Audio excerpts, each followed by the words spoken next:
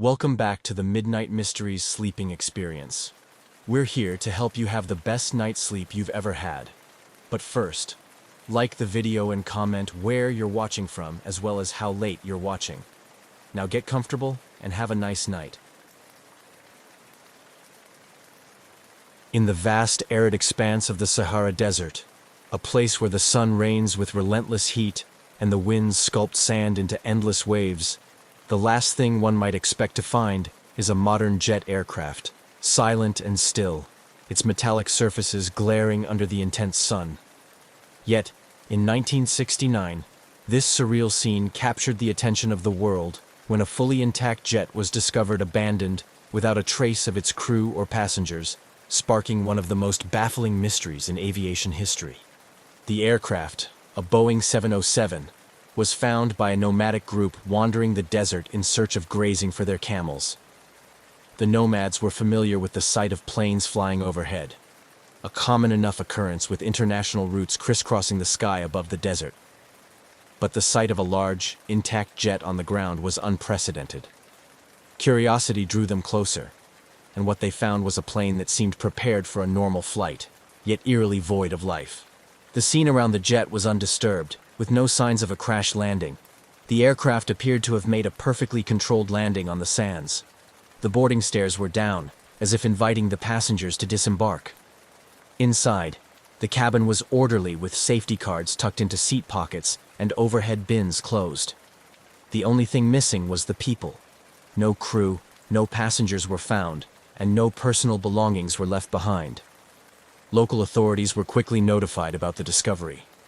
The news of the abandoned jet spread rapidly, attracting local police and eventually, international aviation investigators to the site. The aircraft's identification numbers were traced back to a recently reported missing jet, which had last communicated its position while overflying a neighboring country's airspace hours before its unexpected discovery in the desert. As investigators arrived at the location, the immediate task was to secure the site and begin the process of documenting everything exactly as it was found. Photographs were taken, and every element of the jet was carefully examined, from the engines and landing gear to the flight deck and avionics. The jet's logbooks and navigation charts were still in the cockpit, showing a flight path that had been abruptly abandoned. The mystery deepened as preliminary checks showed that the jet's systems were functional, with no mechanical failures recorded in the flight data recorder. There were also no distress signals sent from the aircraft before it descended into the desert. This impeccable condition of the jet, combined with the lack of any signs of struggle or emergency, baffled the investigators. Questions swirled among the investigation team. How had the jet landed here in the middle of the Sahara without any of its passengers or crew? Why were there no signs of a hasty evacuation or an emergency situation that might have prompted such an unusual landing? Theories began to form, but each seemed as unlikely as the next. The desert, silent and watchful, offered no clues, and the jet itself, despite being equipped with the latest technology of the time, held its secrets tightly. This enigmatic discovery would come to challenge the boundaries of what was understood about aviation incidents. It also posed poignant questions about the fate of those who had been aboard. As the investigation pressed on, the task of piecing together the events leading up to the aircraft's final flight became a puzzle that captured the imagination of the world, raising this particular incident to the status of legend in the annals of unsolved aviation mysteries. The Boeing 707 that sat deserted amidst the sprawling sands of the Sahara had embarked on what was supposed to be a routine commercial flight.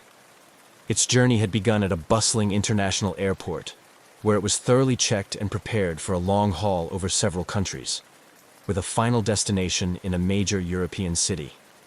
The jet, a marvel of modern aviation technology, was equipped to ensure a safe and comfortable journey across vast distances, manned by a seasoned crew well-versed in such routes. The flight crew consisted of an experienced captain, known for his meticulous attention to detail and an impeccable safety record, alongside a co-pilot and a navigator who were equally competent and respected in their professions. The passenger list included business travelers, a few families returning home or starting vacations, and solo travelers embarking on various personal adventures. Each had boarded the plane with luggage in hand, expectations for their travels ahead, and no indication that their flight would become an enduring mystery. As the jet took off that day, air traffic control monitored its progress, noting its ascent and stabilization in the cruising altitude. The crew's last communication was a routine position report over the radio, stating their current location and expected time over the next waypoint. This communication was logged by air traffic control, and everything appeared normal. However, shortly thereafter, the jet disappeared from radar screens without any distress signal or further communication, initiating a perplexing silence that would lead to its unexpected discovery in the desert. The investigation into the jet's last known hours painted a picture of normality. The flight data, up to the point of last contact, showed no deviations from the planned route or any signs of mechanical issues. The weather reports indicated clear skies with favorable flying conditions. Interviews with air traffic controllers and other personnel confirmed that there had been no signs of trouble and no emergency communications had been received from the flight. This disappearance triggered a search operation that spanned several countries. Military and civilian aircraft scanned the jet's expected flight path and adjacent areas, looking for any signs of the aircraft. Satellite imagery was analyzed to detect possible crash sites, and ships in nearby waters were alerted to watch for debris. Yet, despite these extensive efforts, there was no trace of the jet until its inexplicable appearance in the Sahara, far off its original course. The sudden vanishing of the aircraft, followed by its equally mysterious reappearance landed intact in the desert, raised numerous questions. How could a jet with a full complement of passengers and crew land in the middle of one of the most inhospitable places on Earth, without any sign of those aboard? Was the plane commandeered and diverted? If so, by whom and for what purpose?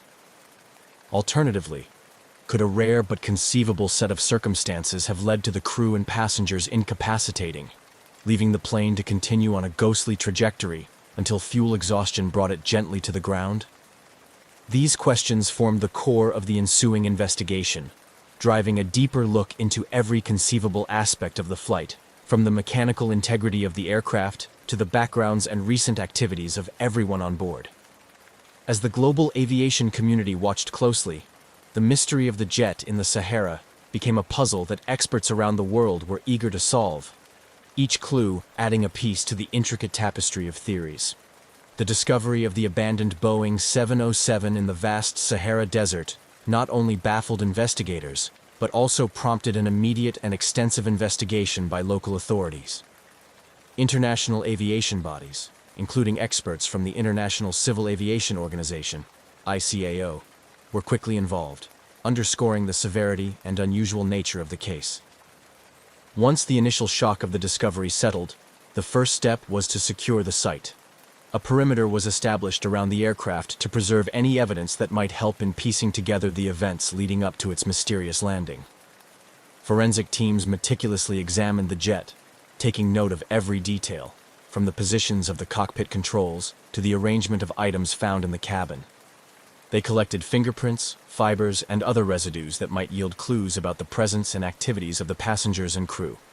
Concurrently, a more comprehensive international response was organized. Given the jet's last known flight path crossed multiple international borders, authorities from several countries collaborated, sharing radar data, flight logs, and other relevant information.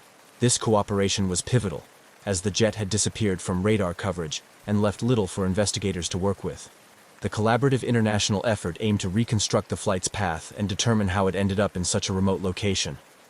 As part of the investigation, officials also scrutinized the aircraft's maintenance records and the airline's safety protocols.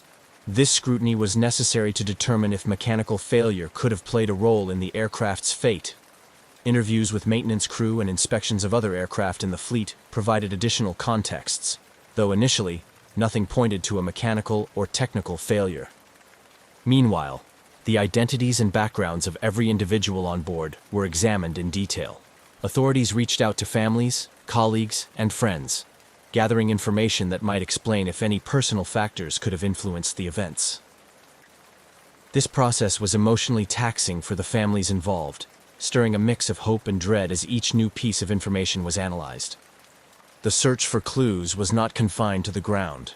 Aerial and satellite reconnaissance played a crucial role in the investigation, attempting to trace the jet's unexpected deviation from its flight path. This search examined vast stretches of the jet's possible routes to find signs of distress or unusual maneuvers. Experts in satellite imagery and aerial photography joined the effort, scrutinizing images for any trace that the jet had been elsewhere before its final landing site. The efforts to find clues about the jet's journey and the fate of its occupants were painstaking and slow. Days turned into weeks, with the investigation team combing through an immense amount of data, from satellite images to weather reports from the day of the disappearance. Theories were tested and often discarded, adding to the mounting frustrations and the pressing demand for answers. The investigation also delved into less conventional theories, exploring the possibility of hijacking or sabotage. Security footage from the airport, passenger and crew records, and communications were analyzed to identify any potential threats or anomalies that might suggest such scenarios. However, these lines of inquiry also hit dead ends, as there were no indications of criminal activities or unauthorized access to the aircraft prior to its last flight. Public interest in the case grew as the investigation continued. Media outlets around the world reported on the progress of the investigation, speculating about possible explanations and contributing to a growing lore surrounding the event. This media attention often proved a double-edged sword. While it helped keep the investigation in the public eye and sometimes prompted valuable tips or insights, it also generated pressure on the investigators and distress among the families of the missing. Throughout this extensive and detailed investigation, the commitment to uncovering the truth never wavered. Each lead, no matter how small or seemingly inconsequential, was followed in the hope of solving the enigma of the jet that landed itself in the Sahara. This relentless pursuit of answers underscored the complexity and determination of those involved in unraveling one of the most perplexing mysteries in aviation history. As the investigation progressed, the focus intensified on the painstaking task of searching for any physical clues that could shed light on the jet's mysterious landing in the Sahara. The search teams, composed of experts in various fields, conducted thorough ground searches in the vast desert surrounding the found aircraft, hoping to find items that might have been ejected or lost during an unrecorded emergency landing. Ground search teams meticulously scoured the area immediately around the jet. This included combing through the sand for miles in each direction, looking for footprints, discarded items, or any other evidence that might indicate the movements of the passengers and crew after landing. Given the harsh desert environment, this task was arduous. The shifting sands and extreme temperatures posed significant challenges, often erasing what little trace might have existed. Simultaneously, aerial and satellite searches provided a broader view of the area. Advanced satellite imagery was employed to scan vast stretches of the desert, looking for any disturbances in the natural landscape that might suggest the plane had traveled over it, or that survivors had wandered away from the initial landing site. Helicopters and drones equipped with high-resolution cameras and thermal imaging technology flew over the region, expanding the search radius and providing real-time data to the teams on the ground. Despite these exhaustive efforts, the searches yielded few tangible results.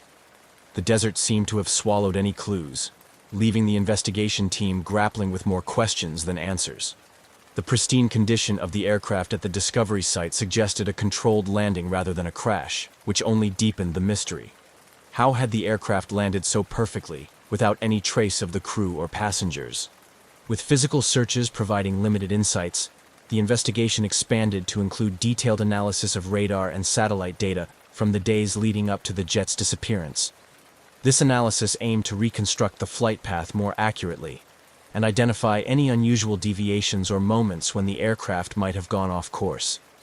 The data recovery process involved syncing timestamps from various international radar installations, a complex task given the differences in technology and coverage areas. Experts also considered the possibility that the aircraft might have been flown deliberately off course, a scenario that pointed towards deliberate human intervention rather than mechanical failure.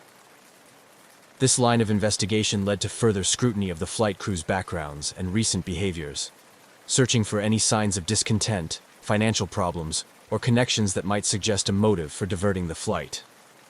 Furthermore, the technical team delved deeper into the aircraft's onboard systems, examining the jet's autopilot and navigation systems to assess whether they could have been tampered with or programmed to execute a flight plan that deviated from the original route. The aircraft's communication systems were also analyzed to determine why no distress call was made, and whether the systems had been disabled or failed. As weeks turned into months, the complexity of the investigation grew. Each piece of data added a layer to the intricate puzzle, yet no conclusive evidence emerged that could explain the circumstances leading to the jet's final landing in the desert. The lack of answers was frustrating for the investigators, and agonizing for the families waiting for any news of their loved ones. Throughout this extensive search and investigative effort, the commitment of the teams never wavered. The mystery of the silent passenger jet in the desert captured the attention of the global aviation community, reminding everyone of the vast unknowns still present in modern aviation and the relentless pursuit of answers that drives human curiosity and ingenuity. As the exhaustive physical and technical investigations continued without yielding conclusive results, the range of theories regarding the disappearance of the jet and its passengers began to proliferate. Each theory attempted to fill the void left by the lack of concrete evidence, ranging from plausible explanations involving hijacking and sabotage to speculative scenarios including supernatural elements. Among the more grounded theories was the possibility of hijacking or sabotage. This line of thought was driven by the meticulous analysis of the aircraft's last known communications and radar signatures, which showed no signs of distress or deviation until shortly before it disappeared. Investigators pored over passenger lists and crew backgrounds, searching for any links to criminal networks or previous behavior that might suggest a motive for redirecting the aircraft. However, despite deep dives into the personal lives of those on board, no clear connections or motives emerged. Another compelling theory revolved around a catastrophic mechanical or technical failure that somehow did not compromise the aircraft's ability to land intact. Experts in aviation mechanics scrutinized the aircraft's maintenance records and interviewed the ground crew who had serviced the plane prior to its final flight. They examined scenarios where critical systems could fail in such a way that communication was lost while basic flight control was maintained. Yet, the condition of the jet upon discovery, undamaged and apparently landed with precision, made this theory difficult to support. Simultaneously, some investigators considered the potential for an elaborate insurance fraud scheme, where the aircraft was landed intentionally in a remote area to be later declared lost. Financial records and insurance policies related to the aircraft and its cargo were thoroughly reviewed, searching for unusually high insurances taken out or last-minute changes in policy terms. However, nothing out of the ordinary surfaced in the financial audit, leaving this theory also hanging without substantive support.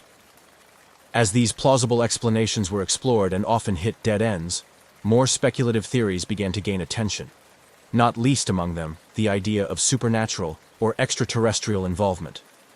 This was fueled in part by the aircraft's mysterious and pristine condition when found, which seemed almost staged or otherworldly. Ufologists and paranormal enthusiasts joined the fray, proposing ideas that ranged from alien abductions to dimensional portals, citing the Sahara's historical and mystical associations as a potential hotspot for such phenomena.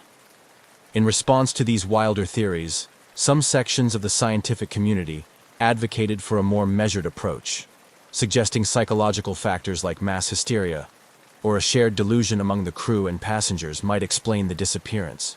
Psychologists were brought in to analyze behaviors recorded on the flight's CCTV and any personal communications sent by those on board before the flight.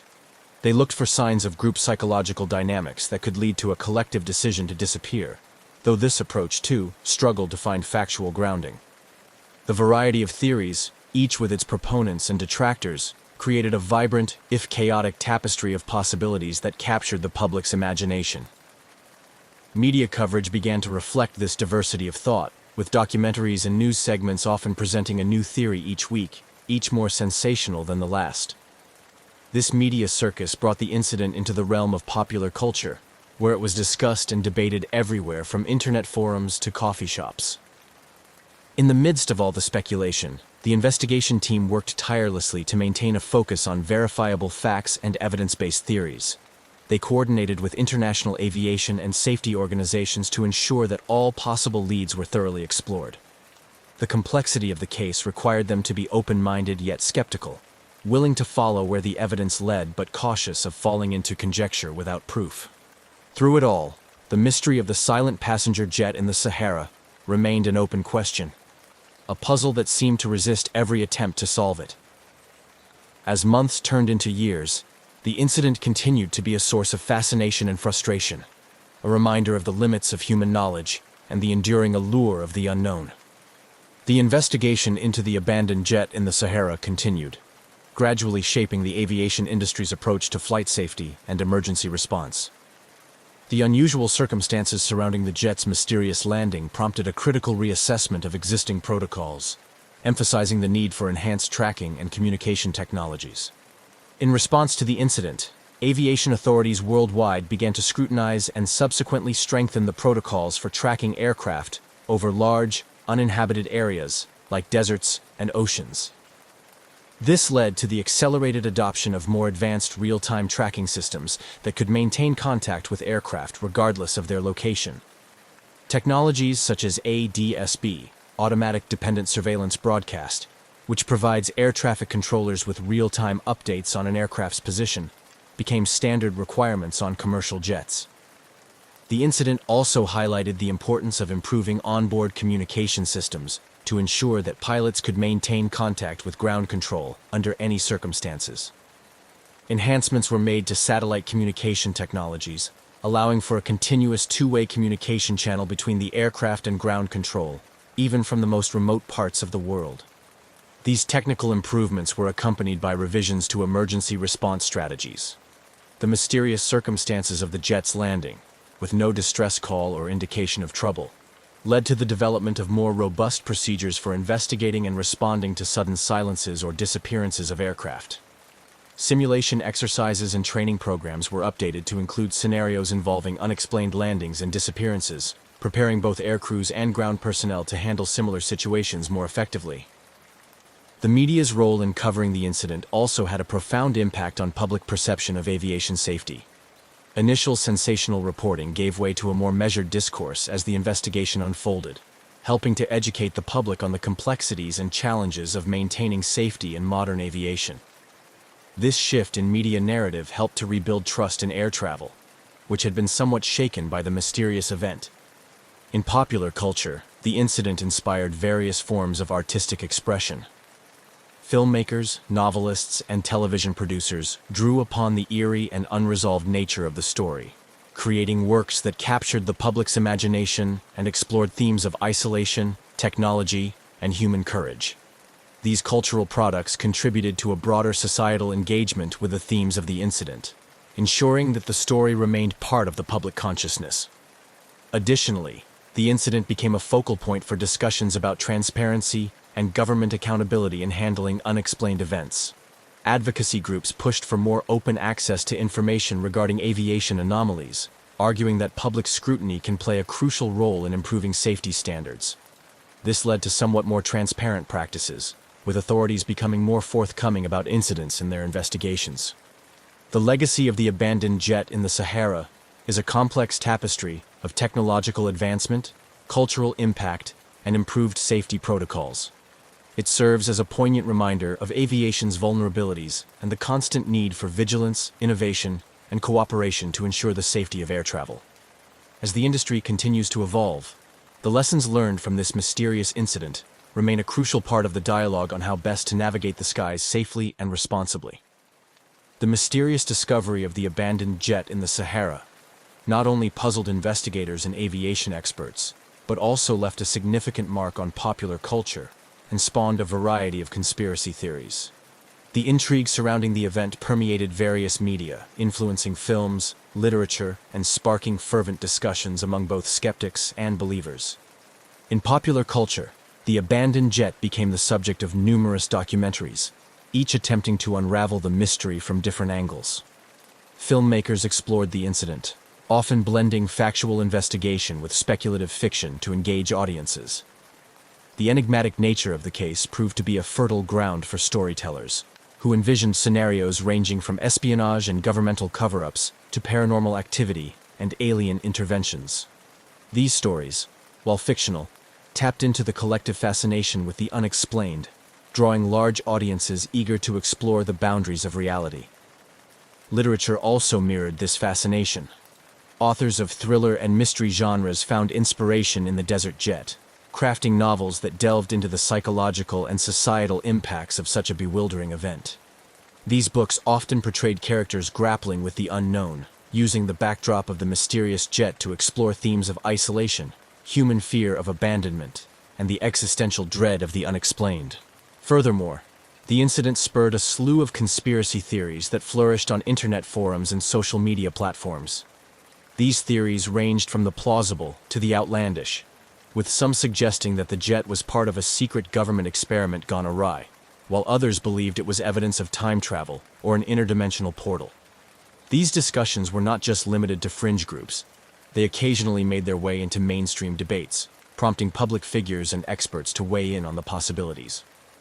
The proliferation of such theories highlighted a deep-seated human need to find explanations for the inexplicable.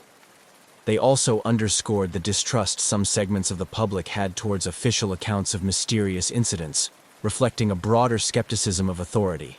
This skepticism often led to vigorous debates about transparency and the need for open government investigations into unexplained phenomena. Educationally, the incident became a case study in critical thinking and media literacy within academic settings. Teachers and professors used the event to encourage students to analyze sources, differentiate between evidence-based conclusions and speculation, and understand the impact of media on public perception. This educational aspect was crucial in fostering a more discerning and questioning approach among students, preparing them for a world where distinguishing between fact and fiction is increasingly complex. The cultural impact of the mysterious jet in the Sahara extended beyond entertainment and education. It became a part of the social dialogue on mystery and exploration, a modern-day enigma that challenged our understanding of technology, human nature, and the cosmos. As such, it remained a topic of enduring interest, continuing to inspire curiosity and awe years after the initial discovery. Thus, the legacy of the silent passenger jet went far beyond its physical remnants in the desert. It became a symbol of the unknown, a catalyst for imagination, and a beacon for those who dare to question and explore the uncharted territories of human knowledge and understanding. As the years passed, the jet's mystery remained unsolved, but its impact was indelibly etched into the cultural and intellectual landscape, proving that some mysteries, whether solved or not, have the power to captivate and transform. As the years passed since the discovery of the abandoned jet in the Sahara, the mystery remained largely unsolved, continuing to puzzle experts and captivate the public imagination. The ongoing fascination with the incident has not only sustained interest in the case, but also fostered a legacy that influences various aspects of aviation, government policy, and popular culture. The enigmatic nature of the incident has ensured that it remains a topic of discussion at aviation safety conferences and symposiums around the world. Experts regularly revisit the case, using it as a benchmark to discuss improvements in flight tracking technology and emergency response protocols. The incident underscored the importance of robust communication systems and reinforced global efforts to implement real-time tracking technologies across all commercial flights to prevent such mysteries in the future. The unresolved case continues to be a significant point of reference for training programs in aviation academies. Instructors use the scenario to teach students about crisis management, decision-making under duress, and the procedures for handling unusual in-flight events. The discussions often extend beyond technical responses, delving into ethical considerations such as the responsibility of crews to passengers and the impact of decisions on the families involved. In the realm of policy and governance, the incident has prompted ongoing debates about transparency and public access to information regarding aviation anomalies. Advocacy groups have emerged, pushing for legislation that requires governments and agencies to be more forthcoming with information about such incidents. These efforts have led to some changes in policy, with several countries adopting more transparent processes for reporting and investigating unexplained aerial phenomena. The case has also continued to inspire a wide range of cultural productions. New documentaries and investigative reports emerge periodically, each bringing fresh perspectives or revisiting old theories with new information. These productions contribute to a layered narrative that combines factual investigation with creative speculation, keeping the public engaged and eager for any new developments. Moreover, the incident has permeated academic discussions, becoming a subject of study in fields as diverse as psychology, sociology, and journalism. Academics analyze the public and media responses to the incident as a case study in human behavior, the spread of misinformation, and the societal impacts of unresolved mysteries. Such studies often highlight how human beings deal with the unknown, the role of the media in shaping public perception, and the psychological effects on those directly involved in or affected by such incidents. On a more personal level, the legacy of the mystery continues to impact the families of the crew and passengers who were aboard the jet. For many, the lack of closure remains a source of ongoing grief and frustration. However, some family members have channeled their experiences into advocacy, working with aviation safety organizations to improve passenger and crew safety. Their efforts ensure that the incident, while unresolved, has a constructive impact on the future of aviation. In the broader community, the abandoned jet has become a symbol of the enduring human fascination with the unknown. It sparks the imagination of those who hear about it for the first time, and continues to intrigue those who have followed the story since the discovery. The incident serves as a reminder of the limits of human knowledge and technology, prompting both humility and a relentless drive for innovation among scientists, explorers, and theorists. Ultimately, the legacy of the silent passenger jet is woven into the fabric of modern lore, a mysterious narrative that challenges our understanding of the world and propels us toward greater exploration and discovery. Whether or not the mystery is ever solved, its impact is undeniable, influencing how we think about, respond to, and communicate our encounters with the unknown.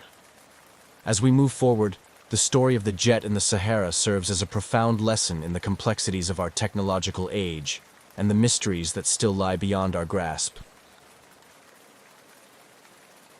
On the afternoon of May 25, 1979, the bustling atmosphere of Chicago's O'Hare International Airport was typical of a busy travel hub. Passengers of American Airlines Flight 191, bound for Los Angeles, were boarding the McDonnell Douglas DC-10, a familiar workhorse in the fleet, recognized for its distinctive three-engine configuration. Inside the terminal, families hugged goodbye, and travelers made their final calls before switching their devices to airplane mode. As they settled into their seats, the flight crew, led by Captain Walter Lux with over 22,000 flight hours, was methodically conducting pre-flight checks. The cabin crew efficiently demonstrated safety procedures, their routine polished by countless repetitions. The energy on board was a blend of excitement and the monotony of routine travel, with passengers adjusting overhead bins and leafing through magazines. Outside, ground crew buzzed around the aircraft. The hum of the jet engines blended with the clatter of loading equipment as luggage was stowed and fuel lines were secured. The final checks were marked by a visual inspection of the aircraft's imposing frame, which showed no outward signs of distress or malfunction. The DC-10 pushed back from the gate, its engines roaring to life with a surge that vibrated through the cabin. Air traffic control cleared the flight for takeoff, slotting it into the busy sequence of departures. As Flight 191 taxied to the runway, pilots reviewed the flight path and weather conditions, confident in the aircraft's ability to deliver another routine flight. As the aircraft aligned with the runway, Captain Lux increased throttle, and the DC-10 began its takeoff roll. Acceleration pushed passengers gently back into their seats as the plane gathered speed, racing down the runway. However, unbeknownst to those on board, a critical failure was unfolding. As the aircraft reached takeoff speed, a loud thud was heard, a sound unbefitting of a normal takeoff. From the cockpit, the crew felt a jolt through the controls. Warning lights flashed as an engine pylon holding engine number 1, located under the left wing, failed catastrophically. The engine, along with its supporting structures, broke away from the wing, flipping over the wing and severely damaging control lines and part of the wing itself. Despite the chaos, the aircraft momentarily lifted off the ground, climbing into the sky. But the damage was too severe. Control was compromised. The DC-10, struggling against the physics of its crippled state, began to roll ominously to the left. Onlookers at the airport watched in horror as the aircraft's wing dipped, grazing the ground. The plane crashed just beyond the runway in a massive fireball, sending black smoke billowing into the sky. Emergency services at O'Hare, trained for rapid response, were dispatched immediately, their sirens cutting through the shock of the onlookers. Firefighters and rescue teams raced towards the flames, but the devastation was apparent from a distance. The impact was not survivable. As the first responders made their way through the wreckage, the aviation community was already buzzing with the news of the disaster. Flight 191 had become the deadliest aviation accident in U.S. history at that time, a tragic record marked by the loss of all 271 passengers and crew, along with 2 individuals on the ground. In the control tower, confusion compounded the tragedy, with reports that the flight crew had communicated with air traffic control post-crash, an impossible scenario that muddled an already chaotic situation. This eerie detail sparked immediate speculation and a flurry of theories about what had actually transpired in the cockpit in those final moments.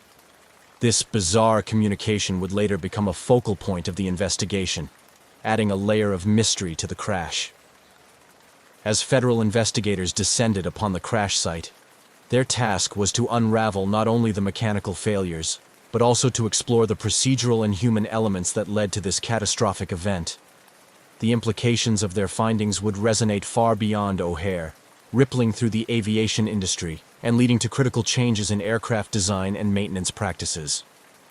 The crash of Flight 191 was a watershed moment in aviation safety, serving as a harsh reminder of the vulnerabilities inherent in complex systems and the perpetual need for vigilance in monitoring, maintenance, and regulatory oversight. The legacy of this tragic day would shape the future of aviation, compelling a re-examination of safety protocols to prevent a recurrence of such a disaster. As American Airlines Flight 191 ascended into the afternoon sky, those on board were unaware of the imminent disaster. The sequence of events on that fateful day in May 1979 unfolded rapidly, beginning with a critical failure that occurred just as the aircraft reached takeoff speed. A loud sound, almost like an explosion, was heard as the left engine and its pylon assembly separated from the wing, flipping over the top and slamming against the fuselage. This catastrophic failure was not only audible, but also visible to those watching from the airport, who saw parts separating from the aircraft as it struggled to climb. The aircraft initially continued to ascend, albeit with difficulty. Inside the cockpit, Captain Walter Lux and his crew were suddenly fighting to control an aircraft that was quickly becoming uncontrollable. The flight data later revealed that critical hydraulic lines had been severed when the engine detached, leading to a loss of hydraulic power to the control surfaces on the left wing.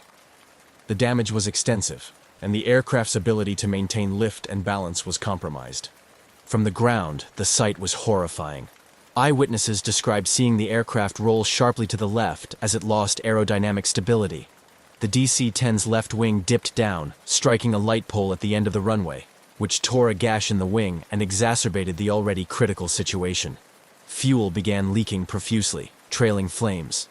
Seconds later, the wingtip hit the ground, causing the aircraft to roll completely onto its side and crash in a massive fiery explosion just beyond the runway perimeter. The impact was devastating. The aircraft, fully loaded with fuel for its cross-country flight, became an inferno. Rescue and emergency services at O'Hare were quick to respond, dispatching fire trucks and emergency personnel to the scene within moments of the crash. Despite their rapid response, the intensity of the fire and the total disintegration of the aircraft structure made immediate rescue efforts nearly impossible. The crash site was a scene of chaos and destruction. Twisted metal, charred debris, and personal belongings were strewn across the field where Flight 191 came to rest. First responders described the scene as apocalyptic, with thick black smoke billowing into the sky and the acrid smell of burning jet fuel and materials filling the air. Their primary focus was on extinguishing the fire, which took hours to fully control, and searching for any possible survivors, a hope that dimmed as the scale of the devastation became clear. Meanwhile, air traffic control at O'Hare, having witnessed the crash from their tower, were in a state of disbelief and shock. They immediately initiated emergency protocols, which included shutting down the airport to incoming and outgoing traffic. The control tower personnel, trained for emergencies but seldom confronted with a disaster of such magnitude, worked to manage the crisis, coordinating with on-site emergency teams and rerouting flights scheduled to land or depart. As news of the disaster spread, the National Transportation Safety Board, NTSB, was alerted, and a team of investigators was quickly assembled and dispatched to the site. Their task was daunting: to determine what caused Flight 191 to crash so disastrously just moments after takeoff. Initial theories ranged from catastrophic mechanical failure to possible pilot error, but the eyewitness accounts and early examination of the debris pointed strongly to a failure related to the aircraft's left engine and pylon. In the days following the crash, the area around the crash site was cordoned off as a massive investigation unfolded. Pieces of the aircraft were meticulously catalogued and examined. The engine and pylon were of particular interest, given their unusual behavior during the takeoff roll. Investigators began the painstaking process of tracing the maintenance history of the aircraft, particularly recent work done on the engines and pylons, which had involved a technique known as the milk stool method. This method was suspected to potentially stress the pylon structure unduly. As the NTSB delved deeper into the aircraft's maintenance records and the procedures used during recent repairs, they uncovered significant lapses in compliance with McDonnell Douglas's maintenance specifications. It became evident that shortcuts taken during maintenance could have led to structural weaknesses, setting the stage for the failure observed during the aircraft's final takeoff. The immediate aftermath of the crash not only focused on determining the cause, but also on supporting the families of the victims. American Airlines and various agencies set up support centers to assist relatives and loved ones, providing them with information and helping to manage the overwhelming grief that swept through the community. The airline industry, too, was forced to confront the potential implications of the disaster, as it became apparent that the crash of Flight 191 could have profound effects on public confidence in air travel, and particularly in the DC-10 model. The disaster of Flight 191 thus became a critical moment in aviation history, prompting a re-evaluation of aircraft maintenance practices and regulatory oversight, and raising serious questions about the safety protocols adhered to by airlines and their maintenance contractors. This tragic event not only resulted in the loss of 273 lives, but also marked a turning point in how aircraft maintenance was approached and regulated, with reverberations felt across the entire aviation industry. Following the catastrophic crash of American Airlines Flight 191, just moments after its takeoff from O'Hare International Airport, a perplexing and chilling detail emerged that added a layer of mystery to an already tragic event. According to reports, air traffic control received a communication from the pilot of Flight 191 after the aircraft had already crashed. This bizarre occurrence sparked a mix of confusion, speculation, and intense scrutiny among investigators, media, and the public. The alleged post-crash communication was first noted by air traffic controllers who were in a state of shock after witnessing the aircraft's abrupt descent and explosion. The claim was that a transmission, purportedly from Captain Lux, came through, even though the aircraft was visibly in flames on the ground. This transmission was described as garbled and brief, with some interpreting it as a routine final approach message, which was haunting given the timing and context. This eerie twist propelled the National Transportation Safety Board, NTSB, and the Federal Aviation Administration, FAA, to delve deeper into the incident, examining every possible angle to understand how such a transmission could have occurred.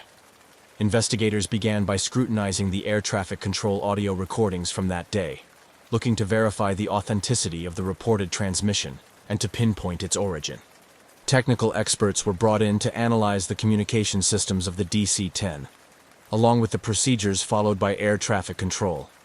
One theory considered was that there might have been a cross-channel interference or a malfunction in the communication equipment that replayed a previous message from Flight 191. Another possibility explored was a phenomenon known as phantom transmission, where stress and expectation lead listeners to misinterpret background noise or static as voice communications. Simultaneously, the broader investigation into the crash itself was gaining momentum.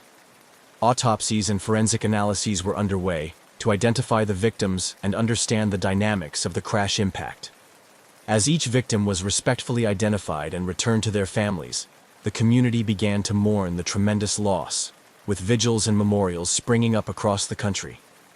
The investigation also focused on gathering and analyzing eyewitness accounts from other pilots, airport staff, and passengers who were at O'Hare at the time of the incident. These accounts were crucial in reconstructing the sequence of events leading up to the crash and provided additional context for the mysterious transmission. Some witnesses corroborated the timeline of the crash and the subsequent transmission, while others were unsure, adding to the ambiguity surrounding the event. As weeks turned into months, the NTSB compiled a detailed report that combined technical findings with human factors analysis. The goal was not only to provide answers about the crash, but also to address the haunting question of the post-crash communication, which remained a topic of fascination and horror. The final report suggested that the most likely explanation was a misinterpretation of static or a technical glitch that coincidentally mimicked a voice transmission. This conclusion, however, did little to quell the public's intrigue and the emotional impact of the incident on the families of the victims and the survivors. The idea that the pilot might have communicated post-crash had a profound effect, highlighting the human aspects of the tragedy. It served as a poignant reminder of the unexpected and often inexplicable nature of catastrophic events. The aftermath of Flight 191's crash and the mysterious communication underscored the importance of comprehensive emergency response planning and the need for rigorous maintenance and safety checks. It also highlighted the critical role of clear and reliable communication systems in aviation safety, leading to improvements in aircraft communication technology and protocols. Ultimately, the story of Flight 191, marked by this mysterious communication, became a case study in aviation safety courses and emergency response training, teaching future aviators and controllers about the complexities of crisis management and the importance of maintaining a clear head during emergency situations. The legacy of this event thus continued to influence aviation practices, ensuring that the lessons learned from this tragedy would contribute to safer skies for future generations. As the National Transportation Safety Board, NTSB, and the Federal Aviation Administration, FAA, intensified their investigation into the crash of American Airlines Flight 191, they encountered a complex web of factors that had led to one of the deadliest aviation accidents in U.S. history. Their inquiry extended beyond the initial impact and the unsettling reports of a post-crash communication, delving deep into the aircraft's design, maintenance history, and operational procedures. The DC-10, like any sophisticated aircraft, relied heavily on its design and maintenance to ensure safety. Early in the investigation, it became evident that the engine and pylon assembly detachment was central to the catastrophe. Analysis revealed that the pylon attachment points had been subjected to maintenance using a procedure known as the milk stool method shortly before the incident. This method, though not standard, had been used to expedite the maintenance process, but was now under scrutiny for its potential to impose undue stress on the structure of the aircraft. Investigators discovered that during this procedure, improper handling and insufficient support of the engine assembly might have caused microscopic cracks or stress points at critical junctures of the attachment. Over time, and under the strain of regular flight operations, these weaknesses likely propagated, leading to the catastrophic failure witnessed during Flight 191's takeoff. As the technical analysis continued, the NTSB focused on the aircraft's flight data and cockpit voice recorders, which provided crucial insights into the final moments before the crash. The recordings captured the flight crew's routine pre-takeoff checks and the initial realization of a severe malfunction shortly after liftoff. The crew's attempts to manage the rapidly evolving situation were evident, showcasing their professionalism and training under extreme stress. However, the loss of critical control systems made disaster unavoidable. Eyewitness accounts and ground video footage also played a significant role in piecing together the events leading up to the crash. These sources helped investigators confirm the sequence of mechanical failures and assess the impact dynamics. This evidence was crucial for reconstructing the accident and for validating the data extracted from the onboard recorders. Amidst these technical inquiries, the human aspects of the tragedy were ever present. The investigators' reports touched on the personal stories of the passengers and crew, emphasizing the profound loss experienced by their families. These narratives drove home the importance of the investigation's goal, to prevent such accidents from occurring in the future. The NTSB's final report on the crash of Flight 191 concluded that the primary cause was the improper maintenance procedure employed during the engine and pylon attachment. The report criticized the oversight practices that had allowed such procedures to be implemented without adequate scrutiny or understanding of their potential impact on aircraft safety. Following the release of the investigation findings, the FAA took immediate action to revise maintenance and inspection protocols for the DC-10 and similar aircraft. These new regulations mandated more rigorous oversight of maintenance practices and required additional training for maintenance personnel. The aviation industry as a whole reeled from the revelations, prompting a widespread review of operational and safety procedures across all airlines. Moreover, the crash and subsequent investigation had a lasting impact on aviation safety regulations and practices. It led to enhanced design standards for engine pylons and other critical structures, ensuring that future aircraft designs would incorporate more robust safety features. The tragedy also accelerated advancements in aircraft monitoring systems, including the introduction of more sophisticated diagnostic tools that could detect potential failures before they became catastrophic. In academia and industry training programs, the crash of Flight 191 became a case study in the importance of adhering to established safety protocols and the potential consequences of their neglect. The lessons learned from this incident have been used to educate generations of aeronautical engineers, maintenance technicians, and pilots about the critical interdependencies between design, maintenance, and operation in aviation safety. Ultimately, while the loss of life could not be undone, the rigorous investigation and its aftermath led to significant improvements in aviation safety. These changes have undoubtedly prevented other tragedies, serving as a somber reminder of the need for constant vigilance and improvement in the ever-evolving field of aviation. The crash of American Airlines Flight 191 had far-reaching impacts on aviation safety, propelling significant changes in both policy and industry practices. This tragedy served as a critical lesson for aviation authorities, manufacturers, airlines, and the public, highlighting the crucial importance of rigorous maintenance and regulatory oversight. In the wake of the disaster, one of the immediate responses was the heightened scrutiny of the McDonnell Douglas DC-10's design and maintenance procedures. The Federal Aviation Administration, FAA, undertook a comprehensive review of the aircraft's certification processes, particularly focusing on the engine and pylon assembly. This review led to mandatory design changes and modifications for the DC-10 fleet to enhance structural integrity and reduce the likelihood of a similar failure. Moreover, the FAA revised its regulations regarding aircraft maintenance procedures. The crash had underscored the potential consequences of deviations from standard maintenance protocols. As a result, the FAA tightened its oversight of maintenance practices, requiring more detailed documentation and rigorous compliance checks. These new measures aim to ensure that all maintenance tasks were performed correctly and that any modifications to procedures were thoroughly evaluated and approved by regulatory authorities. The aviation industry also witnessed a shift in how maintenance staff were trained and certified. Recognizing that the quality of maintenance directly impacts aircraft safety, training programs were overhauled to include more in-depth coursework on the specific mechanics of aircraft systems, particularly focusing on critical components like engines and control surfaces. Maintenance technicians were now required to undergo regular recertification, ensuring they remained current with the latest technologies and best practices.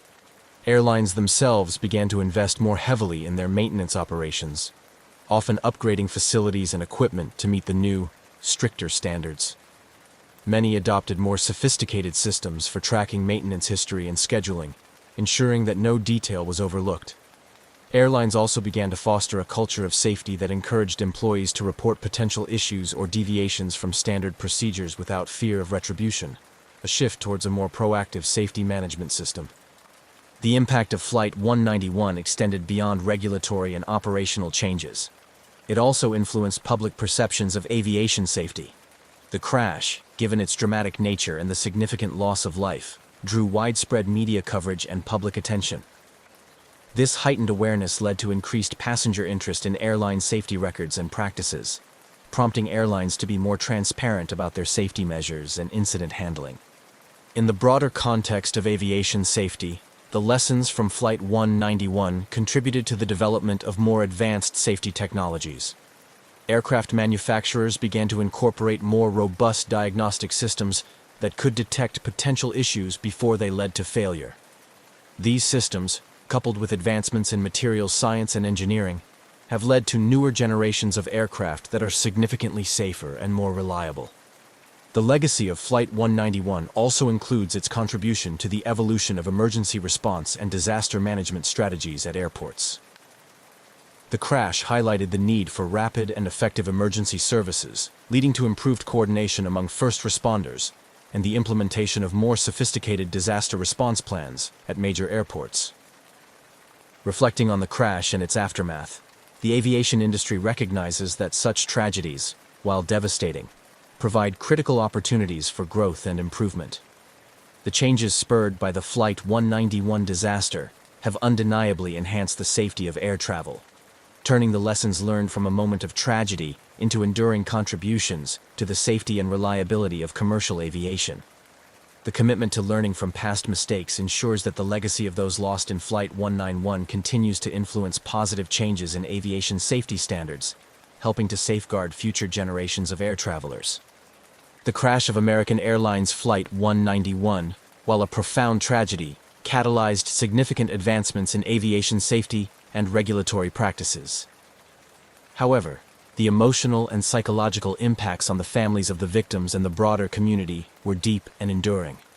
This chapter explores the personal ramifications of the disaster, the continuing mystery of the reported post-crash communication, and how these elements have influenced cultural perceptions and ongoing safety dialogues. For the families and friends of the 273 victims, the crash was a devastating blow that left a permanent scar. The sudden loss inflicted profound grief and a persistent quest for answers and justice.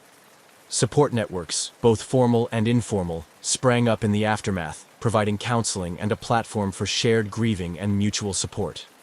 American Airlines and various community organizations established funds and memorials to honor the memory of the deceased, aiming to provide a semblance of solace to the bereaved. In addition to these support mechanisms, the families became pivotal advocates for aviation safety reforms. Driven by their personal losses, many relatives engaged with regulatory bodies, participated in safety conferences, and worked alongside lawmakers to push for stringent safety regulations. Their efforts ensured that the lessons from the crash translated into concrete legislative and industry changes, embedding their loved ones' legacies within the framework of improved aviation safety standards.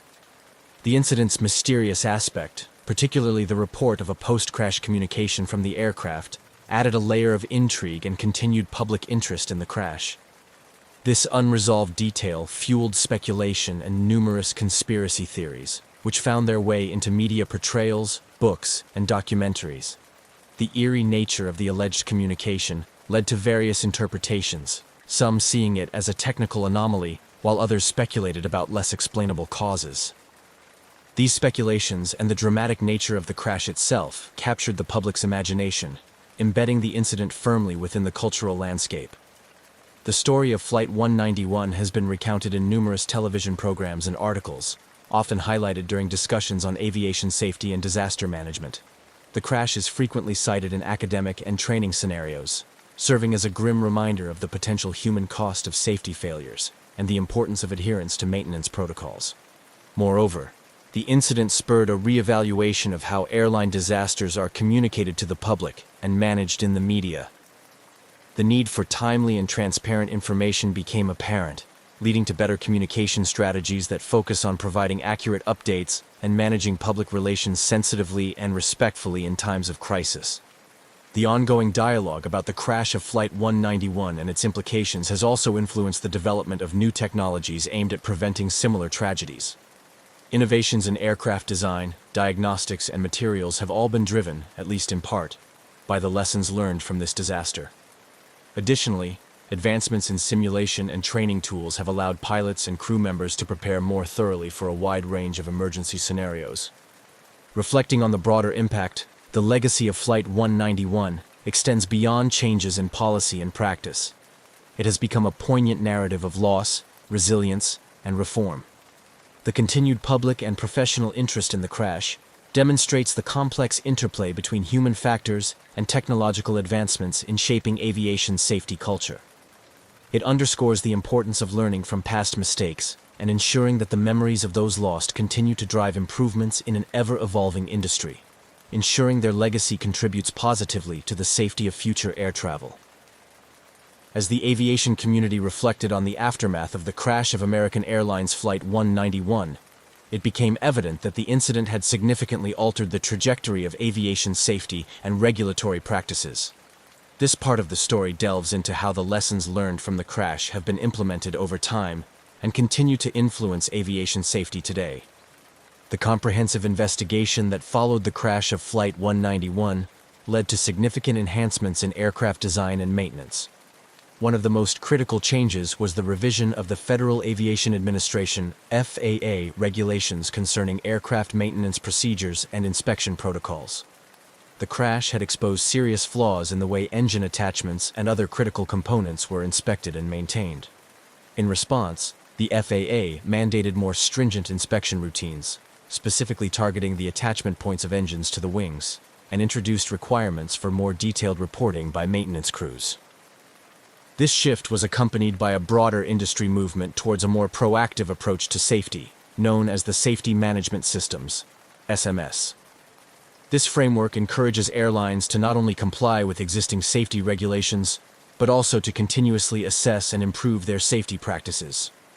The adoption of SMS has been pivotal in shifting the culture within airlines from reactive to proactive, focusing on the identification and mitigation of potential safety risks before they lead to accidents. The tragedy also spurred advancements in engineering and materials science, leading to stronger and more resilient aircraft components. Manufacturers began to use more sophisticated non-destructive testing technology to detect faults in metal parts before they become critical. These technologies, such as ultrasound and eddy current testing, have become standard in the industry, enhancing the overall safety of aircraft. Training for pilots and maintenance personnel has also evolved in response to the crash. Simulation technology, which has significantly advanced since 1979, now allows for more realistic and varied training scenarios. Pilots and crew members are better prepared to handle a wide range of emergency situations, including those that may not have been well understood at the time of the Flight 191 crash. This comprehensive training is crucial in equipping today's aviation professionals with the skills they need to ensure passenger safety. Furthermore, the crash has had a lasting impact on emergency preparedness and response strategies at airports. Lessons learned from the response to the Flight 191 crash have led to improved coordination among emergency services, more effective disaster response plans, and better resources for handling mass casualty situations. Airports around the world have refined their emergency protocols, ensuring that they are better prepared to respond to accidents swiftly and effectively. The legacy of Flight 191 extends into public awareness and education about aviation safety. The crash underscored the importance of transparency and accountability in the aviation industry.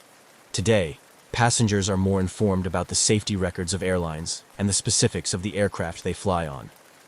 This informed passenger is a critical component of the aviation safety ecosystem, as public pressure and expectations continue to drive improvements in industry standards. In conclusion, the tragic crash of American Airlines Flight 191 was a pivotal moment that transformed the aviation industry. It brought about sweeping changes to safety protocols, regulatory oversight, and the technology used in aircraft manufacturing and maintenance. The lessons learned from this disaster continue to resonate, ensuring that the legacy of those lost lives on through each flight that safely reaches its destination. The improvements in safety practices and the ongoing commitment to preventing similar tragedies stand as a testament to the importance of learning from the past, no matter how difficult those lessons may be. On the warm evening of March 8, 2014, the atmosphere at Kuala Lumpur International Airport was typical of a busy hub. Passengers, some weary from their journeys, others excited, congregated in the bustling departure area. Among them were the 227 passengers of Malaysia Airlines Flight MH370, a diverse group of individuals from 14 different countries, each with their own stories and destinations. The flight, scheduled to depart for Beijing Capital International Airport, was set to traverse one of the busiest air routes in the Asian corridor. The aircraft designated for the flight was a Boeing 777-200ER, known for its stellar safety record and favored by airlines for its range and comfort. Malaysia Airlines, the flag carrier of Malaysia, had maintained an excellent safety record, and this Boeing was one of the jewels in its fleet. Preparations for Flight MH370's journey were meticulous. Luggage was loaded, safety checks conducted, and passengers boarded smoothly under the watchful eyes of a seasoned crew. The cockpit team was led by Captain Zaharieh Ahmad Shah, an experienced aviator with more than 18,000 flight hours, including substantial experience on the 777 model. His co-pilot, First Officer Fariq Abdul Hamid, though less experienced, was a competent pilot undergoing his final training flights on the Boeing 777, adding an extra layer of scrutiny to their operation. Together, they ran through the pre-flight checklist, a routine but critical procedure aimed at ensuring the aircraft's systems were fully operational. At 12:41 a.m., with all preparations complete, MH370 took off. The giant twin-engine aircraft gracefully ascended into the night sky, its path illuminated by the airport's powerful runway lights. As the plane climbed to cruising altitude, Captain Zahari communicated with Kuala Lumpur Air Traffic Control, signaling everything was proceeding as planned. The flight was supposed to be a routine overnight trip, expected to last about 6 hours. Passengers settled into their seats, some drifting to sleep, others watching movies or reading. The cabin crew, adept at ensuring passenger comfort, moved through the aisles with practiced ease. However, less than an hour into the flight, the routine nature of the journey took a mysterious turn. The last communication from Captain Zaharieh came at 1:19 a.m. when he radioed in with a casual, "Good night, Malaysian 370," as the aircraft was handed over from Malaysian to Vietnamese air traffic control. This standard sign-off indicated nothing amiss on board, but it was the last time anyone on the ground would hear from MH370. Shortly after this communication, something unprecedented occurred. The aircraft's transponder, which transmits data such as altitude and position to ground radar, was switched off. At the same time, military radar tracked MH370 as it deviated dramatically from its planned flight path, turning sharply to the west instead of continuing northward to Beijing. This sudden deviation and loss of communication triggered immediate concern among air traffic controllers. Attempts to re-establish contact failed. Calls to the aircraft went unanswered. On the radar screens, MH370's icon blipped once more and then vanished, leaving a haunting void on the displays that monitored the skies. Back at the Air Traffic Control Center, the situation quickly escalated to an emergency. Protocols for handling in-flight anomalies were initiated, and search and rescue operations were considered as controllers worked to triangulate the last known position of the aircraft. The skies over the South China Sea, where the plane was last detected, were immediately under scrutiny. As dawn broke and news of the disappearance spread, the world woke up to a baffling aviation mystery. What had happened to Flight MH370? Was it an accident, a hijacking, or something else entirely? The lack of distress signals or any indication of trouble before the disappearance compounded the mystery. The initial shock gave way to a massive international search effort, focusing first on the South China Sea and later expanding to the vast and remote areas of the Indian Ocean. As ships and planes scoured the waters, the families of those aboard clung to hope against the growing odds, and the world looked on in puzzled concern, waiting for any news that might explain one of the most perplexing mysteries in the history of aviation. As the night progressed into the early hours of March 8, 2014, the flight deck of Malaysia Airlines Flight MH370 was a hub of activity, typical of any long-haul international flight. However, unbeknownst to those on the ground and even to most on board, a series of events was unfolding that would lead to one of the most baffling mysteries in aviation history. At 1:19 a.m., after Captain Zahari's routine sign-off to Kuala Lumpur Air Traffic Control with a casual "Good night, Malaysian 370," the Boeing 777-200ER was expected to make contact next with Ho Chi Minh City Air Traffic Control in Vietnam. This transition between airspaces was a standard procedure, one that occurs countless times per day across the globe without incident. However, Flight MH370 never made that expected communication. Within minutes of signing off with Kuala Lumpur, the aircraft's transponder, which communicates crucial data such as altitude, speed, and identifying information to ground radar, was disabled or malfunctioned. This critical piece of equipment helps air traffic control track and manage the aircraft's flight in busy corridors. The disappearance of MH370 from radar screens immediately after the transponder ceased transmission was particularly alarming because it suggested a deliberate act or catastrophic failure. Simultaneously, military radar managed to track the aircraft as it turned sharply westward, deviating significantly from its planned flight path over the South China Sea, heading towards Beijing. This unexpected maneuver took the plane back over the Malay Peninsula, an opposite direction to its destination. The aircraft continued this way, crossing back over Malaysia and then heading towards the Andaman Sea. This deviation raised immediate concerns among aviation experts and authorities. The sudden change in course, combined with the loss of communication, pointed to a range of possibilities, from a hijacking to a possible onboard emergency that incapacitated the crew. Yet, the absence of any distress signals or communications from the crew left everyone groping for answers.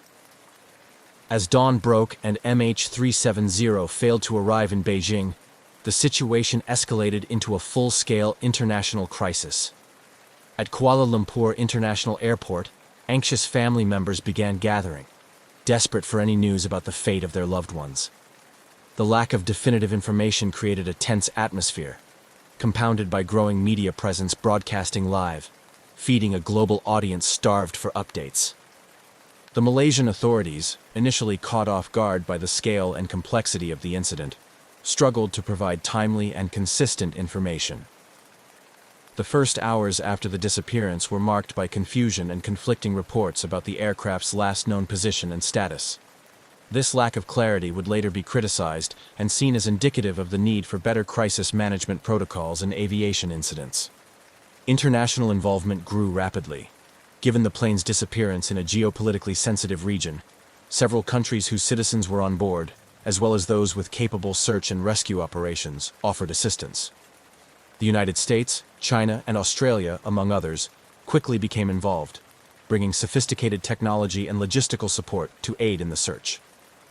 The search area initially focused on the South China Sea, where the plane was last expected to be according to its flight path. However, analysis of subsequent automated satellite handshakes, periodic electronic communications between the aircraft and a satellite, even though the main communication systems were off, suggested a different and more complicated trajectory. These faint signals indicated that the aircraft continued flying for several hours after losing contact, leading to a drastic expansion of the search area. This revelation prompted one of the largest and most expensive search efforts in aviation history, initially concentrated in the South China Sea, and then shifting to vast, uncharted waters of the southern Indian Ocean off the west coast of Australia. The challenges of this expanded search were immense.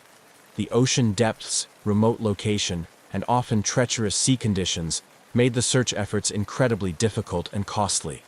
As the International Task Force scoured thousands of square miles without finding any trace of MH370, the world watched, captivated by the unfolding mystery.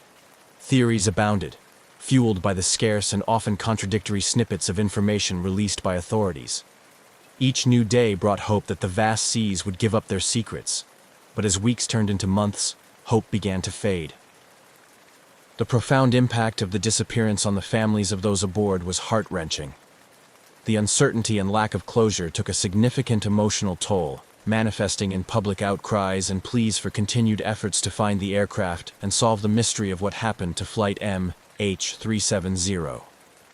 As the realization dawned that Flight MH370 had deviated so dramatically from its intended route without any communication, the complexity of the search operation increased exponentially. This unexpected turn of events shifted the narrative from a routine flight to one of the most enigmatic aviation mysteries in history. The lack of communication post-disappearance, coupled with the aircraft's drastic deviation from its flight path, intensified the urgency and scale of the international search and rescue operation. The international community rallied quickly, with multiple countries contributing resources and expertise. The search initially focused on the South China Sea, where the aircraft was last reported by civilian radar. However, analysis of satellite data soon suggested a completely different and much more complex scenario. The aircraft was not where it was supposed to be, nor had it followed any predictable course after communication was lost. The Malaysian authorities, leading the investigation and response, were under intense international scrutiny. The world demanded answers that were slow to come, complicating the emotional and political landscape. Families of the passengers gathered at airports in Beijing and Kuala Lumpur, grappling with the growing dread that the disappearance was not just a mere accident, but perhaps a profound mystery with no easy answers. The shift in search efforts to the Indian Ocean came after analysis of satellite handshakes, automated signals sent between the aircraft and a satellite even after the main communication systems had gone silent. These signals were critical in suggesting that MH370 had continued to fly for several hours after losing contact with air traffic control. The analysis indicated a possible southern corridor stretching across vast and remote areas of the Indian Ocean. This revelation led to one of the largest peacetime search operations ever mounted. The Australian government, due to the search area's proximity to its territory, coordinated much of this effort from Perth. The search involved dozens of aircraft, ships, and submarines from countries including China, the United States, and Australia. They scoured thousands of square kilometers of ocean, facing formidable challenges such as deep underwater terrain, treacherous weather, and the sheer unpredictability of finding anything in such expansive waters. Technologically, the search was a feat of international collaboration and innovation. State-of-the-art underwater drones, known as autonomous underwater vehicles, AUVs, equipped with side-scan sonar, were deployed to search the ocean floor for wreckage.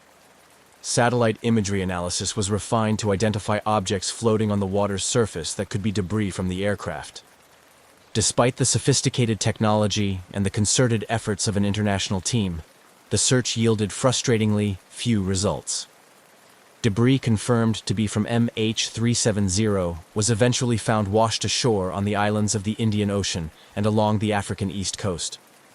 These pieces included a flaperon, a part of the wing, which was discovered on Réunion Island in 2015. This find was significant as it confirmed that the aircraft had indeed ended in the Indian Ocean, but it still did not provide clues as to why the flight met such a fate. The ongoing search and investigation were not without controversy. Theories about the plane's disappearance ranged widely, from mechanical failure and a possible hijacking to more sinister scenarios involving pilot suicide or geopolitical intrigue. The lack of definitive answers led to immense frustration and grief for the families of those on board, compounded by inconsistent communication from the authorities involved in the search. This period was also marked by intense media coverage, which often bordered on speculative and sensationalist. News outlets across the globe covered every development extensively, sometimes outpacing the official flow of information and leading to a chaotic understanding of events. This coverage not only shaped public perception of the search effort, but also added pressure on the involved governments to deliver results. As the months turned into years, the cost and scope of the search began to weigh heavily on the participating nations. With millions of dollars spent and vast resources deployed, the decision was made to suspend the underwater search in January 2017. By then, the operation had become the most expensive in aviation history. The suspension was a heart-wrenching moment for the families, many of whom were devastated by the lack of closure and the unresolved fate of their loved ones. In retrospect, the disappearance of MH370 highlighted critical gaps in global aviation tracking and security, prompting calls for improvements.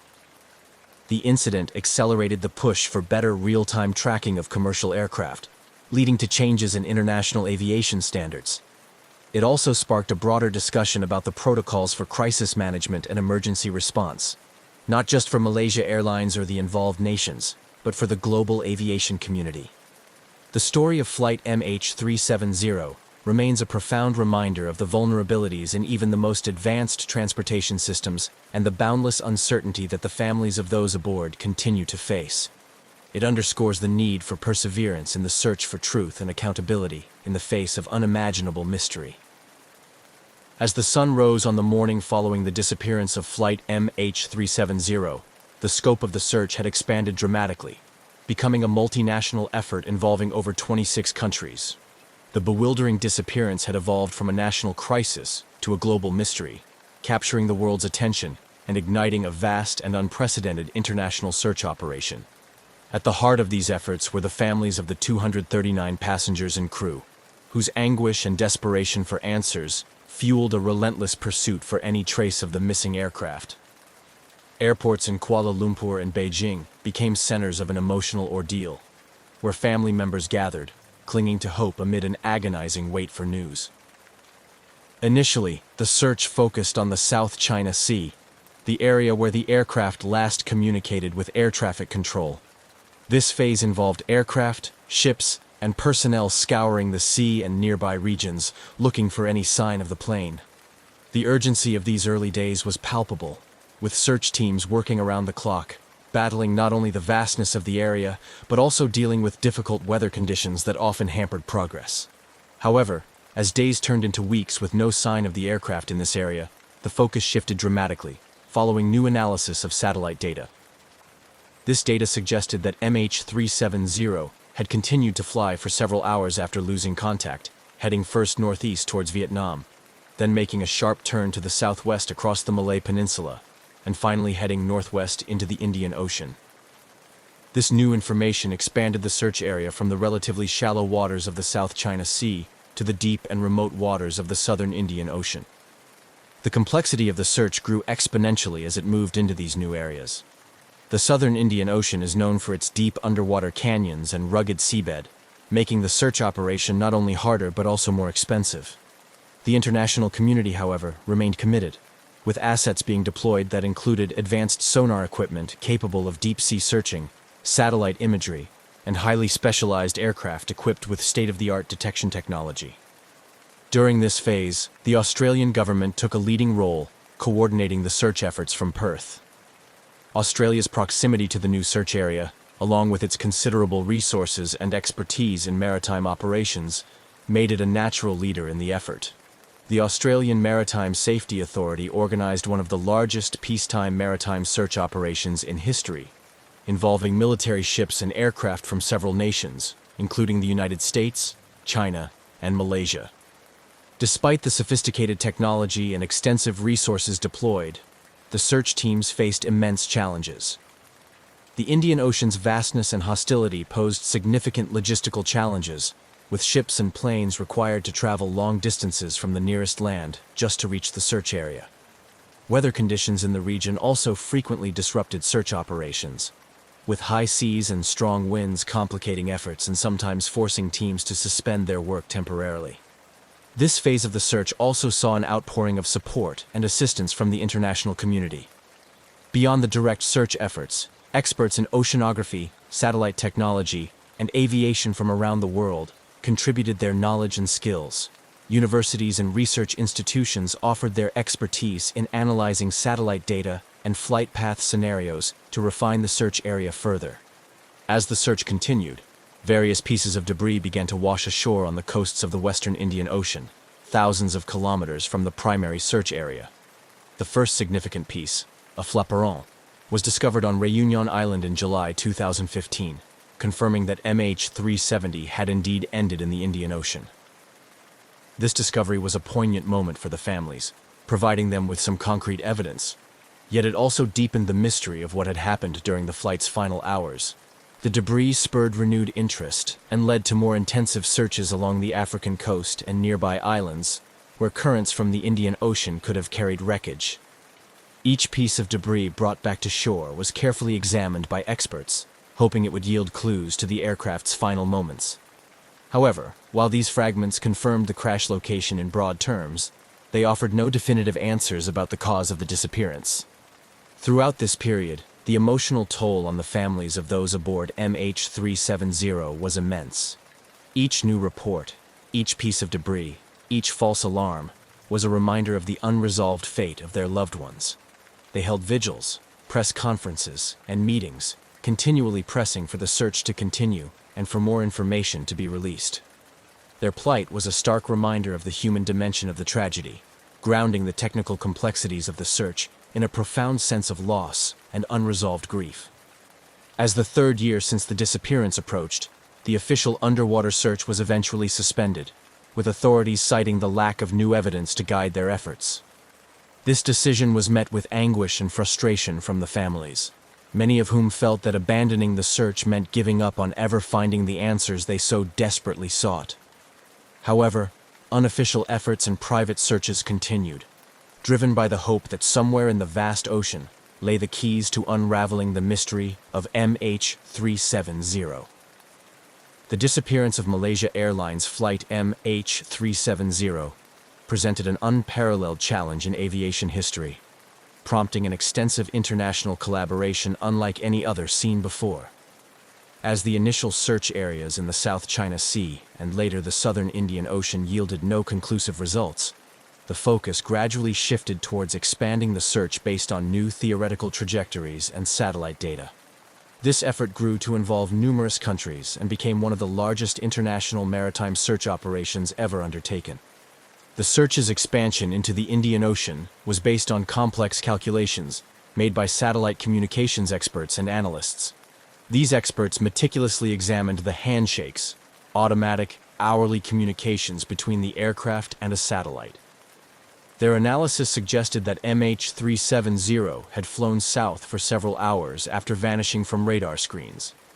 This revelation redirected efforts thousands of kilometers southwest of Australia into one of the world's most remote and deepest oceanic regions.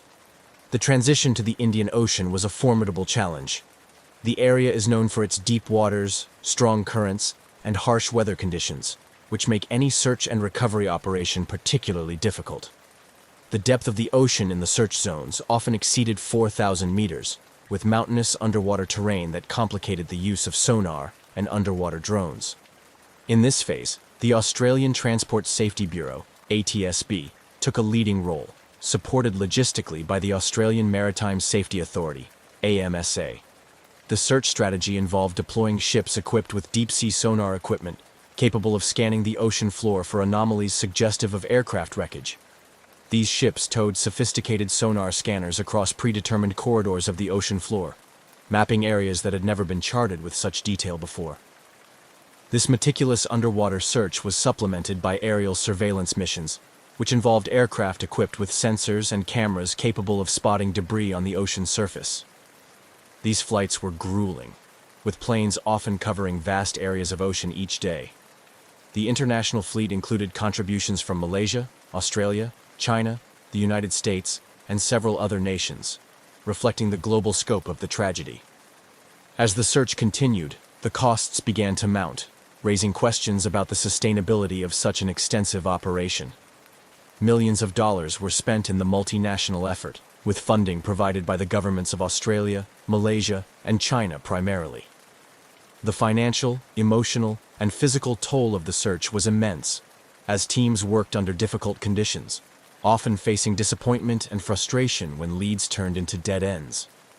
Despite these challenges, the commitment to finding MH370 remained strong, driven by a sense of duty to the families of those lost, and the broader international community's need for answers. The possibility of solving this aviation mystery provided a compelling motivation, pushing the limits of available technology and international cooperation. Theories about MH370's fate continued to evolve alongside the search efforts. Some experts suggested that the aircraft's final descent into the Indian Ocean was the result of a deliberate act by someone on board, while others believed a catastrophic mechanical failure might have led to the loss of control. Each theory was examined with the evidence at hand, but without the main wreckage or the flight data recorders, conclusive answers remained elusive. Amidst ongoing operations, occasional discoveries of aircraft debris on distant shores added pieces to the puzzle. The most notable of these finds was a flaperon that washed ashore on Réunion Island in 2015, followed by additional debris found along the coastlines of Mozambique, Tanzania, and Madagascar. These pieces were carefully analyzed by aviation experts, who confirmed that they belonged to MH370. Each discovery provided critical clues to the aircraft's disintegration pattern and drift models, helping refine search areas and fueling further investigative leads. However, These fragments offered limited insights into the events that transpired on board before the aircraft entered the ocean. The lack of data recorders continued to hamper efforts to understand the precise sequence of events during the flight's final hours. As a result, the investigation into MH370's disappearance maintained a high degree of uncertainty, with more questions than answers. The emotional impact on the families of the passengers and crew was profound and enduring. Regular meetings, vigils, and public appeals kept the memory of the missing alive and maintained pressure on governments and agencies to continue the search. These families, bound by shared tragedy, became advocates for aviation safety reforms, pushing for changes that would ensure no other flight met a similar fate. By late 2016, despite the most sophisticated search technology and analysis then available, the underwater search was officially suspended without finding the main wreckage. This decision marked a somber milestone in the saga of MH370, concluding a chapter of active search, but not the quest for answers. International teams stood down, leaving the mystery unresolved, but ensuring that the lessons learned from this unprecedented search would reshape future aviation safety and search and rescue operations. The story of MH370 is not just a tale of a missing airplane, it is a chronicle of human determination, international unity, technological innovation, and the relentless pursuit of truth in the face of overwhelming odds. It serves as a reminder of the vulnerabilities inherent in modern aviation and the continuous need for improvement in global communication and monitoring systems. As the search for Malaysia Airlines flight MH370 transitioned from an active mission to a more investigatory and speculative phase, the focus increasingly shifted towards understanding not just the whereabouts of the missing aircraft, but the reasons behind its mysterious disappearance. This shift was marked by profound deliberations over the available data, including satellite communications, debris analysis, and the examination of all possible mechanical and human factors that could have led to the tragedy. The investigation into MH370 was as multifaceted as it was international, drawing on expertise from across the globe. The joint investigation team, led by Malaysia but including specialists from Australia, China, the United States, and the United Kingdom, pored over every detail.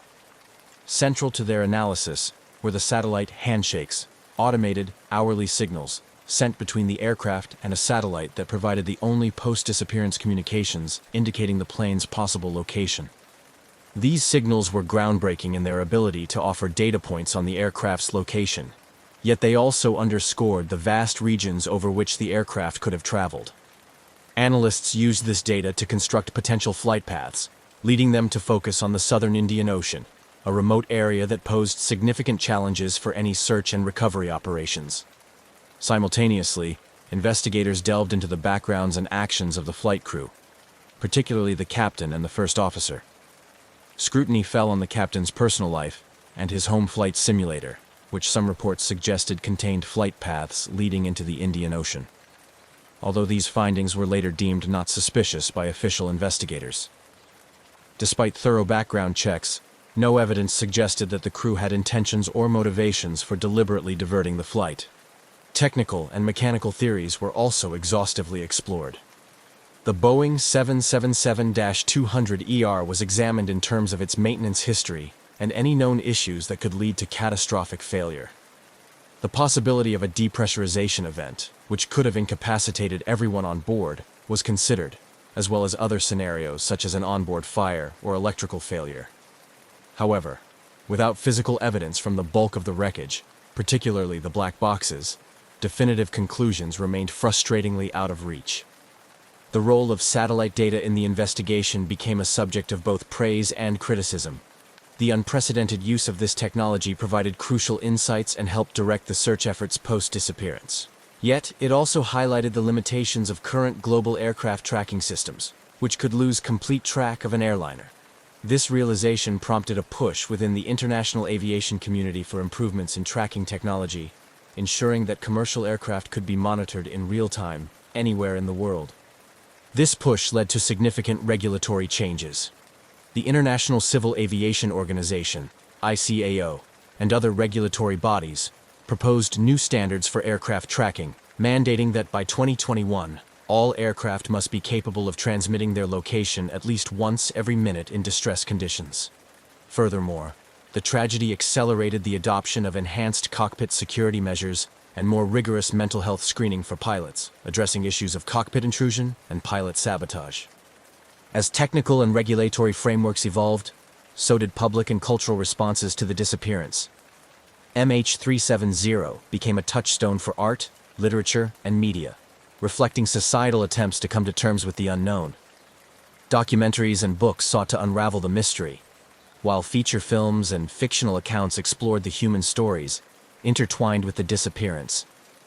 The emotional resonance of the tragedy also had a profound impact on the families of those aboard MH370. They became vocal advocates for the victims of air disasters, forming support networks that lobbied for changes in aviation policy and continued search efforts. Their persistent presence in the media and at international aviation forums ensured that the lessons from MH370 continued to influence discussions on global aviation safety. The tragedy of Flight MH370 also spurred renewed interest in other unresolved aviation mysteries, drawing parallels and sometimes providing new insights into decades-old disappearances. This collective memory of unresolved loss has permeated the aviation community, serving as a somber reminder of the stakes involved in air travel and the continuous need for vigilance and improvement. As the years passed, the direct search for MH370 may have wound down, but the drive for answers and the impact of the event on aviation practices, regulatory approaches, and international cooperation continued to evolve. The story of Flight MH370, with its profound mysteries and far-reaching consequences, remains a pivotal chapter in aviation history, symbolizing both human vulnerability and resilience in the face of the unfathomable. In the dark expanse of the wartime sky, the ghostly echo of a World War II bomber's distress signal cut through the silence, challenging the boundaries of time and the understanding of those who heard it. This particular aircraft, a B-17 Flying Fortress, had been reported missing years earlier, its fate a lingering mystery among the air crews and radio operators who scanned the skies and airwaves for any sign of life. Yet, here was its call sign, unmistakably clear through the static, resonating across the airwaves long after the war had claimed it. The night was typical for a remote military radio station, with operators methodically scanning frequencies for any signs of enemy or allied transmissions. The radio operator on duty, a seasoned technician named James, was well versed in the usual array of signals and static that populated the airwaves. But nothing in his years of service could have prepared him for the chilling sequence of Morse code that tapped through his headphones, spelling out a distress call that should have been impossible to receive. James was stationed at a secluded airbase in the Pacific, a pivotal point for communications between aircraft patrolling the vast ocean and their home bases. The base was quiet that night, with only the hum of distant engines and the occasional murmur of other operators breaking the monotony. As James adjusted the dials, fine-tuning the frequency in response to what he assumed was just another routine check, the signal came through. A series of sharp, deliberate dots and dashes that froze him in his seat. The signal was strong and clear, not the faded or fragmented echoes one might expect from a plane going down, or a transmission muffled by distance or interference. What made the transmission utterly astonishing was the call sign, a series of letters and numbers that James recognized immediately from old logs and whispered stories among the older staff. It was the call sign of the lost bomber, a plane that had vanished on a reconnaissance mission over the enemy territory, its crew never heard from again until now. Reacting swiftly, James noted the time and frequency of the transmission, then reached out to his commanding officer. Within minutes, the sleepy base was astir with activity. Senior officers poured into the communications room, listening intently as James replayed the recording of the transmission. The implications were staggering, and skepticism ran high among the gathered officials. Could it be a delayed echo of the original distress call, somehow trapped and then released by unusual atmospheric conditions? Or was it something more sinister, perhaps a trick by the enemy to sow confusion and fear? The initial shock of the transmission gave way to a flurry of activity. Technical specialists were called in to analyze the signal's origin, verifying its authenticity and attempting to triangulate its source. Historians and veteran pilots were consulted about the missing bomber's last known coordinates and mission details, piecing together the flight's intended route and its significance during the war. Meanwhile, James continued to monitor the frequency, half expecting further communications, or perhaps an explanation to unfold through the static. But no additional signals came through. The airwaves fell silent again, as enigmatic as they had been before the ghostly distress call pierced the night. This mysterious incident quickly transcended the confines of the military base, capturing the attention of military historians, aviation enthusiasts, and paranormal researchers alike. The story of the lost bomber and its sudden, unexplained reemergence through a lone radio transmission became a compelling narrative, weaving together elements of historical fact, unresolved mystery, and speculative folklore. As investigations into the phenomenon continued, the base remained abuzz with theories and inquiries, each person clinging to their own explanation of the events. The echo of the past, heard through the crackle of a modern radio system, challenged the very perception of time and technology, leaving more questions than answers in its wake. How could a distress call from a long-lost bomber so clearly and suddenly manifest after years of silence? The search for answers would delve deep into the archives of wartime aviation, the science of radio transmission, and the boundless realm of the unexplained. The B-17 Flying Fortress, known for its durability and formidable presence in the skies during World War II, had been part of a squadron assigned to a high-risk reconnaissance mission over enemy territory. The bomber in question, christened with a name that evoked a sense of invincibility, had left its base on a foggy morning in 1942, fully crewed and loaded with the latest navigation technology of the time. Its mission was straightforward but perilous: gather crucial intelligence about enemy positions and return safely. However, the aircraft and its crew mysteriously vanished without a trace, their fate becoming one of the war's enduring mysteries. This chapter delves into the historical backdrop against which the bomber operated, a world engulfed by the global conflict of World War II. The period was marked by rapid advancements in technology and warfare tactics, alongside the ever-present shadow of danger that loomed over military personnel. The missing bomber's story was not uncommon during these turbulent times. Many aircraft were lost due to enemy fire, mechanical failures, or navigational errors in the vast uncharted territories they patrolled. Yet, the disappearance of this particular B-17 had captured the imagination of many, partly due to its crew's reputed expertise and the critical nature of their missions. Interviews with surviving relatives and squadron members pieced together a picture of a highly skilled crew who had successfully completed numerous missions prior to their final, fateful flight. The aircraft was last seen veering off course, clouded by bad weather, with radio communications abruptly ceasing shortly after takeoff. The incident left a significant impact on the squadron and the home base, prompting an extensive search operation. Rescue planes and ships scoured the suspected crash area for weeks, hoping for signs of the aircraft or survivors. Despite these efforts, no physical evidence of the wreckage or crew was ever found, and the mission was eventually deemed lost at sea, its details classified and buried in military archives.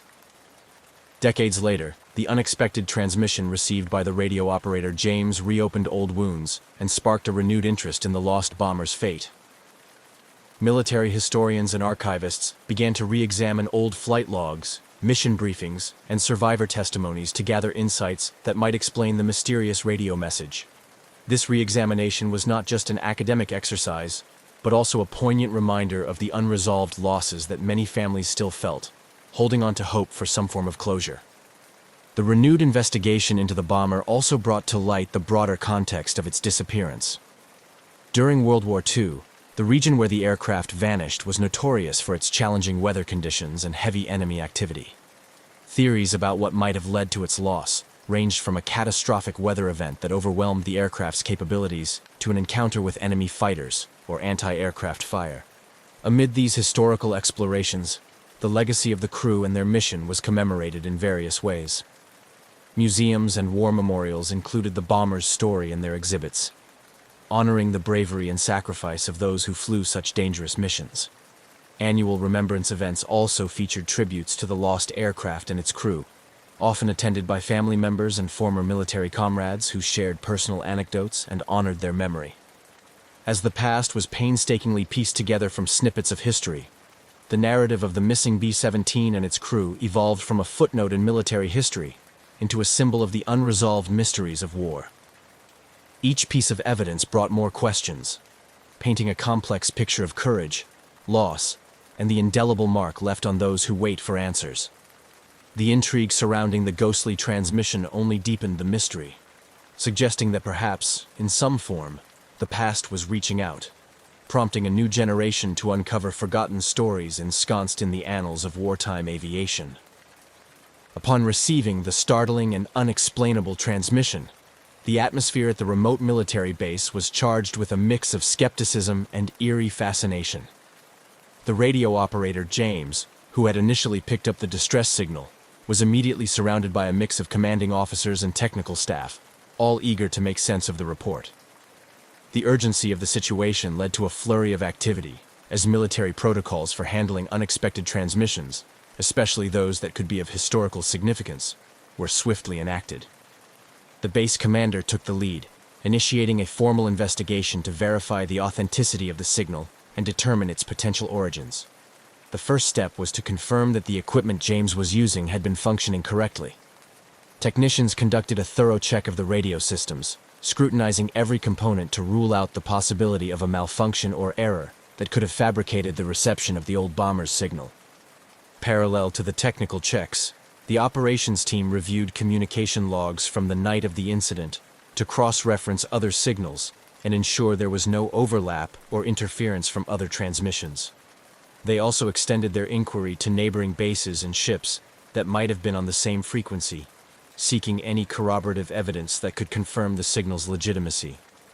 As the initial shock wore off, skepticism began to permeate the discussions among the base staff.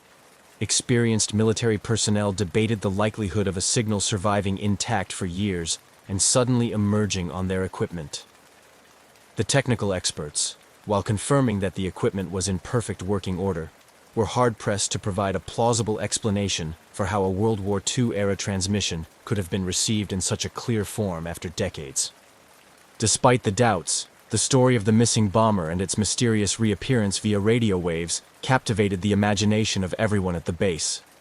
Theories abounded, ranging from delayed radio echoes, a phenomenon where signals bounce off ionospheric layers and reappear years later, to more speculative ideas involving time slips or supernatural interventions, which were popular in local folklore. To deepen their understanding, the investigation team decided to reach out to veterans and historians who might shed light on any similar occurrences or provide insights into the lost bomber's last mission. This led to interviews with elderly servicemen who had flown during the same period, some of whom recalled unexplained losses and tales of ghostly communications in other war theaters, which were usually dismissed as the stressed imaginations of pilots and operators. Amidst the technical and historical investigations, the psychological impact on James and others who had heard the transmission was palpable. The incident had stirred a mix of fear and curiosity, prompting discussions about the often ignored human element in military operations. Psychologists were brought in to help manage the emotional aftermath, facilitating sessions that helped personnel process what many felt was a brush with the inexplicable. As the days passed, the incident drew attention beyond the immediate military community. The story leaked to the press, and soon, headlines about the ghost transmission began to appear, piquing public interest and leading to a deluge of theories from outside the military. This public engagement spurred the military to be more forthcoming with their findings, balancing the need for transparency with the operational security that such investigations demanded. Despite thorough investigations and widespread speculations, the source and nature of the transmission remained an enigma. The lack of definitive answers only fueled more interest and debate, cementing the incident's place in the annals of military mysteries. This unexpected brush with the past had not only reopened a chapter thought long closed, but also reminded those involved of the enduring echoes of history that still resonate in the present, challenging our understanding of time, technology, and the tales left behind by those who came before. After the initial shock and flurry of investigations following the reception of the eerie transmission, the focus shifted towards a deeper technical analysis. This phase involved a thorough examination of the radio equipment used by James, the radio operator, and a scientific exploration of the atmospheric conditions that might have enabled such an anachronistic communication. Experts from the communications technology field were brought in to scrutinize the radio systems and any possible loopholes that might explain the phenomenon. The primary goal was to determine if there was any chance that the radio equipment could have malfunctioned in such a way that it picked up a stray signal and misinterpreted it as being from the World War II bomber. Engineers tested the sensitivity of the receivers and evaluated whether they could accidentally capture echoes from the past, a theory that some found plausible given the high-powered nature of wartime transmitters. Simultaneously, atmospheric scientists looked into rare but documented phenomena such as skywave propagation, where radio waves are reflected back to Earth by the ionosphere, allowing signals to travel over long distances beyond the horizon. This line of inquiry examined whether specific atmospheric conditions on the night of the transmission could have allowed for a long-delayed echo effect, where signals from the past are bounced back many years later. They delved into historical meteorological data to see if similar conditions had occurred in the past and correlated them with reports of unexplained transmissions. To rule out the possibility of a hoax or interference, cryptographers and communications experts analyzed the content and structure of the Morse code message received by James. They confirmed its authenticity as matching the style and urgency typical of World War II distress signals. This verification deepened the mystery rather than dispelling it, as it suggested that the transmission was indeed connected to the lost bomber. Throughout this technical exploration, workshops and meetings were held at the base, where experts presented their findings to military personnel and invited academics. These sessions often turned into heated debates about the limits of current scientific understanding and the possible existence of yet undiscovered natural phenomena that could explain such anomalies. The technical analysis also extended to a review of all recorded anomalies in military communications equipment across the globe. This comprehensive audit aimed to identify any patterns or similar occurrences that could shed light on the incident. However, no other instances of comparably delayed transmissions were found, which underscored the uniqueness of the situation and complicated the formulation of a conclusive explanation. Despite extensive testing and theorizing, the technical analysis yielded no definitive answers. The equipment was found to be in perfect working order, and no fully satisfactory scientific explanation could be provided for the transmission's origins. This outcome left many questions unanswered and prompted a shift towards considering more speculative explanations. As the investigation continued without clear resolution, the incident began to attract attention from outside the scientific community. Interest groups ranging from amateur radio enthusiasts to conspiracy theorists took up the cause, each offering their own theories on what might have happened. This broad spectrum of interest kept the story alive in the public imagination and ensured that it remained a topic of lively discussion in various circles. The inability of the technical analysis to provide clear answers only added to the allure of the mystery, transforming the incident from a mere anomaly into a legend. This legendary status was bolstered by the historical and emotional weight of the missing World War II bomber and its crew, whose fate remained a poignant reminder of the countless similar mysteries still unresolved from the era of the war. As the technical analysis yielded no definitive explanations, attention shifted toward a broader historical investigation. This new phase aimed to dig deeper into the history of the missing World War II bomber, exploring the crew's backgrounds, the aircraft's service record, and any past incidents or communications that might shed light on the mysterious transmission. Archivists and military historians began to comb through old flight logs, mission briefs, and service records, looking for clues that could link the lost bomber to the recently received distress signal. They revisited the day the bomber went missing, analyzing the geopolitical context and the specific mission it was part of. This meticulous review revealed that the bomber had been on a reconnaissance mission intended to gather crucial intelligence. The mission was high risk, with the aircraft expected to fly deep into enemy territory, which made the plane and its crew prime targets for enemy forces. Interviews were conducted with surviving members from the same squadron and with relatives of the missing crew. These interviews aimed to gather personal stories and any transmitted communications that could have been overlooked or not adequately recorded at the time. Some family members provided letters and other personal effects that included references to previous missions and the crew's thoughts and feelings about their roles in the war. These artifacts offered a poignant glimpse into the personal lives of those involved, enriching the narrative of the historical investigation. Additionally, historians sought eyewitness accounts from other military personnel who might have been in the area on the day the bomber disappeared. These efforts uncovered a few vague references to unusual radio traffic heard around that time, which had previously been dismissed as irrelevant or misidentified due to the chaotic nature of wartime communications. The investigation also extended to exploring similar historical incidents, where aircraft disappeared under mysterious circumstances, only to re-emerge in folklore or speculative sightings. This comparative analysis was useful not only in understanding the phenomenon, but also in placing the current incident within a broader historical and cultural context.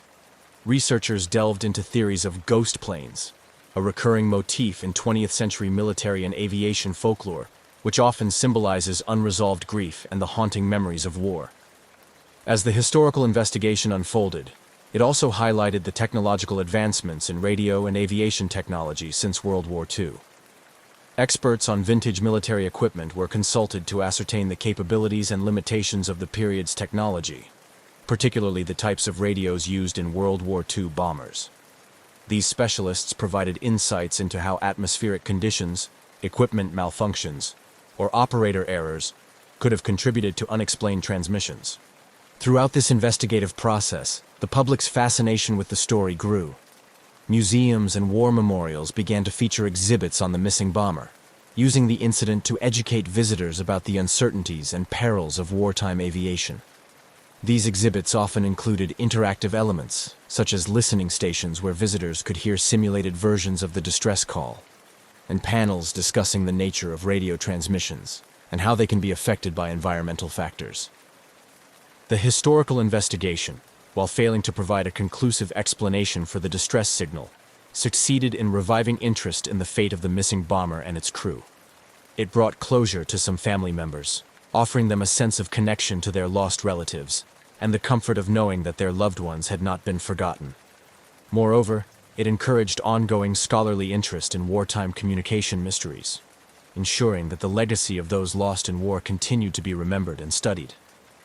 The ghost transmission episode ignited a cascade of theories and speculations that extended beyond the confines of straightforward historical and technical analysis.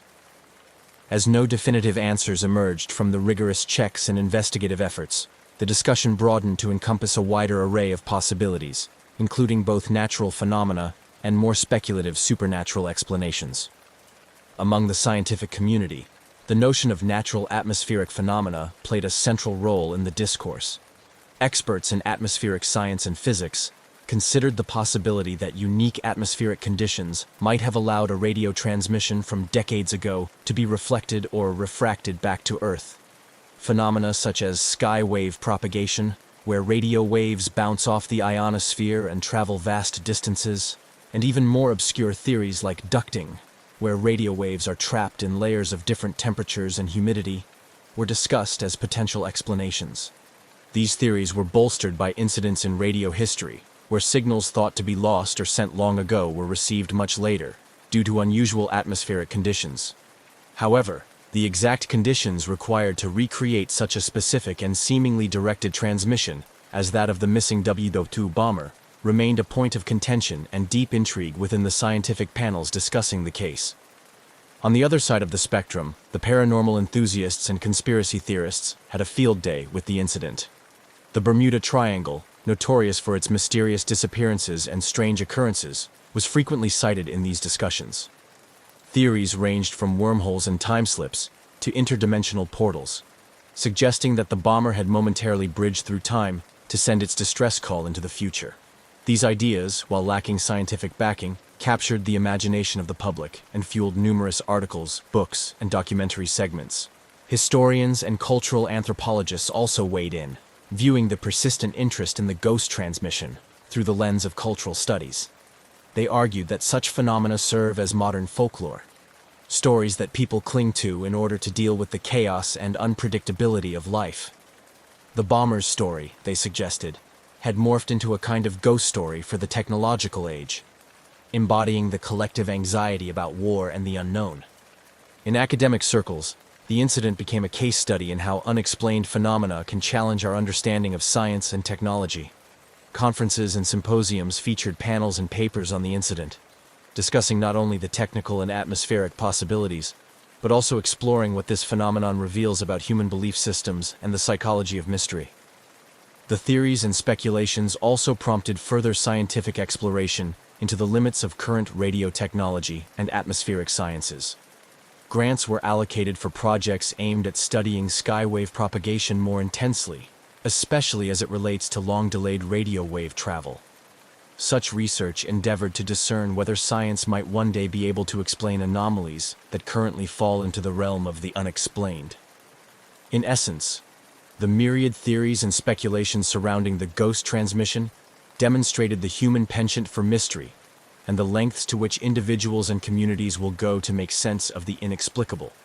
Whether driven by scientific curiosity, a fascination with the supernatural, or a blend of both, the discussions and debates ensured that the story of the WW2 bomber and its eerie call for help continued to resonate, inviting more questions than it answered.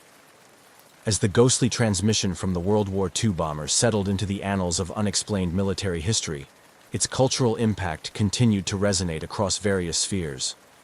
The incident not only captivated the imagination of those directly involved in its investigation, but also touched a broader public fascinated by mysteries and the supernatural.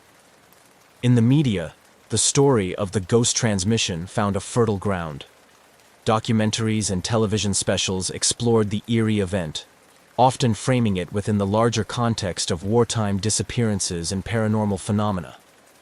These programs delved into the historical background of the missing bomber, the personal stories of its crew, and the technical aspects of the radio transmission, all the while weaving in interviews with experts, historians, and family members. The narrative was invariably tinged with a sense of mystery and often speculative interpretations, which helped to draw in viewers and spark public discussion. The incident also inspired episodes in popular culture, influencing works of fiction in books and films. Writers and filmmakers used the concept of a ghost plane emitting a distress signal from the past as a poignant metaphor for unresolved past conflicts and the haunting nature of loss. These stories often explored themes of time, memory, and the unresolved echoes of war, resonating with audiences who found in them a reflection of universal sentiments. Moreover, the ghost transmission became a topic of interest in academic circles beyond the scientific community. Scholars in the fields of folklore and mythology examined how modern tales of ghost ships and planes serve as contemporary folklore, providing insight into societal fears and the ways in which people use stories to make sense of unexplainable events. Conferences and papers discussed the incident in the context of technological folklore, where modern technology intertwines with age-old narrative forms to create new myths. Educationally, the incident was incorporated into curriculums, particularly in courses dealing with the history of technology, communication studies, and the psychological impact of war. Students analyzed the event not only for its historical and technological aspects, but also for its implications on how narratives are constructed in the media and popular culture. Community events, such as talks and exhibitions at museums, often featured segments dedicated to the ghost transmission. These events aimed to educate the public about the science of radio communications, the history of World War II aviation, and the phenomenon of skywave propagation. They also provided spaces for veterans and historians to share their insights, and for visitors to reflect on the broader implications of wartime technologies. Through these various channels, the legacy of the ghost transmission endured, continually sparking new discussions and insights. It served as a reminder of the mysteries that still permeate our understanding of the past, and the ways in which these mysteries captivate and intrigue us. As new technologies and methodologies emerge, the possibility remains that future investigations could one day provide answers to this enduring World War II mystery, turning legend back into history. Yet, until such time, the ghost transmission remains a symbol of the enigmatic intersection between history, technology, and the supernatural. The enduring intrigue surrounding the ghost transmission from the World War II bomber encapsulates a fascinating blend of unresolved history, technological mystery, and human curiosity. As years have passed since the eerie incident was first reported, it continues to foster a sustained interest among amateur sleuths, historians, and paranormal enthusiasts, who each bring their own perspectives and theories to the table. The mystery of the transmission has not only become a staple in discussions about unexplained military phenomena, but has also encouraged a broader dialogue about the limits of our understanding of past events. The fact that no conclusive explanation has been found keeps the story alive in the collective imagination, serving as a potent reminder of the wartime sacrifices and the mysteries that may never be fully unraveled. Amateur historians and radio enthusiasts, in particular, have taken up the challenge, dedicating themselves to parsing through old military records, building replicas of WW2-era radio equipment, and even organizing listening events in hopes of catching similar anomalies. These community-led initiatives often result in gatherings where individuals share findings, swap theories, and keep the history of the incident relevant for new generations. Furthermore, the story of the ghostly World War II transmission has spurred ongoing research and technological exploration. Advances in radio technology and atmospheric science may one day provide the tools needed to uncover what really happened, or at least to offer more plausible explanations for such phenomena. This possibility excites both the scientific community and the general public, who are eager to see how new technologies might finally solve old mysteries. In addition to scientific and amateur investigations, the incident remains a poignant subject in remembrance and memorial activities. Annual events commemorating the crew of the missing bomber often include mentions of the ghost transmission, reminding attendees of the enduring mysteries of war and the unbreakable connection to the past those mysteries represent. These ceremonies provide a space for reflection on the impact of war and the personal stories of those who serve, linking the past directly with the present through shared narratives and communal memory. The ghost transmission also continues to inspire cultural works, including novels, films, and art installations that explore themes of time, memory, and the unknown. These works often pose deeper existential questions about reality, perception, and the nature of communication across time, engaging audiences in a multifaceted exploration of the incident's implications. This cultural resonance underscores the broad impact of the ghost transmission, demonstrating its capacity to inspire and challenge across various mediums and audiences. Conferences and academic symposiums regularly feature the ghost transmission as a subject of interest, attracting experts in communications, wartime history, and psychology. These forums often explore the psychological impact of such phenomena on soldiers and civilians alike, discussing how unexplained events can affect morale and foster a sense of the supernatural amidst the horrors of war. The discussions also delve into the role of technology in shaping our understanding of historical events, questioning how advances in equipment might alter our perception of what is possible or real. Online communities play a significant role in perpetuating the legacy of the ghost transmission. Forums and social media groups dedicated to military history, paranormal phenomena, and World War II technology provide platforms for ongoing discussion and discovery. Here, enthusiasts from around the world share theories, discuss new research, and even collaborate on projects aimed at uncovering more about the incident. This global engagement ensures that the mystery remains a lively topic of discussion, continually refreshed by new insights and perspectives. Ultimately, the legacy of the ghost transmission underscores a collective fascination with the unknown and a relentless pursuit of truth, however elusive it may be. Whether or not the mystery is ever solved, the story serves as a testament to the complexity of historical events and the human desire to make sense of the inexplicable. As it stands, the ghost transmission from the World War II bomber remains a captivating chapter in the annals of wartime history, a puzzle that continues to challenge, intrigue, and inspire those who encounter it. On a seemingly ordinary day, Iran Air Flight 655, a civilian Airbus A300, was preparing for a routine journey across the Persian Gulf from Bandar Abbas, Iran, to Dubai, UAE. The aircraft, a symbol of modern civilian aviation, was equipped to carry a significant number of passengers in comfort and safety. Yet, on July 3, 1988, this flight would tragically transform from a routine air travel episode into a devastating international incident, forever marking a dark chapter in aviation history. The geopolitical climate of the late 1980s was fraught with tension, particularly in regions like the Persian Gulf, where strategic interests and political conflicts intersected dramatically. The backdrop of this tension set the stage for the catastrophic downing of Flight 655, a tragedy that escalated existing hostilities between the United States and Iran, and raised critical questions about military rules of engagement and the safety of civilian aircraft in conflict zones. At the heart of these tensions was the USS Vincennes, a United States Navy guided missile cruiser stationed in the Persian Gulf as part of Operation Earnest Will. This operation was aimed at protecting oil tankers and international shipping routes from attacks amid the ongoing Iran-Iraq war, highlighting the region's global economic significance and the high stakes involved in maintaining control over it.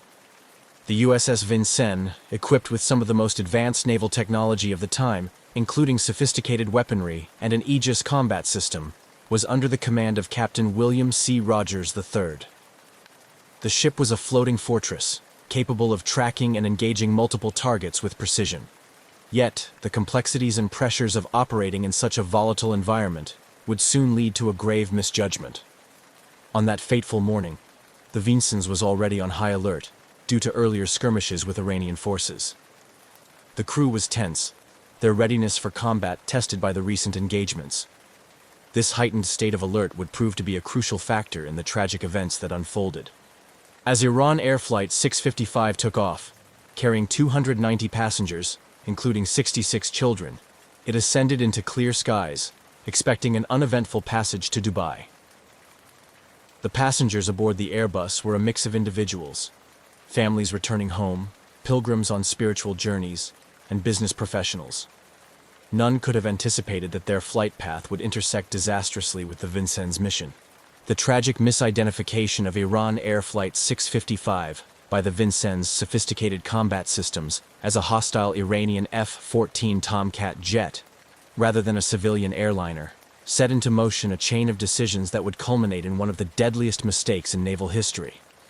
This incident, with its profound loss of innocent lives, served as a somber reminder of the dangers civilian aircraft face during military conflicts and the dire consequences of miscommunication and error in the heat of combat. On the morning of July 3, 1988, Iran Air Flight 655 was preparing for its routine short flight over the Persian Gulf from Bandar Abbas International Airport in Iran to Dubai, UAE.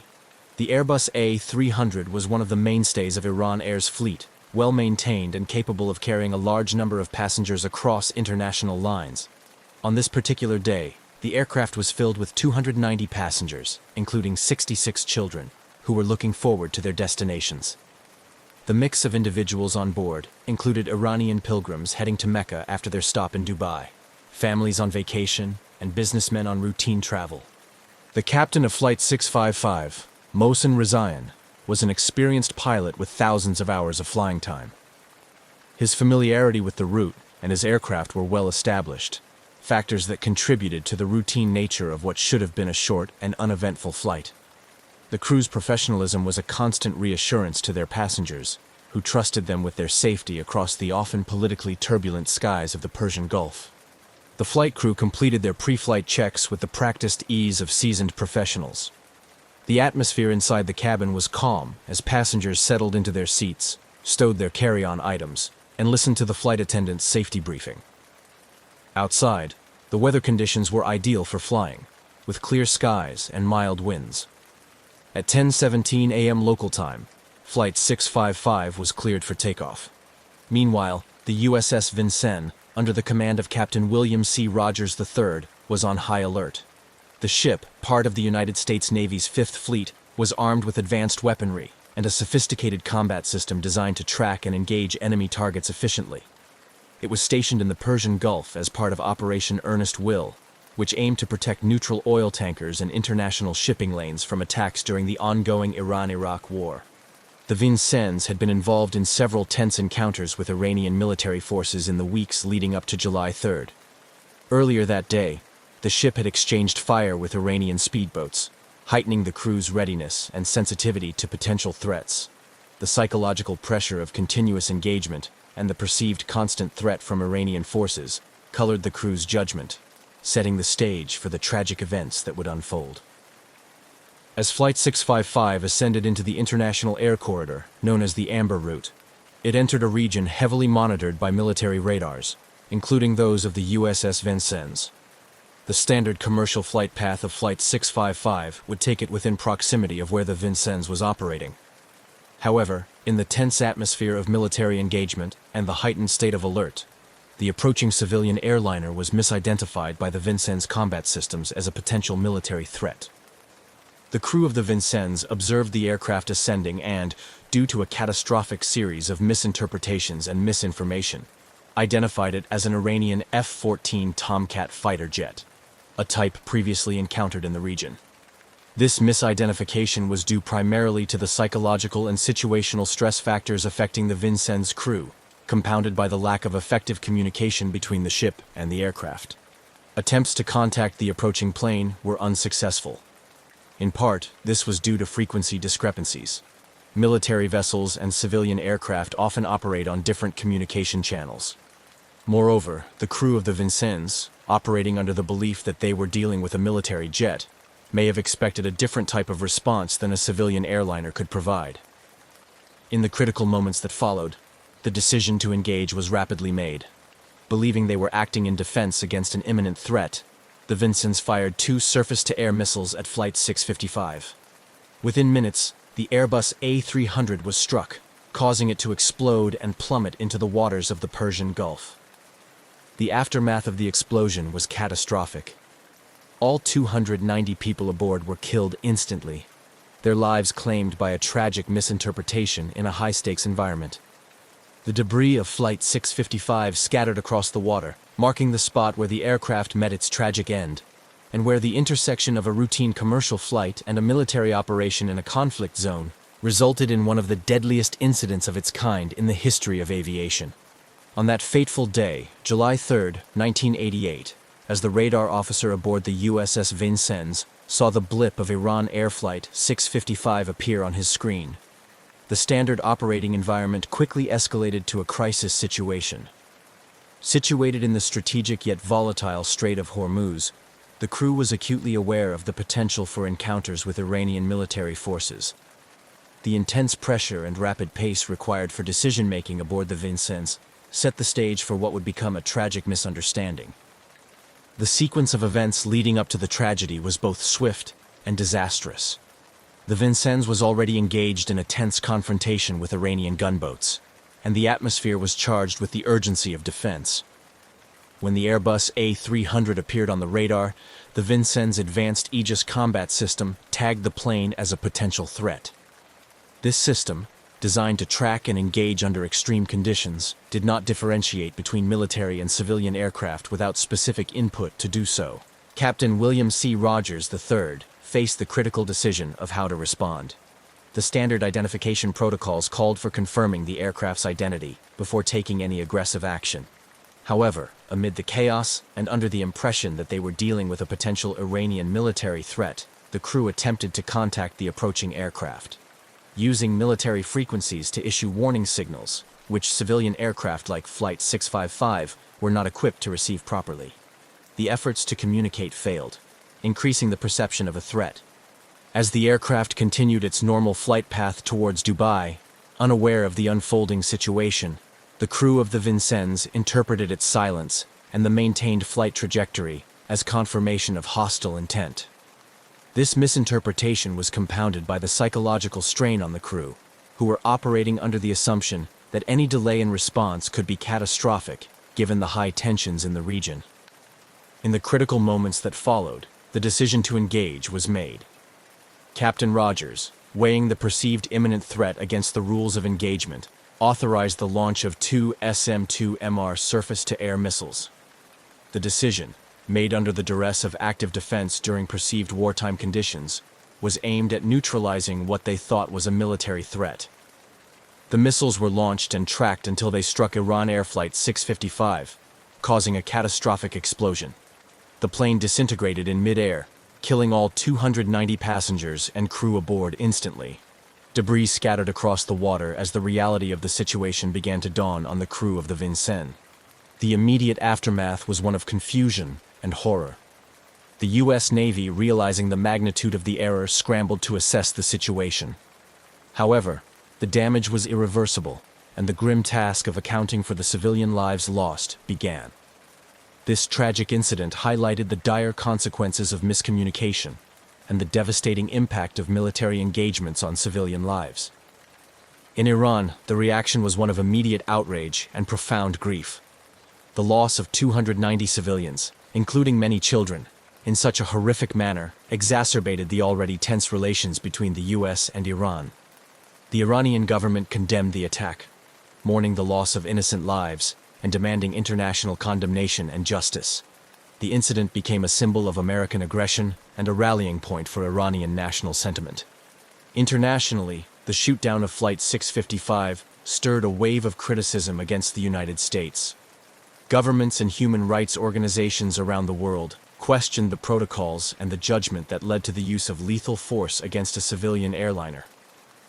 The tragic mistake prompted calls for a thorough investigation and a re-evaluation of military rules of engagement to prevent similar incidents in the future.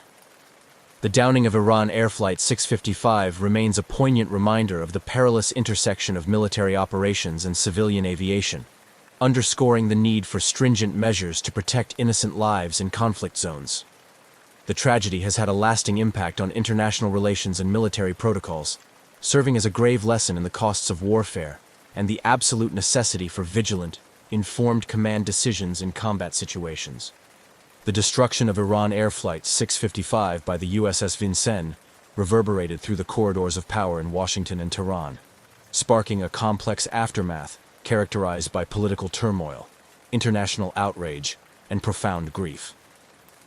The immediate response from the U.S. military and government was a mix of defensive posturing and cautious regret, reflecting the delicate balance between national security interests and the tragedy of civilian casualties. Immediately following the incident, the United States Navy conducted a preliminary internal investigation to understand the sequence of events that led to the tragedy. The initial statements from the U.S. government were carefully worded, emphasizing the tense situation in the Persian Gulf and the Vincennes crew's belief that they were engaging a hostile Iranian military aircraft. Captain Rogers, commanding officer of the Vincennes, and his crew were initially defended by U.S. officials who highlighted the challenging conditions under which they operated. However, as details of the shootdown became clearer, the U.S. administration faced increasing pressure to address the incident more fully. President Ronald Reagan expressed deep regret over the loss of life, but stopped short of a formal apology, citing the need for further investigation. The administration's stance was seen by many as an attempt to mitigate diplomatic fallout, without fully acknowledging the extent of the error. In Iran, the reaction was one of immediate and profound indignation. The Iranian government condemned the downing of Flight 655 as a barbaric act and a gross violation of international law. The incident was portrayed in the Iranian media as a deliberate attack, exacerbating anti-American sentiment and rallying public support against the U.S. Mourning turned into anger as thousands took to the streets in Tehran and other cities to protest against what they saw as an act of aggression. The Iranian leadership used the tragedy to reinforce their narrative of victimization by Western powers, particularly the United States, which served to strengthen the regime's domestic standing at a time when it was still recovering from the prolonged and bloody Iran-Iraq War. Ayatollah Khomeini, the supreme leader of Iran, described the incident as an example of American savagery, and declared that it exposed the true face of the United States to the world. Internationally, the incident drew widespread condemnation. The United Nations Security Council convened to discuss the shootdown, and while a resolution explicitly condemning the United States was not passed due to diplomatic maneuverings, the incident led to a series of debates about military engagement and the protection of civilian lives in conflict zones. Numerous countries expressed their condolences to Iran and called for comprehensive measures to prevent such tragedies in the future. In the months following the disaster, the International Civil Aviation Organization, ICAO, and other international bodies scrutinized the incident, leading to discussions about improving communication channels between military and civilian aircraft. This dialogue highlighted the need for enhanced identification protocols to distinguish military from civilian aircraft, a key factor that could have prevented the downing of Flight 655. The U.S. Congress also held hearings to examine the circumstances that led to the tragedy, questioning the rules of engagement and the use of force in crowded international waters. These hearings were often contentious, reflecting the deep divisions within the United States about the appropriate use of military power and the need to protect civilian lives. In 1996, 8 years after the incident, the United States and Iran reached a settlement at the International Court of Justice, where the U.S. agreed to pay $61.8 million in compensation to the families of the victims, though without admitting legal liability or formally apologizing. The settlement was part of a broader attempt to thaw relations between the two nations, although deep-seated mistrust and unresolved issues continued to plague U.S.-Iran interactions. The downing of Iran Air Flight 655 remains a significant event in the history of U.S.-Iran relations, embodying the tragic potential for misunderstanding and unintended consequences in high-stakes military operations. The political, legal, and diplomatic efforts to address the aftermath of the incident have shaped international aviation and military engagement rules, serving as a somber reminder of the importance of rigor, caution, and clarity in military operations around the world. The investigation into the downing of Iran Air Flight 655 was a complex and contentious process, involving multiple international stakeholders and fraught with geopolitical implications. The aftermath of the incident necessitated a thorough inquiry to determine the causes and contributing factors that led to such a catastrophic error by the USS Vincennes. The U.S. Navy conducted its initial investigation shortly after the incident. This inquiry aimed to piece together the events leading up to the missile strike and evaluate the decision-making processes of Captain Rogers and his crew. The investigation acknowledged that the crew had misidentified the civilian airliner as a military threat, specifically an Iranian F-14 Tomcat jet. However, the findings also highlighted the high-pressure environment under which the crew operated, citing the perceived threat of Iranian attacks and the intense psychological strain of their mission in the Gulf. Simultaneously, the International Civil Aviation Organization, ICAO, launched its own independent investigation, focusing on the safety protocols and communication failures that contributed to the tragedy. This investigation scrutinized the radar systems and the protocols used by the USS Vincennes, examining how a sophisticated Aegis combat system could mistake a large climbing Airbus A300 for a descending fighter jet. The ICAO's findings were critical in understanding the technical limitations and human errors in complex combat systems. These investigations revealed a series of critical missteps and misunderstandings. The USS Vincennes had been operating in a declared war zone and was on high alert due to previous skirmishes with Iranian forces earlier that day. This context contributed to the crew's heightened defensive posture and readiness to engage perceived threats rapidly. Furthermore, the investigation found that the Vincennes radar operators had misinterpreted the standard commercial airliner's flight profile, mistaking its larger radar signature and steady ascent as aggressive maneuvers. Compounding these errors were failures in communication. Flight 655 was transmitting on a civilian air traffic control frequency, not the military frequencies monitored by the Vincennes. Attempts by the Vincennes to warn the aircraft used military channels, which the civilian plane was not equipped to receive. Additionally, psychological factors such as confirmation bias and tunnel vision exacerbated the crew's misjudgment, as they interpreted incoming data through the lens of an expected military confrontation. The findings of these investigations led to significant controversies and debates.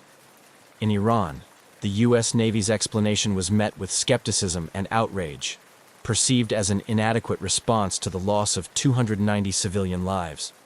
Many Iranians saw the incident not as an error, but as an intentional act, reinforcing deep-seated animosity and distrust towards the United States. Internationally, the incident sparked a broader discussion about the rules of engagement and the protection of civilian lives in conflict zones. The tragedy highlighted the need for clearer differentiation between military and civilian air traffic, leading to calls for enhanced identification protocols and improved communication systems to prevent similar incidents in the future. In response to the global outcry and the internal reviews suggesting procedural failures, the U.S. military took steps to revise its rules of engagement and bolster the training of its personnel, especially in the identification and engagement of air targets. These changes aim to reduce the likelihood of such tragic errors in future conflicts, emphasizing the importance of verifying targets before engagement. The U.S. government also faced legal and diplomatic repercussions. Iran filed a case against the United States at the International Court of Justice, ICJ, claiming that the shootdown was not only unlawful but also a deliberate act of aggression. The proceedings at the ICJ were closely watched worldwide as they dealt with critical issues of international law and state responsibility. In 1996, the United States agreed to settle the case by compensating the families of the victims, though it continued to avoid admitting legal liability or formally apologizing, maintaining that the incident was a tragic mistake. The settlement, while providing some financial compensation to the bereaved families, did little to heal the deep wounds inflicted by the tragedy.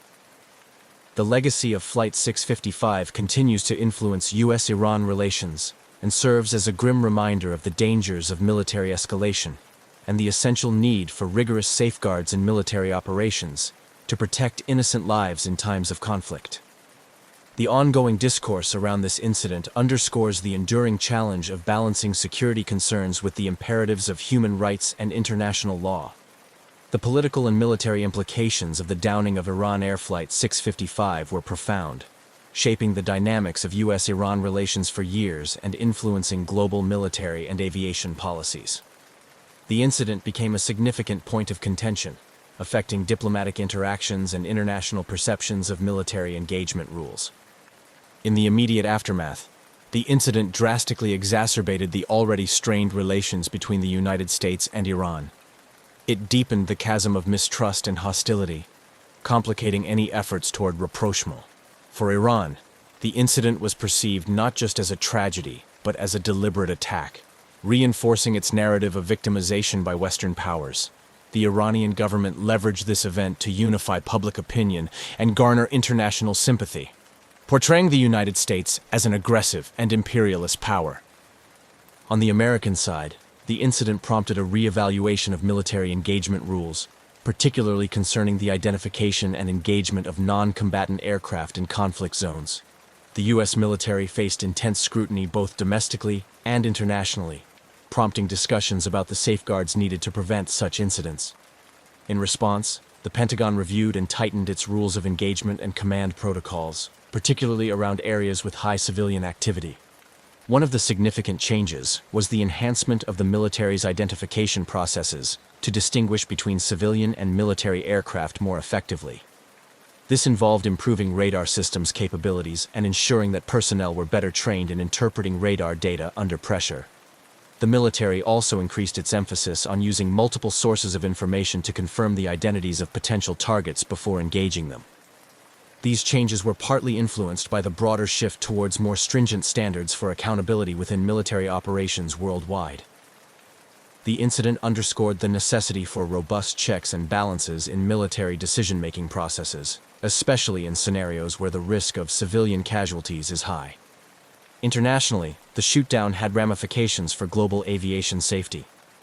It highlighted the vulnerability of civilian aircraft flying in or near conflict zones, and led to calls for improved communication between civilian and military entities.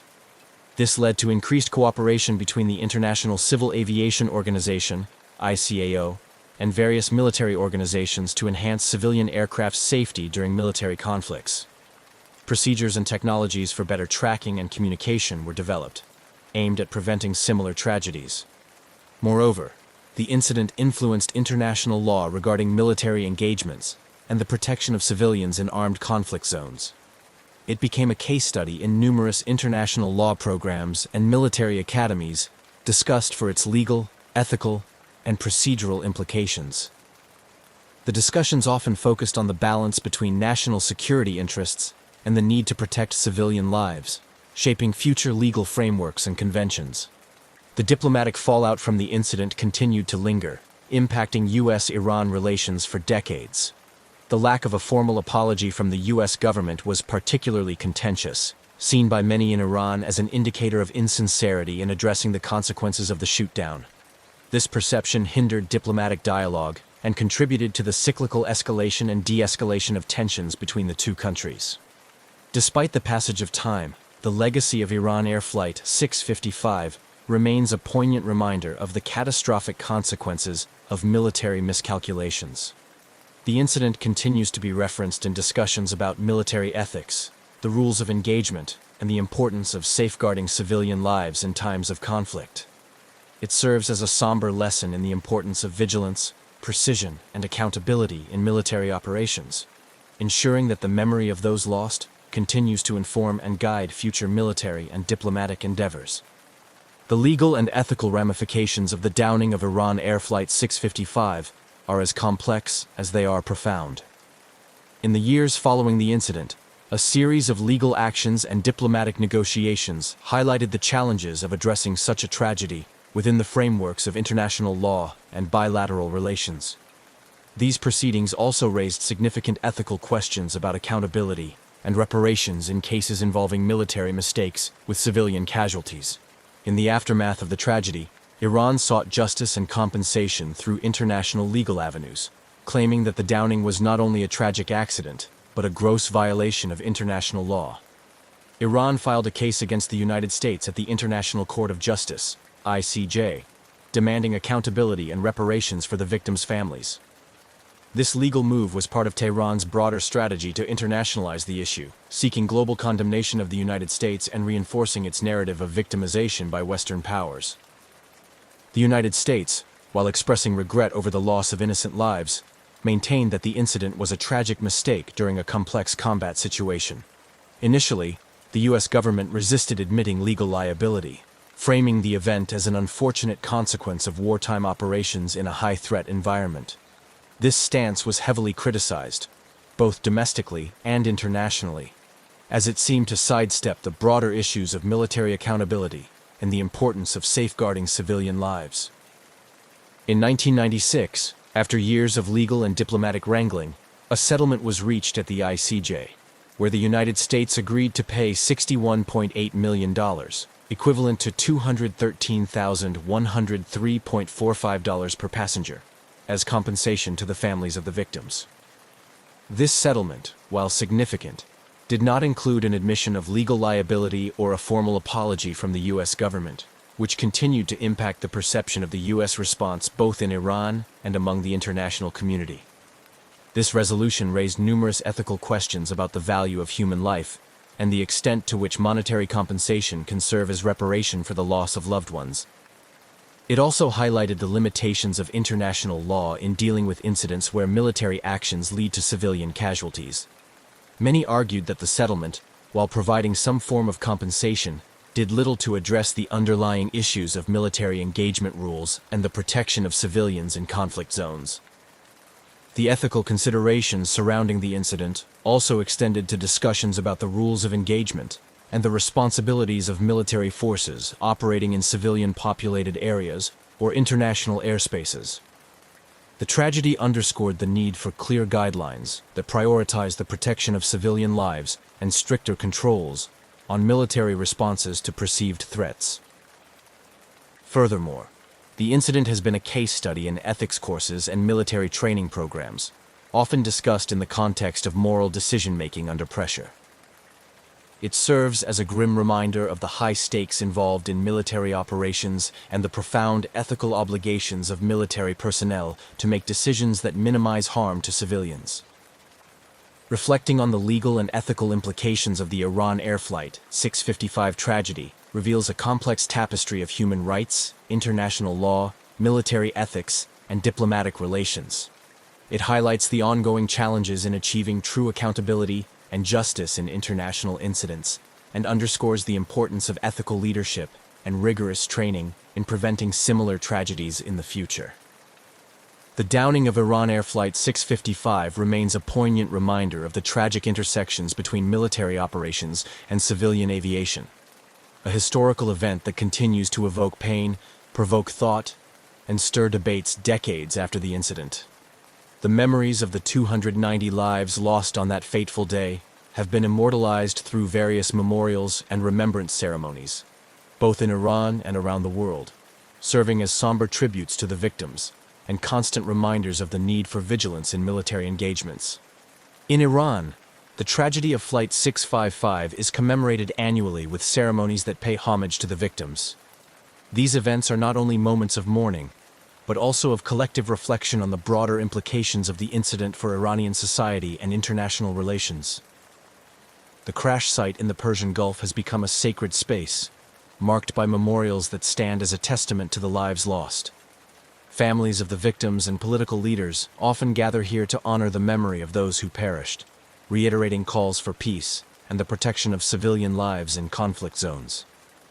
The legacy of Flight 655 also extends into ongoing diplomatic tensions between the United States and Iran.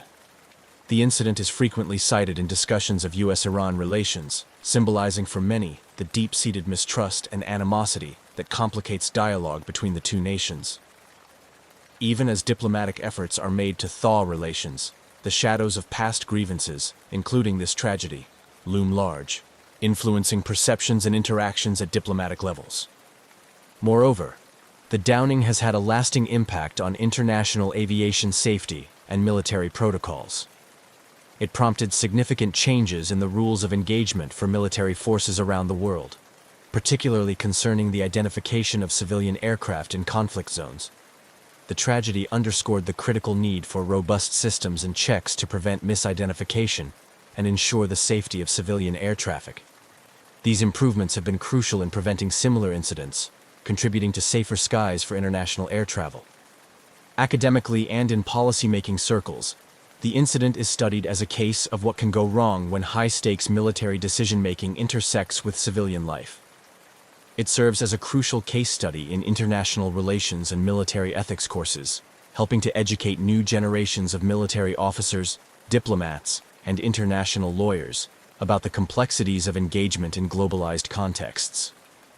The lessons learned from the incident continue to influence policies aimed at enhancing the accountability of armed forces and reinforcing the norms of international humanitarian law. Legal frameworks and international conventions have also been influenced by the fallout from the Flight 655 tragedy.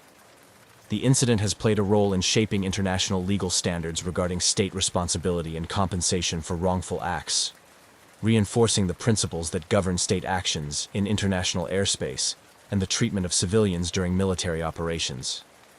These legal precedents continue to be relevant in contemporary conflicts, where the distinction between combatants and non-combatants can often be blurred.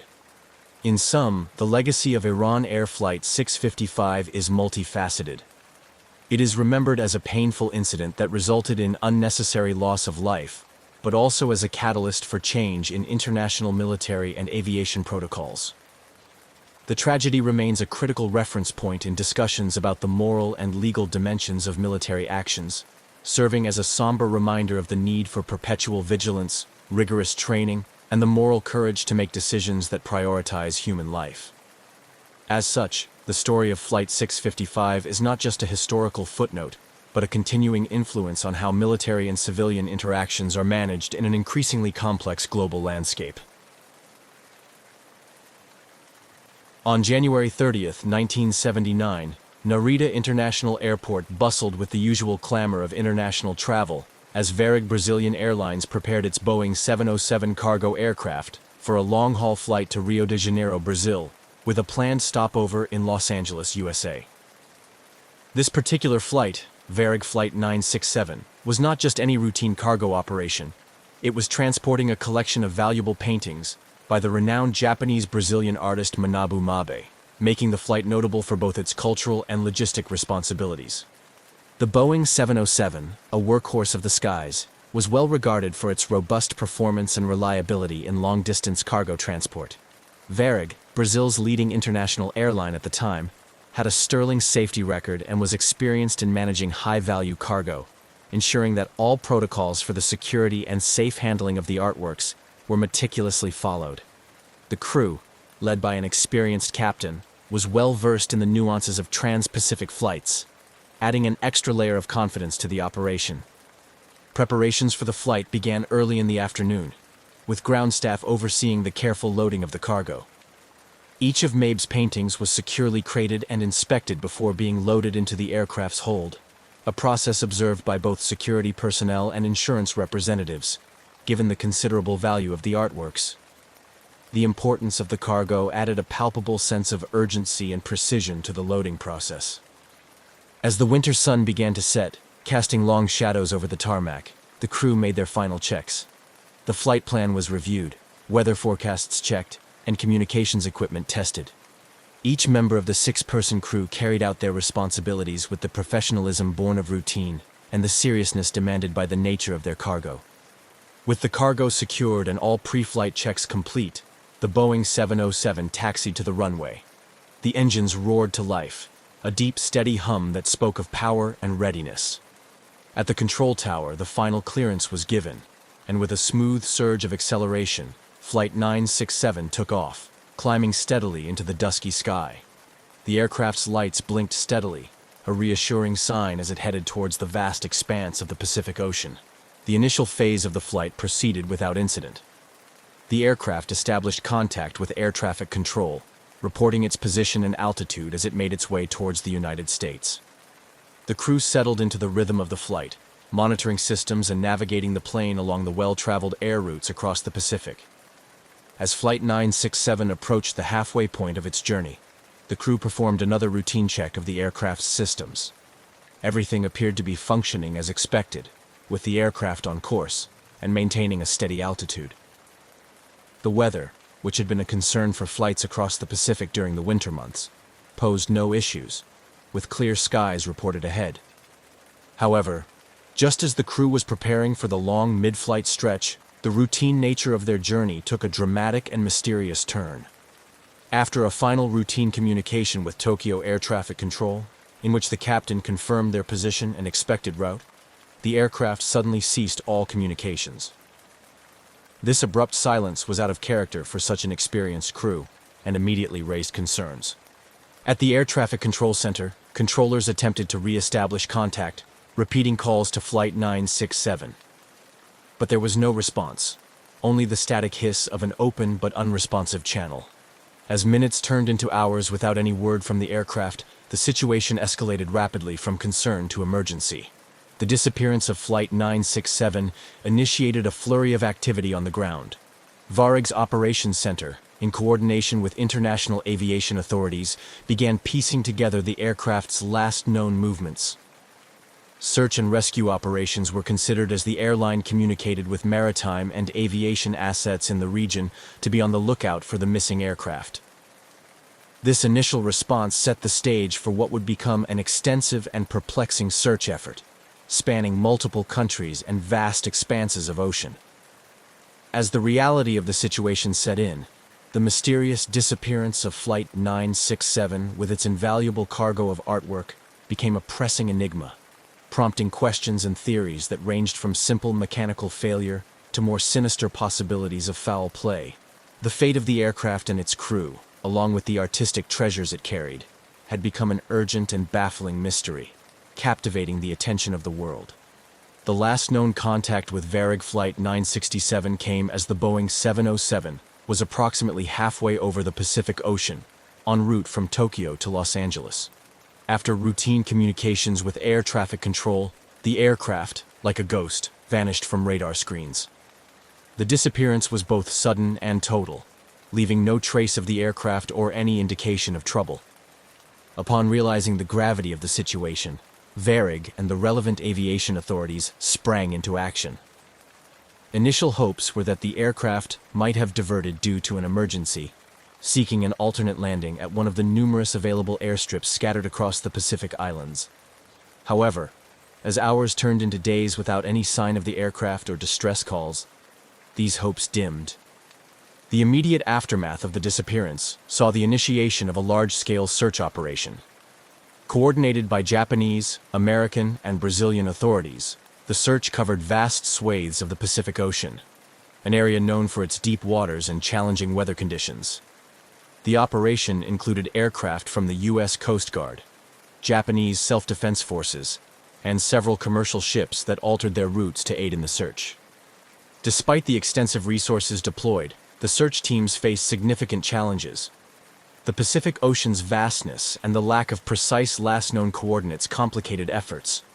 The Boeing 707 had disappeared in one of the most remote parts of the world, where radar coverage was spotty and satellite tracking of aircraft was not yet a standard practice.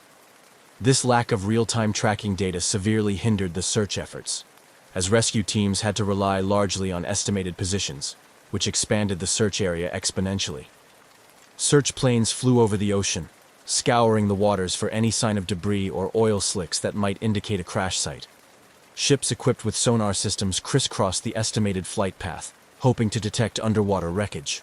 However, the depth and topography of the ocean floor made these efforts like searching for a needle in a haystack. As the search continued without success, the focus shifted to understanding what could have caused such an experienced crew flying a well-maintained aircraft to vanish without a trace. Theories abounded, ranging from catastrophic mechanical failure to more sinister scenarios involving sabotage or hijacking. The disappearance of Flight 967 was particularly puzzling due to the valuable cargo it carried, paintings by the famous artist Manabu Mabe, valued at several $1,000,000. This led to speculation that the disappearance might have been orchestrated to steal the artwork, although there was no concrete evidence to support such a theory. The possibility of an insurance scam was also considered, given the high value of the cargo. However, investigations into these angles did not yield any verifiable conclusions. Aviation experts also considered technical and mechanical failures as potential causes. The Boeing 707, though reliable, was susceptible to issues common to all aircraft, such as structural failure, decompression, or a catastrophic engine failure. Yet, without debris or flight data recorders, these theories remained speculative at best. Another line of inquiry focused on the pilot's actions. It was considered whether the pilot could have deliberately diverted the course, similar to other historical incidents of pilot suicide or defection. However, the background checks on the crew revealed no psychological, financial, or personal pressures that might lead to such drastic actions. As weeks turned into months, the mystery deepened. The lack of any substantial evidence, coupled with the fading trail, led to a gradual scaling down of search operations. The disappearance of Flight 967 became a cold case, leaving a void filled with unanswered questions and profound implications for aviation safety and security. The impact on the families of the crew was devastating. They had to cope with not only the loss of their loved ones, but also the torment of not knowing what had happened. The absence of closure was a heavy burden, and many family members continued to push for the continuation of the search, holding on to hope that some trace of the aircraft would be found. Meanwhile, in the broader aviation community, the disappearance led to calls for better tracking and monitoring of aircraft, especially over remote and oceanic routes. The incident highlighted the critical need for advancements in aviation technology, including the implementation of more comprehensive satellite tracking systems that could prevent another aircraft from disappearing without a trace. The mystery of Varig Flight 967 thus not only marked a tragic chapter in aviation history, but also served as a catalyst for discussions about improvements in flight safety and tracking technologies that could one day ensure that no flight ever vanishes again.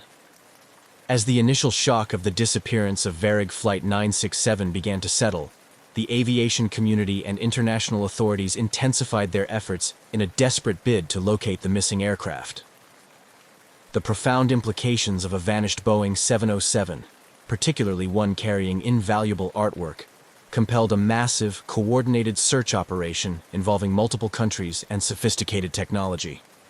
The immediate aftermath of the disappearance saw an array of resources being mobilized across the Pacific.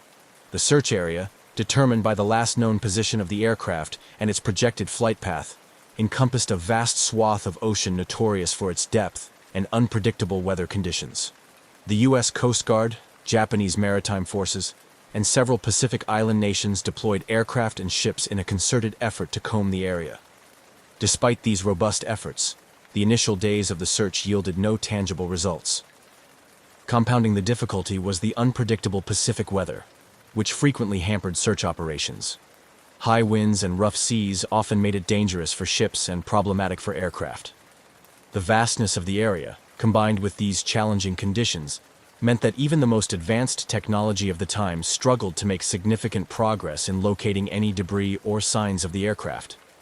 Simultaneously, international cooperation took on new levels of urgency and complexity. Diplomatic channels were activated to ensure that all possible resources were made available. Satellite imagery analysis was enlisted, with several countries contributing their satellite capabilities to scour the ocean for any anomalies that might suggest wreckage.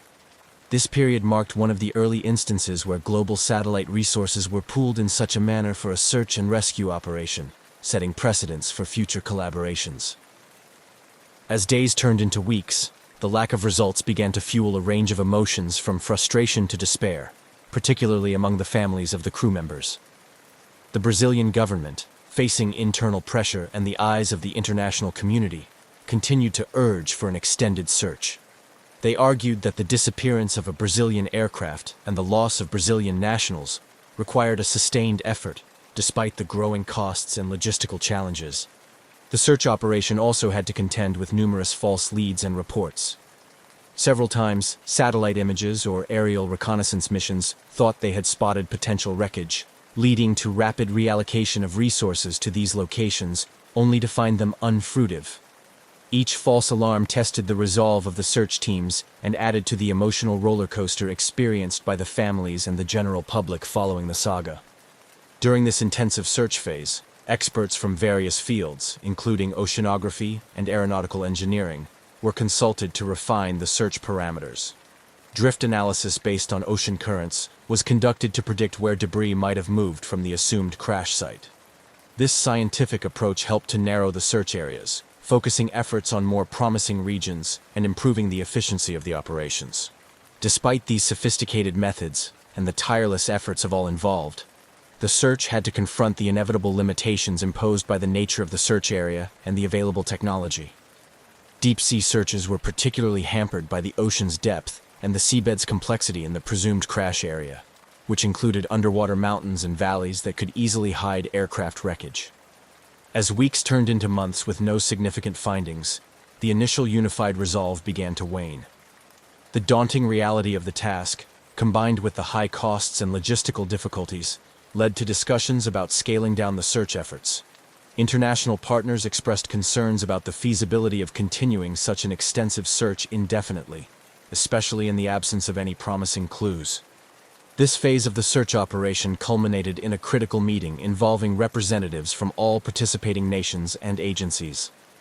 The decision was made to transition from an active search to a more passive phase, where resources would be directed only towards specific leads, rather than broad sweeps of the ocean. This decision was met with a mix of understanding and resignation, acknowledging both the enormity of the task and the slim chances of success in finding Flight 967 after so much time had passed without a trace. The conclusion of this phase did not mean the end of efforts to find Varig Flight 967, but it marked a somber acknowledgement of the limitations faced by even the most determined and resourceful search operations. The mystery of Flight 967 would continue to linger, a haunting reminder of the uncertainties that still pervade even the most routine of human endeavors like commercial flight. The disappearance of Varig Flight 967 opened numerous investigative channels, as authorities worked tirelessly to unravel the mystery behind the vanished Boeing 707. The focus was divided between mechanical and structural theories, potential human factors, and even the more sinister possibilities of foul play, given the valuable cargo of artwork on board. Criminal investigations were initiated alongside technical inquiries to explore all conceivable angles that could explain the aircraft's sudden and complete disappearance. The Brazilian, Japanese, and American authorities coordinated their efforts, examining if the disappearance could have been orchestrated for the theft of the valuable paintings by Manabu Mabe, estimated to be worth millions of dollars. This theory was particularly compelling given the nature of the cargo, leading to a detailed scrutiny of everyone involved with the flight, from the ground crew that handled the cargo to the personnel who had access to the flight plans. Simultaneously, mechanical failure remained a strong contender in the list of possibilities. Investigators pored over maintenance records and interviewed the airline's maintenance staff to check for any signs of oversight or malpractice that could have led to a catastrophic failure mid-flight. Given the Boeing 707's robust design and Varig's reputation for rigorous maintenance standards, this line of inquiry required thorough examination to ensure no stone was left unturned. The aircraft's last moments were also under intense scrutiny. Data from air traffic control and radar recordings were analyzed to reconstruct the flight's path and altitude changes. Experts considered whether a sudden structural failure could have caused the aircraft to break apart or dive uncontrollably into the ocean. The possibility of an onboard fire or explosion, which could incapacitate the crew and lead to rapid depressurization, was also explored. Alongside technical and criminal investigations, the psychological profiles of the crew were meticulously examined. Authorities delved into the personal lives of the pilot and co-pilot, searching for any indicators of distress, financial problems, or motivations that might lead one to alter the course of the flight deliberately. This aspect of the investigation sought to understand not just the mechanical workings of the aircraft, but also the human elements at play. The investigation's complexity was compounded by the international nature of the flight's route and the jurisdictions involved. Differences in investigative techniques and interagency cooperation sometimes slowed down the process, highlighting the challenges of managing an international aviation mystery. Throughout the investigative phase, theories continued to circulate and evolve. Some experts suggested that the disappearance might have been caused by a deliberate act, perhaps a hijacking gone wrong, or an insurance scam involving the artworks. Others speculated about less likely scenarios, including a spontaneous decision by the pilot to divert the course due to a perceived emergency. The lack of definitive answers led to an atmosphere rife with speculation. Media outlets around the world reported on every development, often sensationalizing the mystery without providing concrete information. This intense public scrutiny added pressure to the investigative teams, but also ensured that the disappearance of Flight 967 remained in the public eye, fostering a sustained interest in uncovering the truth. As months turned into years without conclusive evidence or wreckage, the investigations gradually scaled back. However, the mystery of Flight 967 continued to engage the professional and amateur sleuth communities alike. Online forums, documentaries, and annual conferences dissected every piece of available data, propelling the story into the realm of legendary aviation mysteries. While the official investigations provided no definitive conclusions, they significantly influenced future aviation security measures and protocols for transporting valuable cargo. The disappearance of Flight 967 became a case study in aviation safety courses around the world, teaching new generations of pilots and airline executives about the complexities and unforeseen dangers of air travel. Despite the lack of closure, the investigative efforts into the disappearance of Varig Flight 967 underscored the importance of comprehensive safety and security protocols in aviation, leaving an indelible mark on the industry and continuing to inform practices to this day. As the mystery of Varig Flight 967's disappearance continued to baffle the world, its impact resonated deeply within the aviation industry, particularly in terms of security and cargo transport.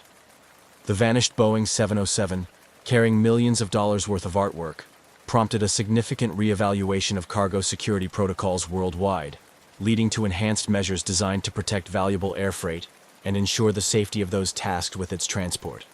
The incident underscored vulnerabilities in the system that could potentially be exploited for criminal purposes. In response, international aviation bodies, including the International Civil Aviation Organization, ICAO, and individual national aviation authorities, began to intensify their focus on securing air cargo.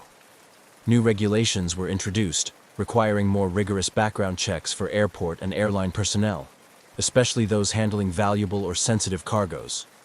The aim was to create a more robust barrier against theft, smuggling, and other illegal activities. Technological advancements were also accelerated as a direct consequence of the Flight 967 mystery. Innovations in tracking technology became a priority, with significant investments made into real-time tracking systems that could monitor aircraft even over remote areas like the open ocean. These systems were designed to prevent a repeat of situations where a plane could disappear without a trace, providing continuous updates on an aircraft's position, speed, and altitude. The implementation of these tracking systems saw the introduction of the Global Aeronautical Distress and Safety System, GADSS, which was recommended by ICAO and began to be implemented by airlines globally. GADSS was designed to ensure that aircraft could be tracked in real time anywhere in the world, making it virtually impossible for a plane to vanish without leaving a digital footprint. Furthermore, the loss of Flight 967 catalyzed improvements in how cargo was screened and loaded onto aircraft. Security measures were tightened, with enhanced scanning equipment and more stringent inspection procedures put in place at major airports around the world. These procedures not only aimed to detect potential threats like explosives or contraband, but also ensured that the documentation and handling of valuable items like artworks were thoroughly controlled and monitored. Airlines and insurance companies, recognizing the financial risks associated with transporting high-value items, started requiring additional security measures and higher assurance levels before agreeing to carry such cargoes. This often included escorts for valuable items, sealed and tamper-proof containers, and dedicated storage areas within aircraft where access was strictly controlled. The training of airline and airport staff in security procedures also saw significant enhancements. Personnel were now regularly drilled on emergency and security protocols, including scenarios involving hijacking, theft, and other security breaches. These training programs were designed to ensure that staff could respond quickly and effectively to protect passengers, crew, and cargo under a variety of adverse conditions. Despite these advances and heightened security measures, the disappearance of Flight 967 continued to haunt the aviation community. The event became a case study in many security training programs, used to illustrate potential vulnerabilities and the importance of vigilance and adherence to protocols. The lessons learned from the incident not only influenced cargo security, but also had broader implications for passenger safety and airline operations. The legacy of Varig Flight 967 is a complex tapestry of mystery, precautionary tales, and technological progression. It highlights the interconnectedness of safety, security, and operational integrity in the modern aviation landscape. While the aircraft itself was never found, the changes brought about in its wake have undoubtedly made air travel safer and more secure, ensuring that such a disappearance remains a rare and unlikely event in the future. This progression, however, came at the cost of an unresolved mystery, leaving an indelible mark on the annals of aviation history, reminding all of the perpetual need for improvement and innovation. As years passed since the disappearance of Varig Flight 967, the incident not only remained an unresolved mystery, but also continued to captivate the attention of the aviation community, researchers, and the public. The story of the missing aircraft and its valuable cargo of Manabu Mabe's paintings has been analyzed and reanalyzed, with various theories persisting or emerging over time. This ongoing interest has ensured that the case is not forgotten, and has also had a profound impact on the families of the missing crew and the airline's history. The legacy of Flight 967 is evident in how the incident has influenced ongoing discourse on aviation safety and operational transparency.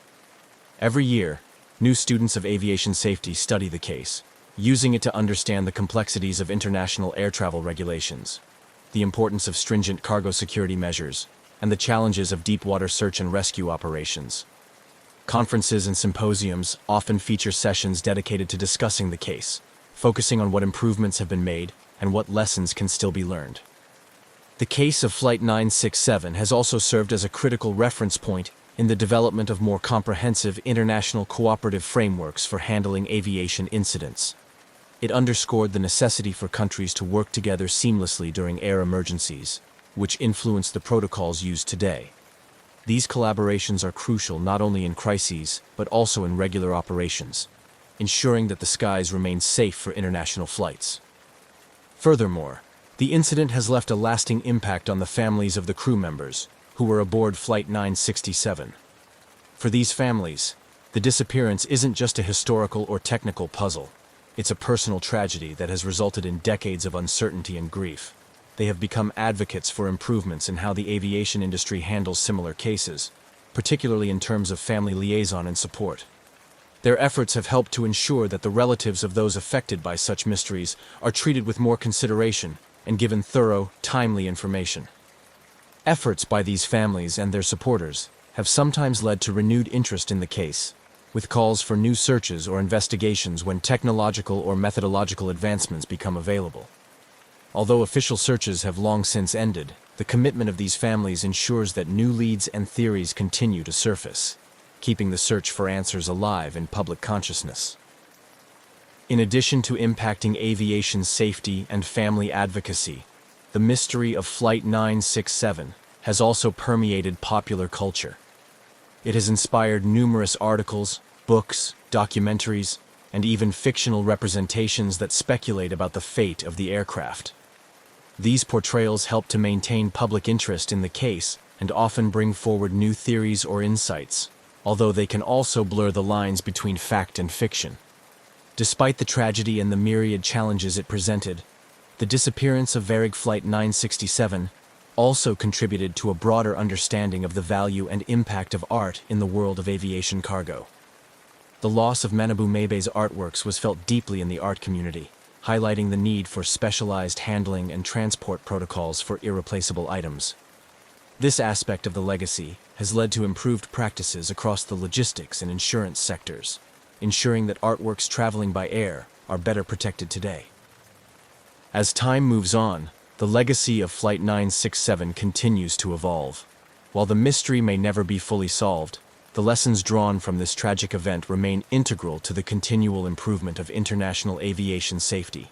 Through continued discussion, study, and advocacy, the aviation community ensures that the story of Flight 967, its crew, and its cargo will not be forgotten, serving as a perpetual reminder of the need for vigilance, preparedness, and cooperation in the ever-expanding realm of global air travel.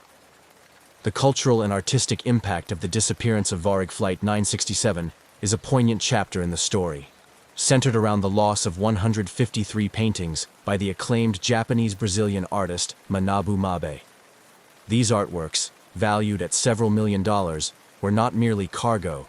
They represented significant cultural heritage and a profound personal loss to the art community and Mabe's legacy. The vanishing of such invaluable pieces under mysterious circumstances has left a lasting mark on the art world, highlighting the vulnerabilities associated with transporting art globally. Manabu Mabe's work was known for its vibrant expressionism, a fusion of Brazilian and Japanese artistic influences that made his paintings highly sought after on the international stage. The lost artworks were being transported back to Brazil after an exhibition in Tokyo, symbolizing a cultural bridge between Asia and South America and an important career milestone for Mabe. The disappearance of these works effectively erased a significant portfolio of his career's output, impacting not just the monetary value but also the cultural and historical record of global art heritage. This loss has prompted a broader discourse within the art and logistics industries about the risks associated with transporting art. In response, there have been tightened security protocols and better risk management strategies when moving valuable artworks. Insurance companies, artists, museums, and galleries now often insist on more stringent security measures, including enhanced tracking, vetted handling, and specialized transport services that minimize the risk of loss or damage. Moreover, the mysterious circumstances surrounding the disappearance of Flight 967 have fueled creative narratives in various media. Filmmakers, novelists, and journalists have drawn upon the story, weaving narratives that blend fact with fiction, exploring themes of loss, mystery, and the immeasurable value of art. These stories question what art means to our societies and how its value extends beyond monetary worth to embody cultural and historical significance. Documentaries focusing on the disappearance have also shed light on Manabu Mabe's influence in the art world, bringing his work to audiences who might not have been aware of his contributions before the incident. These documentaries often delve into the emotional impact of the loss on the art community and Mabe's family, highlighting the personal stories intertwined with the lost artworks. They serve as a reminder of the human aspects behind the headlines, grounding the technical and investigative details of the disappearance in a narrative of personal and cultural loss. In popular culture, the story of Flight 967 and its lost cargo of artworks has taken on a mythic quality, much like the mysteries surrounding the Titanic or the Amber Room. It captivates the imagination, offering a rich tapestry for exploration in novels, films, and art exhibitions. These cultural products allow people to engage with the story on multiple levels, from thrillers that use the disappearance as a backdrop to more introspective explorations of what such a loss means to the global community. Additionally, the story of Flight 967 has had educational impacts, being used as a case study in university courses related to art history, museum studies, and logistics. It provides a real-world context to discuss the challenges and considerations of transporting art across international borders, including legal, ethical, and logistical aspects. This educational use helps prepare the next generation of curators, artists, and logistics professionals to better manage and protect cultural assets. As the years pass, the disappearance of Varig Flight 967 remains a narrative rich with unanswered questions, but also full of lessons learned and stories told. It continues to influence not only the fields of aviation and logistics, but also the arts, serving as a stark reminder of the fragility and value of cultural artifacts. This legacy ensures that despite the mystery, the significance of the event and the art lost with it will not be forgotten. On a balmy evening in May 2003, a Boeing 727-223, registered as N844AA, sat quietly on the tarmac at 4 de Fevereiro Airport in Luanda, Angola. This particular aircraft had a rich operational history, having once ferried passengers across vast distances for major airlines. However, its glory days were seemingly behind it, as it awaited a new lease on life or its final resting place, parked among other forgotten relics of aviation. The Boeing 727-223 was a marvel of its time, renowned for its robust tri-jet configuration that made it a favorite among airlines for short to medium-haul routes. By the time it arrived in Luanda, this particular aircraft had transitioned from a commercial airliner to a potential cargo plane, reflecting the common fate of many aging aircraft. Its journey to Angola was a far cry from the bustling routes it once dominated. Here, it was meant to find new purpose in the cargo transport sector, a plan that never fully materialized. The aircraft's presence in Angola was emblematic of the broader context in which this mystery unfolded. Angola, at the time, was a nation grappling with the aftermath of a prolonged and devastating civil war that had only recently concluded. The war had left its airports, like many other infrastructures, in a state of disrepair and underregulated. Security protocols were lax, and oversight was minimal, conditions ripe for the unusual and the illicit. In this setting, the Boeing 727 had been grounded for over a year, accruing substantial parking fees and becoming a fixture on the airport's periphery. Maintenance on the plane was sporadic at best, performed just enough to keep it from complete dilapidation, with hopes still lingering for its eventual return to service. The aircraft was under the oversight of a company that had hoped to convert it for cargo use, though these plans had stalled indefinitely. On May 25, 2003, the airport buzzed with the usual activity, oblivious to the history about to be made. The Boeing 727, which had been a static feature for so long, was about to take center stage in one of aviation's most baffling mysteries. As the sun began to set, reports emerged of unusual activity near the aircraft. Witnesses later recounted seeing a small group of men boarding the plane, though details were murky and no official record of a scheduled flight existed. What followed next was as audacious as it was perilous. Without any clearance or communication with tower controllers, the Boeing 727-223 powered up its engines. Those on duty watched in disbelief as the aircraft taxied along the runway, its navigation lights off, maintaining a ghostly discretion. With a sudden burst of acceleration, the plane took off, disappearing into the darkening skies, leaving a trail of confusion and alarm in its wake. The immediate aftermath of the unauthorized takeoff was chaotic. Airport personnel scrambled to alert local authorities and aviation agencies, while the control tower made frantic attempts to establish radio contact with the now rogue aircraft. As minutes turned into hours without any sign of the plane or its illicit crew, the severity of the situation began to sink in. The aircraft had vanished, and with it, any straightforward explanation. The Angolan military, along with international aviation authorities, began piecing together the aircraft's last known movements. The search area was vast, spanning a significant expanse of the Atlantic Ocean where the plane was presumed to have headed. Meanwhile, international attention quickly escalated as news of the daring escape spread across the globe. The FBI and the U.S. Department of State became involved, given the American registration of the aircraft and the potential implications of such a security breach on international aviation. This disappearance triggered a cascade of investigative efforts and theories ranging from simple theft to more complex scenarios involving smuggling or espionage. The world was left to wonder, how could a sizable jet airliner simply disappear? What were the intentions of those who spirited it away? And most importantly, where did they, and the Boeing 727, ultimately end up? As the mystery deepened, the Boeing 727's unauthorized flight became a symbol of post-war Angola's challenges and the broader issues facing global aviation security. This incident was not just a case of an aircraft disappearance.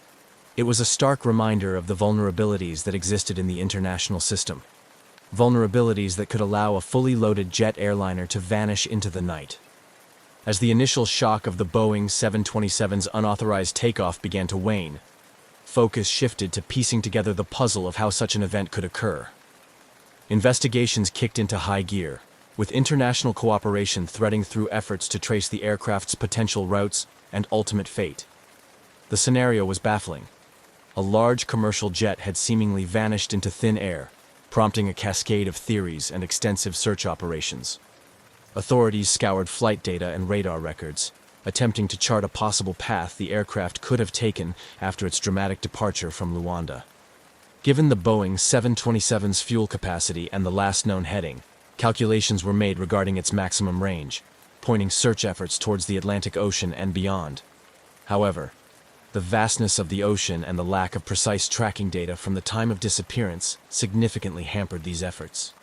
The Angolan government, embarrassed by the breach of its airport security, ramped up its involvement, collaborating closely with international agencies including the FBI, which had opened an investigation due to the American registration of the aircraft.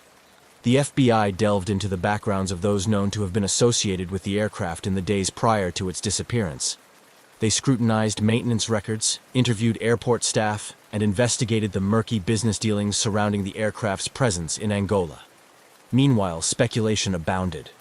One prevailing theory suggested that the aircraft had been stolen for its value as a flying machine, possibly to be used by rogue operators outside of the mainstream aviation industry. Another theory proposed that the plane was commandeered for smuggling purposes, given Angola's history as a hub for the illegal diamond trade. The idea that the aircraft could be repurposed for illicit activities in distant lands added a layer of urgency to the investigations. Adding to the complexity were numerous sightings reported across Africa and even South America. Each report prompted a flurry of activity, with local authorities scrambling to verify the accuracy of these claims. Yet none of these sightings were substantiated, and the aircraft remained elusive, as if it had indeed managed to ghost away into another part of the world. The international aviation community was also on high alert, as the disappearance highlighted significant vulnerabilities in global aviation security. The ease with which the aircraft was commandeered and removed from a supposedly secure international airport led to widespread discussions about the need for enhanced security measures. This incident acted as a catalyst for regulatory changes, prompting airports worldwide to tighten security protocols, especially concerning aircraft storage and access. Simultaneously, the mystery of the missing Boeing 727 captured the public's imagination, drawing attention from aviation enthusiasts, conspiracy theorists, and the media. Forums and websites popped up with people theorizing about the fate of the aircraft, each adding their layer of speculation to the story. The intrigue was magnified by the dramatic nature of the aircraft's disappearance and the backdrop of Angola's political and economic climate. As weeks turned into months without any trace of the aircraft, the fervor of the initial search began to diminish. International attention gradually shifted away from the case, which nestled into the annals of unsolved aviation mysteries. However, the impact of this event continued to resonate, influencing policy and procedures within the aviation industry.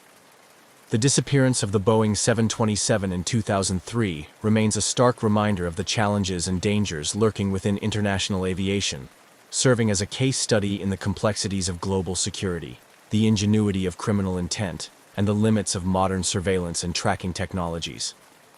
As such, it continues to be a subject of study and speculation, holding a place as one of the aviation world's most intriguing mysteries.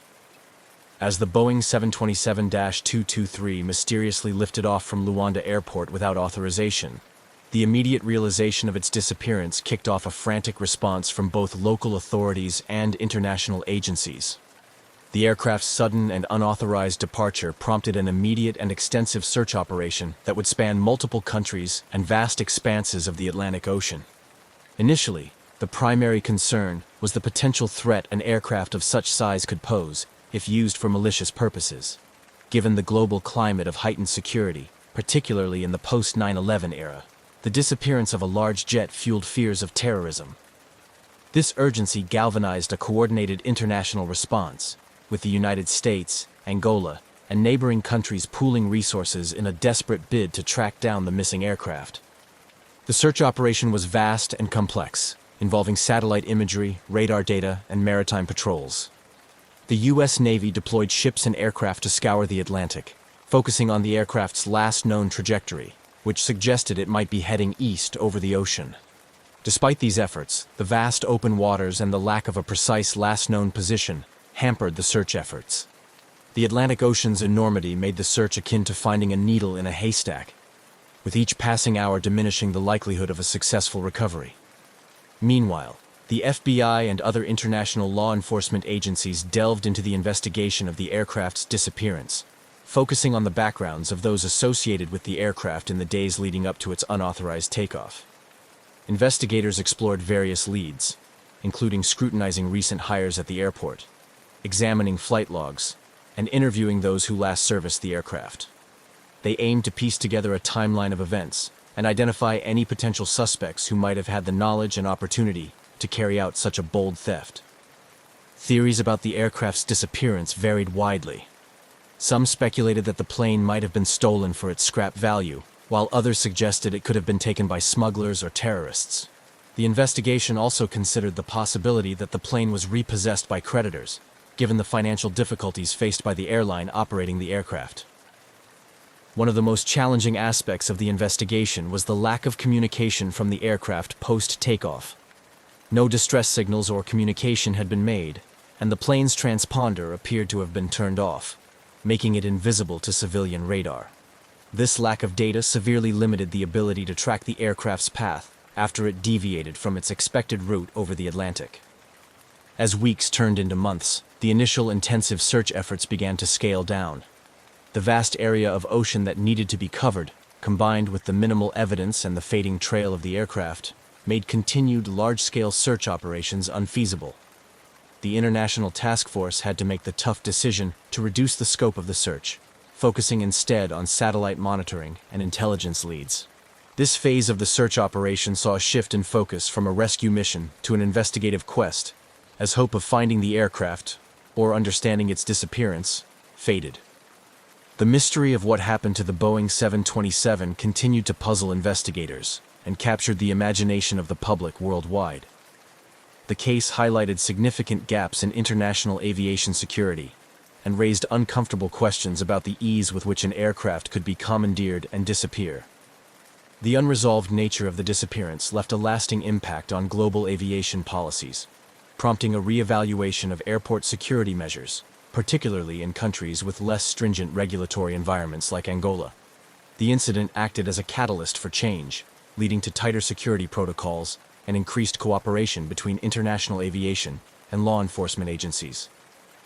As the active search concluded without success, the story of the missing Boeing 727 settled into a narrative of mystery and speculation, joining the ranks of other unsolved aviation mysteries. It remains a subject of intrigue, a case study in aviation security vulnerabilities, and a stark reminder of the complexities of protecting global aviation from a range of threats. The disappearance of the Boeing 727-223 from Luanda in 2003 sparked a plethora of theories, both plausible and far-fetched, as investigators, journalists, and the public grappled with the scant details surrounding its mysterious takeoff and subsequent vanishing. The intrigue was compounded by the aircraft's known condition and the geopolitical context, weaving a complex tapestry of possibilities that ranged from criminal activity to intricate conspiracies. One prevailing theory centered on the possibility of criminal intent, specifically aircraft theft, for illicit use. The 727 could potentially be repurposed for smuggling operations, given its capacity to carry significant cargo over considerable distances. Africa, with its vast, loosely monitored spaces and ongoing conflicts, presented a fertile ground for such activities. This theory posited that the aircraft was stolen not for the plane itself, but for the profitable opportunities it represented. Another theory suggested that the aircraft was seized to be used in a terror attack. This was fueled by the global atmosphere post 9/11, where fears of aircraft being used as weapons were at a heightened state. However, this theory gradually waned due to the lack of any corroborative terrorist claims or subsequent attacks, which would typically follow such high-profile thefts if they were terrorism-related. There was also speculation that the aircraft had been taken for insurance fraud. The idea was that the owner, perhaps facing financial difficulties, might have arranged for the aircraft to disappear in order to claim insurance money. This theory was supported by the aircraft's extended period of inactivity and accumulating fees at Luanda Airport, suggesting financial distress. However, detailed investigations into the insurance policies and financial state of the owning company yielded no substantial evidence supporting this theory. Adding to the web of speculation were numerous reported sightings of the aircraft after its disappearance. Reports came from various parts of Africa and even more remote regions, claiming sightings of an aircraft matching the description of the missing 727. Each report prompted bursts of activity from investigators and sometimes local authorities, but none led to any concrete findings. The elusive nature of these sightings only deepened the mystery, fueling more speculative theories among those following the case. Some conspiracy theorists even suggested that the aircraft was part of a covert operation, either by a private entity or a government agency, which explained the seeming lack of traceability and the muted official responses in some quarters. These theories often drew on the historical context of covert operations in Africa during the Cold War, suggesting a continuation of such practices in a new geopolitical guise. Amidst these swirling theories, the investigation faced significant challenges. The primary issue was the lack of physical evidence. Without wreckage, flight data recorders, or confirmed sightings post-takeoff, investigators had little to work with beyond the theoretical. The vast potential area where the aircraft could have gone down or landed, given its fuel capacity and range, made any search and recovery operation daunting and likely impractical. The international aspect of the case also posed legal and logistical hurdles. The aircraft's disappearance in Angola involved navigating the complexities of international law, cooperation between multiple countries' law enforcement agencies, and dealing with varying levels of resources and political will. The multinational nature of the investigation required careful coordination and was often hindered by bureaucratic delays and jurisdictional disputes. As the years passed, the lack of new evidence and the dimming prospects of solving the case led to a gradual reduction in active investigation efforts. However, the interest in the case did not entirely fade. It remained a popular topic among aviation enthusiasts, mystery aficionados, and conspiracy theorists, who continued to dissect every piece of available data and proposed new angles and insights. The story of the missing Boeing 727 became a part of the larger narrative of modern aviation mysteries, often compared to other incidents like the disappearance of Malaysia Airlines Flight MH370. It served as a stark reminder of the vulnerabilities in global aviation security and the challenges faced in securing older aircraft and preventing unauthorized use.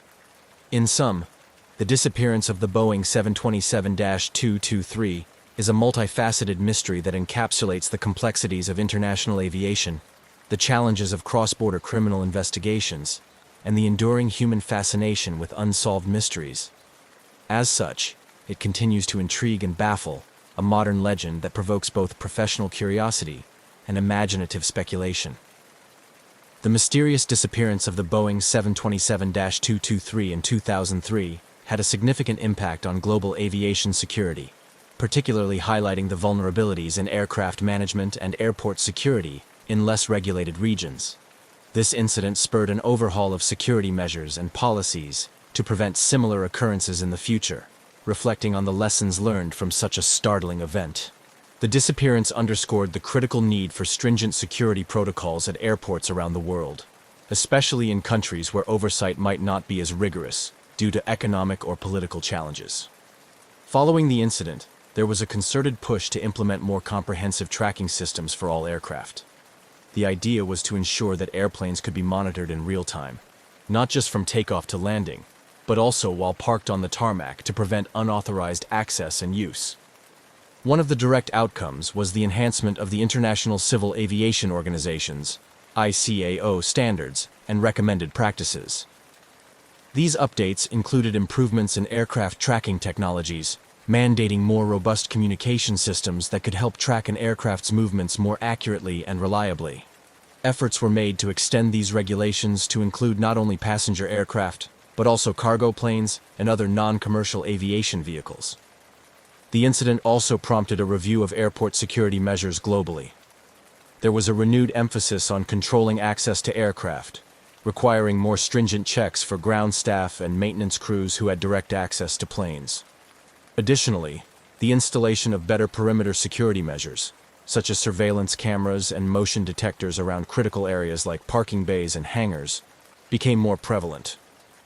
In many countries, the regulatory bodies responsible for aviation safety began conducting regular audits and inspections to ensure compliance with these enhanced security measures. Training programs for airport security personnel were overhauled to equip them with the skills and knowledge necessary to detect and respond to potential threats swiftly. These training initiatives often included modules on crisis management and emergency response to better prepare staff for unusual situations like the one that led to the Boeing 727's disappearance. Moreover, the incident highlighted the importance of international cooperation in aviation security.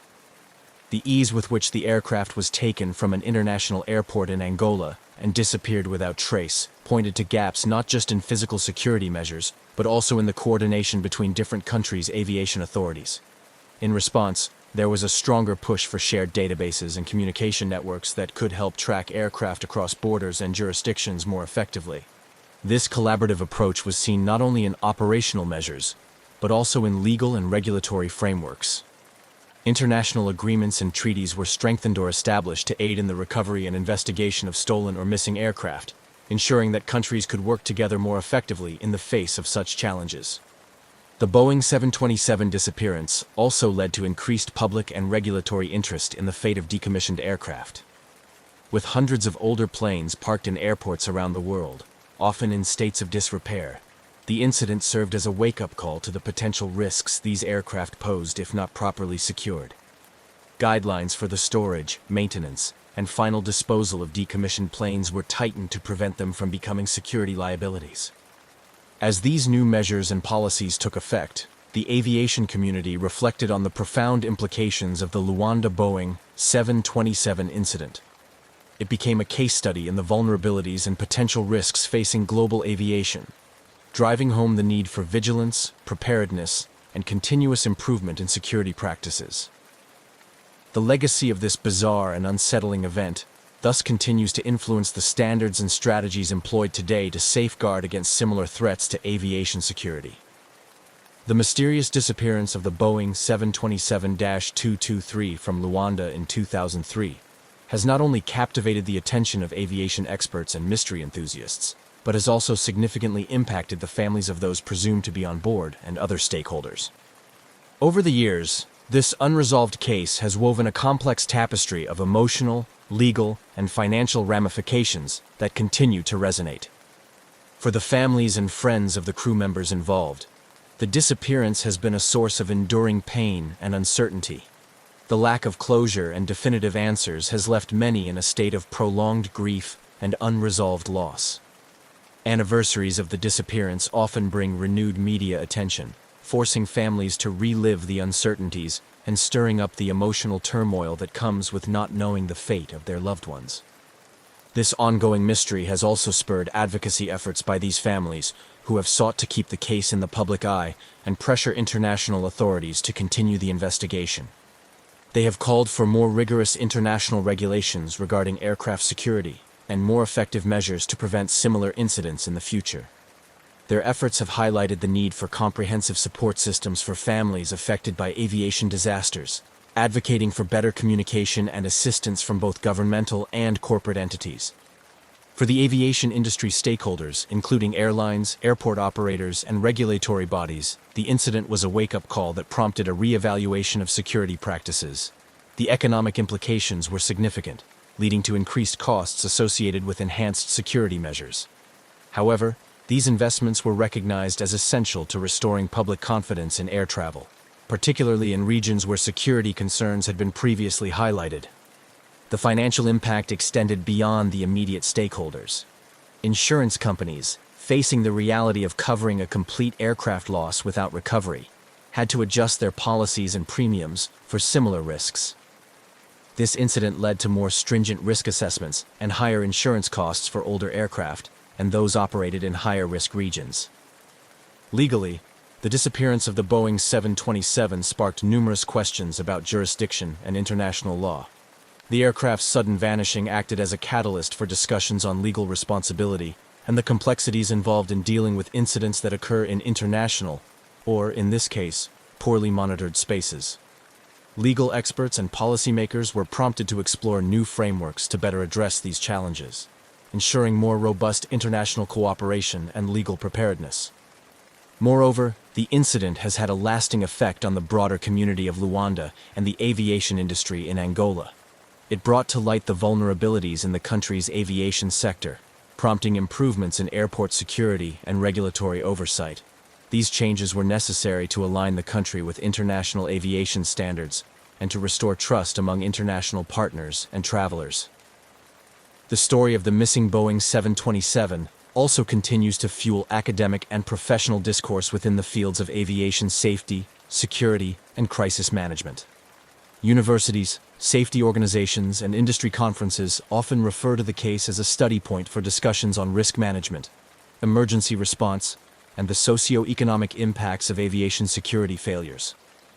As we reflect on the broader implications of this unresolved mystery, it becomes clear that the disappearance of the Boeing 727-223 is more than just an aviation anomaly. It is a multifaceted issue that touches on human, legal, and socio-economic fields. The ongoing discussions and policies that have emerged in the wake of this incident underscore the complex interplay between global aviation practices and the need for a cohesive approach to addressing such unprecedented events. This case remains a poignant reminder of the ever-present need for vigilance, innovation, and cooperation across all levels of global aviation. The mysterious disappearance of the Boeing 727-223 from Luanda Airport in 2003 has left an indelible mark on the global aviation community, prompting an ongoing re-evaluation of security measures and practices. The incident not only highlighted significant security lapses, but also demonstrated the potential consequences of operational oversight failures. This section explores the initial impacts and responses within the aviation industry and regulatory environments, highlighting the changes spurred by this incident. Following the aircraft's unauthorized departure and subsequent disappearance, there was an immediate recognition among global aviation authorities of the need for stringent security enhancements. This event underscored vulnerabilities at airports in countries with less rigorous regulatory oversight, particularly in post-conflict nations like Angola, where infrastructure might be compromised or outdated. As a result, international aviation regulatory bodies, including the International Civil Aviation Organization, ICAO, began to scrutinize existing security protocols, especially concerning aircraft on the ground. One significant change was the implementation of stricter controls on access to aircraft. Airports worldwide were urged to reassess their perimeter security, ensuring that all areas were adequately monitored and that access to aircraft was strictly controlled through biometric checks and electronic badge systems.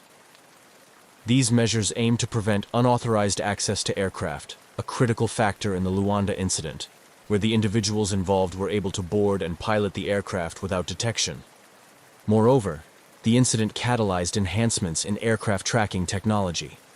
Real-time tracking systems became a focal point of development, driven by the need to ensure that all aircraft could be monitored continuously throughout their operations, including when parked. Technologies such as automatic dependent surveillance broadcast, ADSB, started to see wider adoption, providing real-time precision tracking of aircraft movements, which would have alerted authorities to the unauthorized movement of the 727 much sooner. The global aviation community also saw a shift towards more collaborative security efforts. Recognizing that security is only as strong as its weakest link, there was a push for improved international cooperation and information sharing among aviation authorities. This was particularly important for tracking and managing the risks associated with older aircraft models, which might not meet the latest operational standards, but are still in use in various parts of the world. Additionally, the incident led to increased investment in training for airport security personnel. Training programs were overhauled to include modules on crisis management, threat detection, and response strategies tailored to scenarios like unauthorized aircraft operations. These training sessions aim to equip personnel with the skills necessary to identify and mitigate risks effectively, ensuring a proactive rather than reactive security posture. In the broader regulatory context, the disappearance of the Boeing 727-223 highlighted the need for comprehensive international standards that could be uniformly applied across all member states.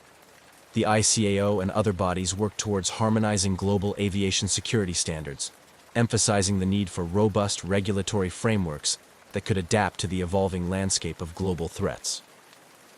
These changes collectively represented a paradigm shift in how aviation security was approached, reflecting a more nuanced understanding of the multifaceted risks present in global aviation operations. The legacy of the missing Boeing 727-223, therefore, extends far beyond the immediate mystery and intrigue.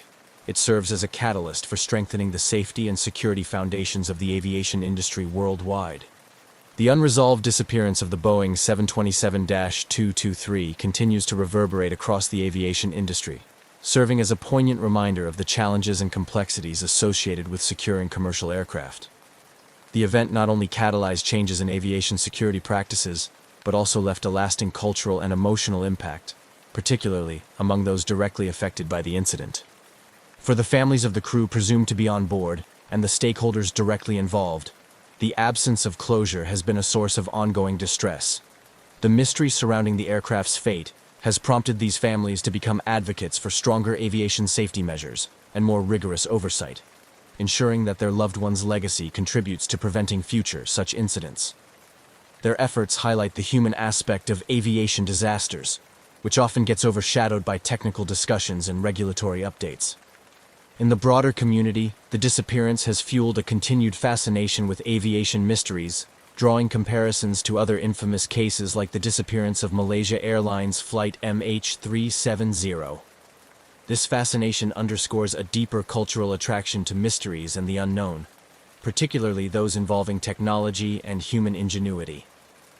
The Boeing 727's disappearance has inspired documentaries, books, and articles, each exploring different theories and aspects of the case, illustrating our collective quest for answers and understanding. Moreover, the incident has had educational implications, becoming a case study in aviation security courses and seminars around the world. It is used to teach critical lessons about risk management, emergency preparedness, and the importance of robust security systems. These educational initiatives help prepare the next generation of aviation professionals to better handle the challenges of a globalized and interconnected aviation environment. The story of the missing Boeing 727 also continues to influence policy and practice. The incident has been instrumental in shaping ongoing discussions at the International Civil Aviation Organization and other regulatory bodies about how to effectively manage and secure aging aircraft fleets, particularly in regions with limited resources. These discussions often lead to updated guidelines and recommendations that aim to enhance the safety and security of international air travel. Lastly, the enduring mystery of what happened to the Boeing 727-223 serves as a catalyst for ongoing technological innovation in aircraft tracking and surveillance. The aviation industry continues to develop more advanced tracking systems that can prevent aircraft from disappearing without trace.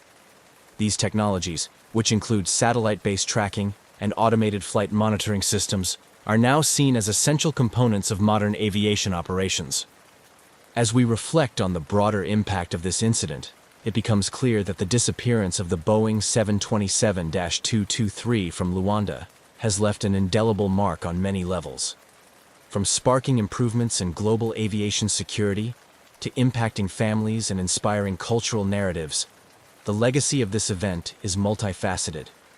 It continues to motivate advancements in safety and security, ensuring that the aviation industry remains vigilant against similar threats in the future, thereby honoring the memory of those involved in this mysterious disappearance. On a beautiful morning in 1970, a small Cessna aircraft, gleaming under the early sunlight, prepared for a routine flight that was soon to enter the annals of aviation mysteries. The pilot, an experienced aviator with a penchant for exploring the skies, conducted his pre-flight checks with meticulous attention. Little did he know, his upcoming journey over the Bermuda Triangle would challenge the boundaries of his understanding of time and space, turning a standard flight into a perplexing puzzle that continues to intrigue enthusiasts and experts alike. The pilot, whose passion for flying was matched only by his curiosity for the unknown, was no stranger to the legends surrounding the Bermuda Triangle. Yet, his scientific mind required more than anecdotal tales to sway his skepticism. Today's flight, originating from a small airstrip in Florida, was charted along a course that would take him directly over one of the most discussed regions in maritime and aerial folklore. His plan was straightforward: fly to the Bahamas, a trip he had made numerous times before, albeit never directly passing through the heart of the triangle. As he loaded his gear into the cockpit, the morning air was still and the sky clear, conditions that promised an uneventful journey across the serene Atlantic waters. The aircraft's instruments, all functioning within their optimal ranges, showed no sign of the drama that would soon unfold. His flight log was meticulous, documenting every detail, from fuel levels to the expected time of arrival, based on standard flight speeds and known weather conditions. Taking off, the Cessna lifted gracefully into the air, its engine humming steadily as it climbed to cruising altitude. The world below shrank away, leaving only the vast blue of the Atlantic stretching into the horizon. The early part of the flight was as serene as any pilot could hope for, with panoramic views of the ocean sparkling under the morning sun. However, as the aircraft edged closer to the coordinates that marked the Bermuda Triangle, a subtle change began to permeate the cockpit. The first sign was a flicker in the dashboard instruments. Dials twitched erratically, and the radio static increased. The pilot, initially unperturbed, made adjustments, attributing the anomalies to possible atmospheric interference common in this area of the globe. But the situation swiftly escalated as the compass began to spin inexplicably, and the familiar hum of the engine seemed to syncopate with an unfamiliar rhythm. The skies, still visually clear, now felt charged with an unexplained energy. Trying to maintain his course, the pilot felt a growing sense of disorientation, as if the very essence of time and space around him was warping. In his headset, the crackle of static grew louder, punctuated by what seemed like distant voices cutting in and out, an auditory illusion in an otherwise empty expanse. His trained instincts told him to trust his instruments, but they were becoming increasingly unreliable. Glancing at his watch, he noted the time, planning to cross-check it with the flight duration to gauge any discrepancies upon landing. As quickly as it began, the phenomenon ceased. The instruments stabilized as suddenly as they had faltered, the radio cleared, and the Cessna resumed its steady drone. Shaken but focused, the pilot continued toward his destination, now vigilant for any further abnormalities. Upon landing, the reality of what had transpired hit with full force. His flight, by all logical accounts supposed to last over 3 hours, had recorded barely an hour and a half. The confusion was palpable as he tried to reconcile the discrepancy. His initial disbelief was echoed by the ground crew at the Bahamas airstrip, who were equally baffled by the early arrival.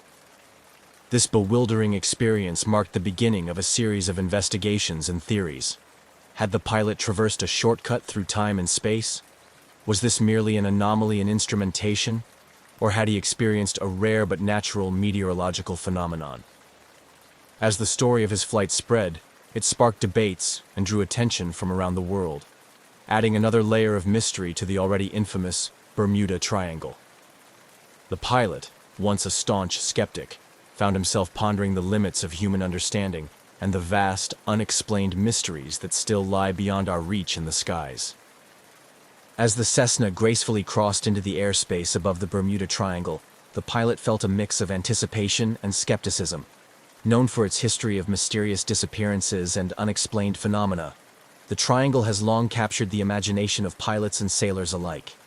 However, for this pilot, a man of science and logic, the myths and legends associated with this region were just that: stories without empirical evidence. Nonetheless, as he entered this notorious zone, The clear skies and calm seas seemed to belie the triangle's ominous reputation. The route planned for that day was one he had flown on the edges of, but never directly through the heart of the triangle. Today's flight path took him directly over its center, a decision made partly out of necessity and partly from a curiosity that he hadn't admitted to himself until now. The early part of his journey had been uneventful, with the aircraft performing flawlessly and the weather conditions ideal for a smooth flight. However, as he progressed deeper into the triangle, subtle anomalies began to manifest. Initially, these were minor, slight malfunctions in the aircraft's electronic instruments. The GPS system flickered erratically, and the radio emitted intermittent bursts of static, despite the clear weather and absence of storm clouds. These technical issues were disconcerting but not alarming, at least not at first. The pilot double-checked his backups and continued, relying on his experience and manual navigation skills to maintain his course. The true moment of disorientation came without warning. It was as if the atmosphere itself had changed, with a slight but noticeable drop in temperature and a sudden, eerie stillness that enveloped the aircraft. The sky, so clear moments before, seemed to take on a muted, almost surreal quality. The ocean below mirrored this stillness, its surface unnaturally calm. The pilot's initial reaction was to check his instruments, but what he saw only deepened his confusion. His compass was spinning inexplicably, and the altimeter fluctuated between readings in a way that was impossible under normal flying conditions. Trying to maintain his composure, he reached for the radio to contact air traffic control, only to be met with a hiss of static that made communication impossible.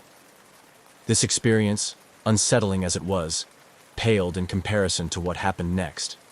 Time seemed to dilate around him, with seconds stretching into minutes, and minutes feeling like hours. This sensation of time warping was difficult to rationalize, leaving the pilot grappling with his perception of reality.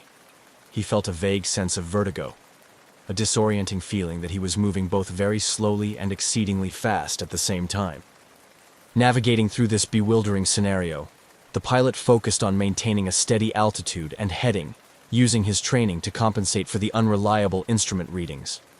He remembered reading about similar experiences from other pilots, though he had always regarded such stories with a healthy dose of skepticism. Now, faced with his own inexplicable circumstances, he wondered if there was more to the Bermuda Triangle than mere folklore. As suddenly as they had begun, the anomalies ceased. The instruments stabilized, the temperature returned to normal, and the radio cleared. The ocean's surface once again showed the gentle undulations of normal sea conditions, and the sky brightened to its previous vibrant blue. Shaken but relieved, the pilot continued his journey, now eager to reach his destination and land safely, his mind racing with questions about what had just occurred. The remainder of the flight was uneventful, allowing the pilot some time to reflect on his experience. Had he experienced a natural phenomenon unique to this region, or was there something more, something unexplained, that could account for the bizarre conditions he encountered?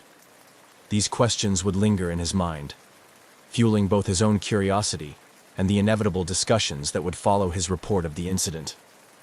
As the small Cessna emerged from the enigmatic clutches of the Bermuda Triangle, the pilot felt a surge of relief. The instruments stabilized, the skies remained clear, and the air traffic communications resumed their normal clarity. Yet, the feeling of disorientation and the haunting quiet of the past hour lingered in his mind. He knew the flight was far from over, not just in distance, but in the mental and emotional processing of what had just occurred.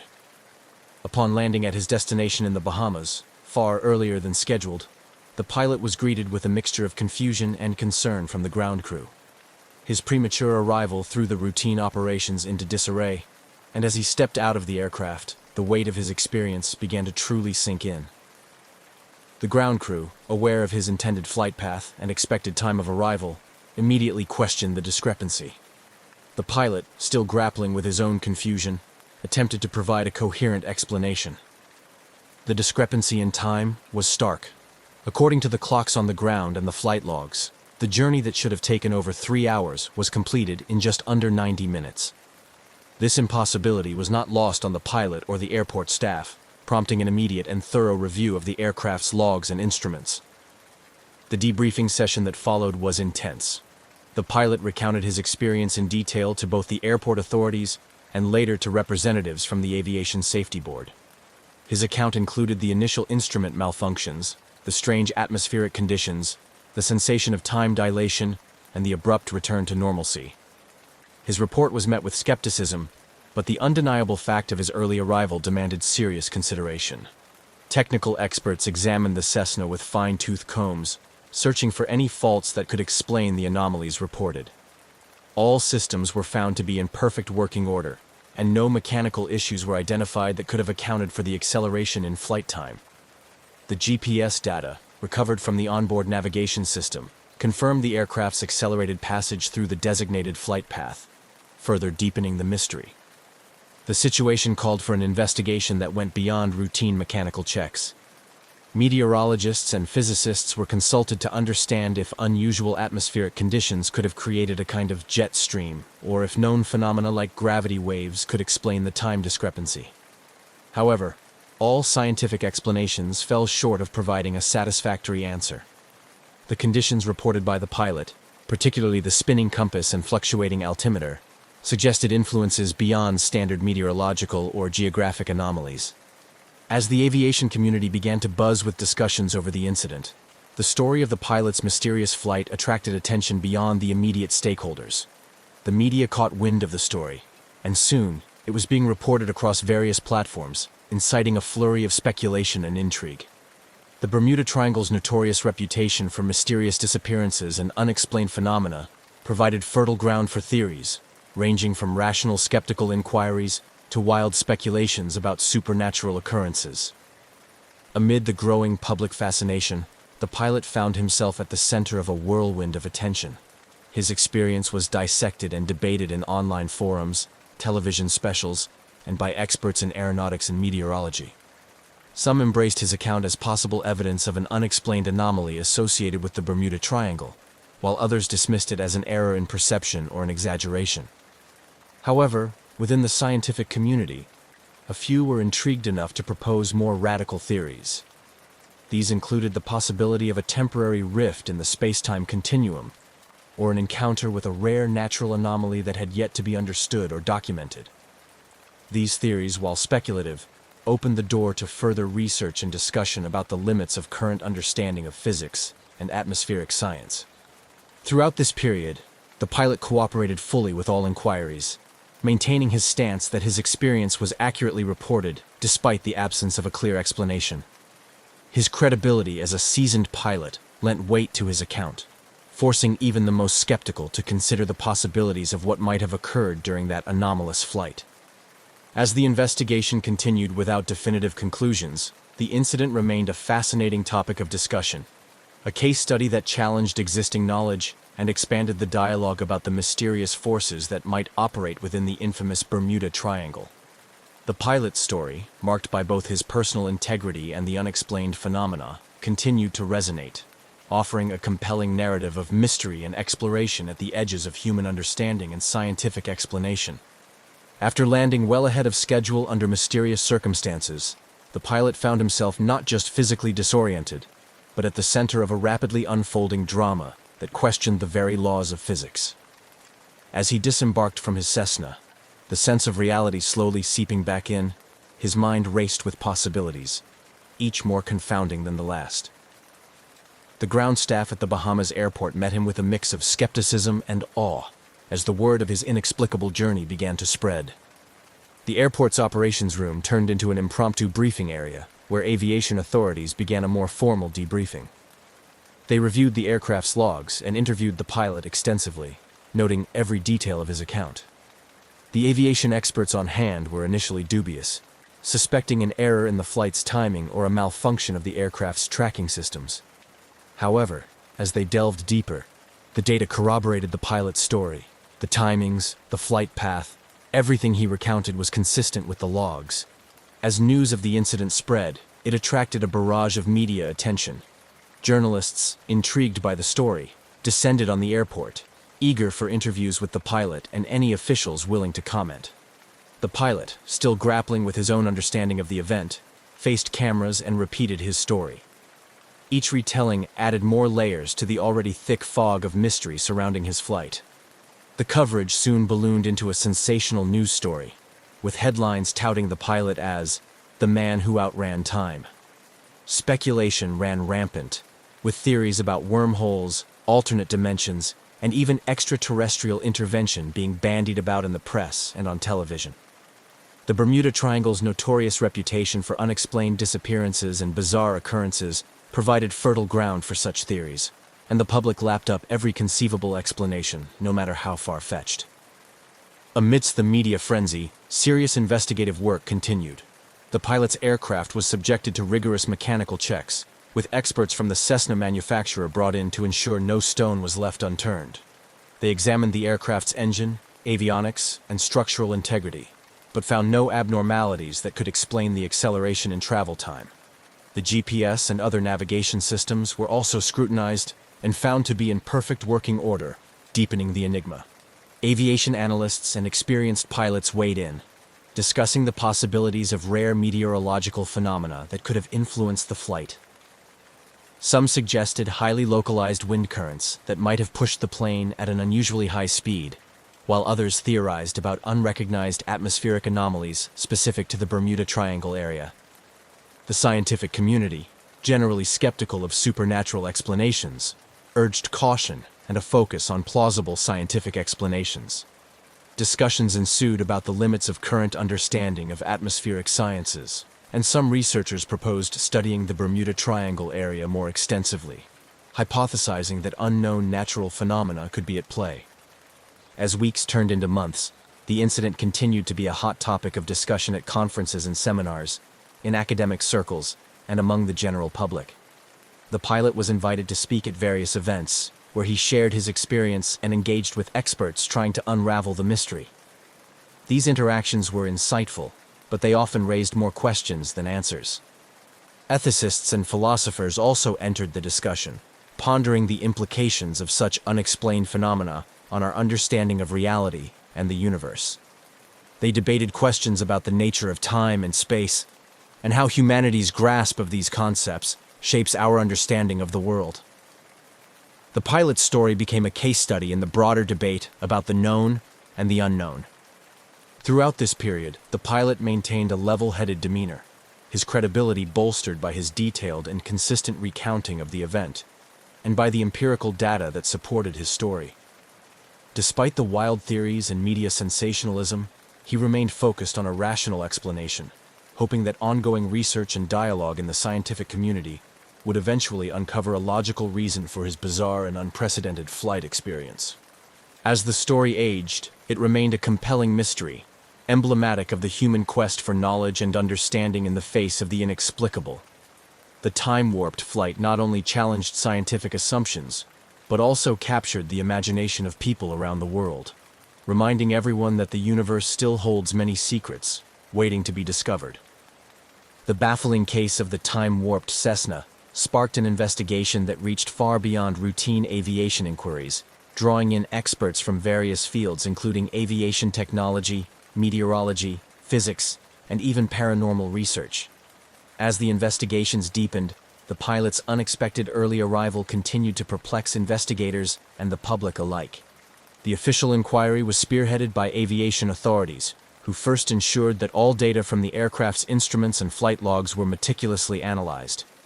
They verified times, altitudes, and airspeeds recorded by the onboard equipment against the pilot's account and external sources, such as radar tracks and communications logs. All the evidence consistently supported the pilot's narrative. His flight had indeed covered the expected distance in roughly half the expected time, with no detectable increase in airspeed or any unusual maneuvers recorded. To further complicate matters, the mechanical inspection of the aircraft revealed no modifications or anomalies that could have inadvertently increased the plane's speed. The engines, airframe, and electronic systems were all found to be standard and fully functional, showing no signs of tampering or malfunction that could explain the phenomenon. With mechanical and instrumental errors ruled out, investigators turned to environmental factors. Meteorologists were consulted to analyze weather conditions on the day of the flight, specifically looking for unusual atmospheric phenomena that could have contributed to the anomaly. This inquiry looked into rare occurrences like jet streams or sudden wind shears that might account for rapid transit, but nothing out of the ordinary was recorded in the weather data for that region on the day in question.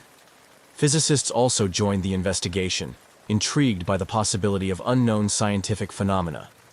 They explored concepts ranging from gravitational anomalies to more speculative ideas like spatial distortions, or the existence of a previously undocumented type of atmospheric tunneling effect. However, these theories remained speculative, with no empirical data to support them, leaving the scientific community both baffled and fascinated. Parallel to the scientific and technical investigations, the story attracted the attention of paranormal enthusiasts and theorists who linked the incident to the Bermuda Triangle's notorious reputation for mysterious occurrences. This angle was popular in the media and among the public, leading to a proliferation of sensationalist theories involving time slips, dimensional gateways, and other science fiction-like explanations. Television documentaries and online forums speculated wildly about the pilot's experience, drawing connections to past disappearances and unexplained events in the Triangle. The fervor around these theories prompted a broader discussion about the reliability of anecdotal evidence and the scientific approach to unexplained phenomena. Skeptics and believers alike debated the merits of pursuing investigations into what some considered to be pseudoscience, while others argued for the importance of keeping an open mind to all possibilities in the face of inexplicable evidence. As the months passed, the incident remained unsolved but became a case study in the limitations of current scientific understanding. Academics and researchers used the event as a springboard to discuss how science addresses anomalies and the role of unexplained phenomena in advancing scientific inquiry. Conferences and scholarly articles pondered the implications of the event for the philosophy of science, especially concerning the demarcation between accepted science and fringe theories. Ultimately, the official investigation concluded without a definitive explanation for the pilot's premature arrival. The final report stated that while all known possibilities had been exhaustively explored, the incident still lacked a satisfactory scientific explanation. It recommended ongoing monitoring of similar incidents and encouraged further research into atmospheric and environmental conditions in the Bermuda Triangle. This unresolved conclusion left the door open for continued speculation and interest. The pilot's story remained a captivating mystery, emblematic of the enduring human fascination with the unknown and the limits of our understanding.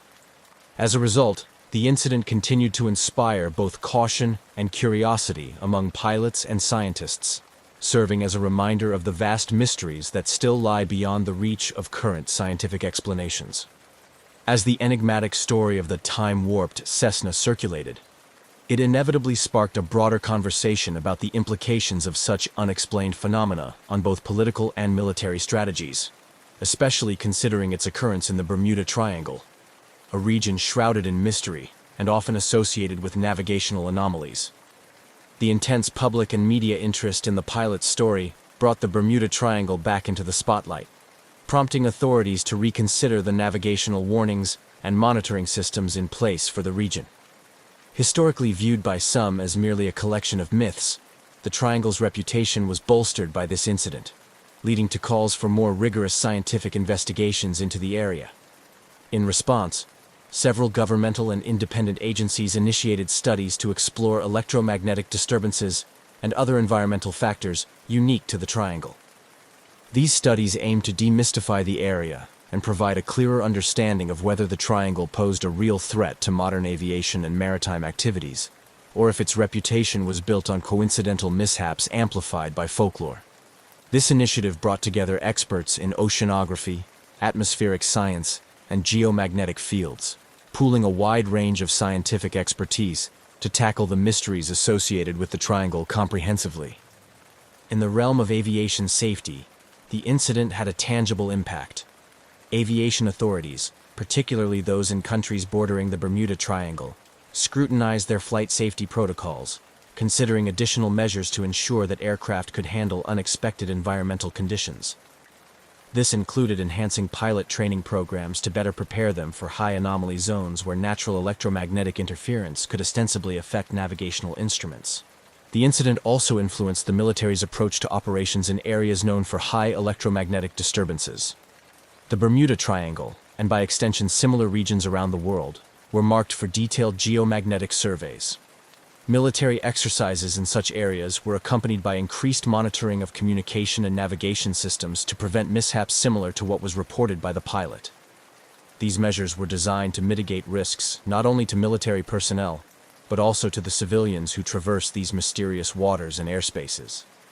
Internationally, the incident spurred discussions at various global forums about the need for a coordinated approach to dealing with unexplained phenomena affecting international airspaces and waters.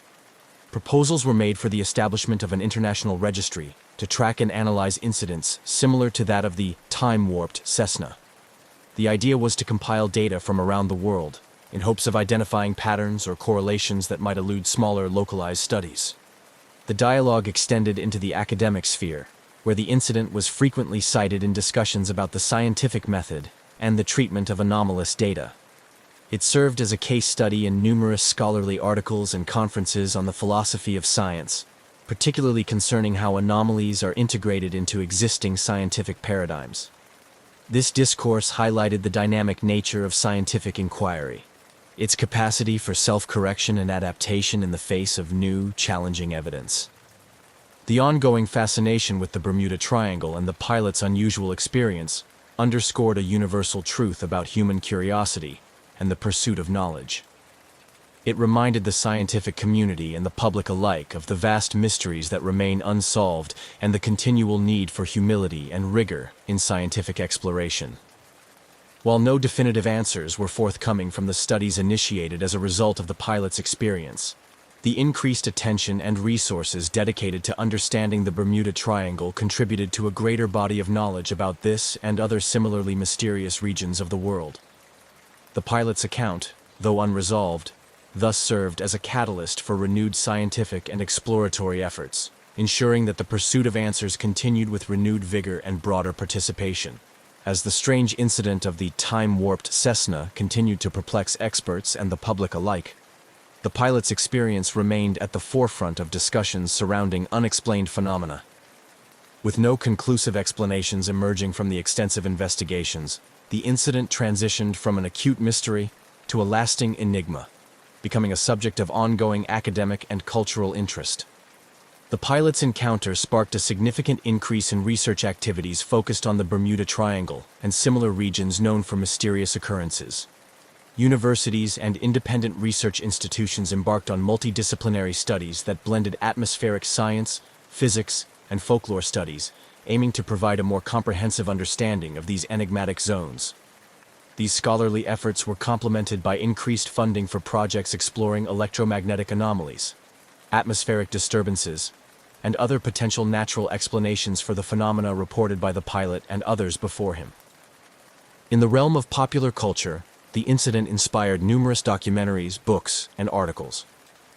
These narratives often blended fact with fiction, sensationalizing the event to capture the imagination of a global audience. However, they also played a crucial role in keeping the discussion alive, encouraging amateur sleuths and professional scientists alike to continue exploring the possibilities. The legacy of the pilot's flight also extended into the educational sector. Curriculums in universities that offered programs in aviation, meteorology, and oceanography began to include case studies of the Bermuda Triangle and the time-warped Cessna, as a means of illustrating the complexities of their respective fields.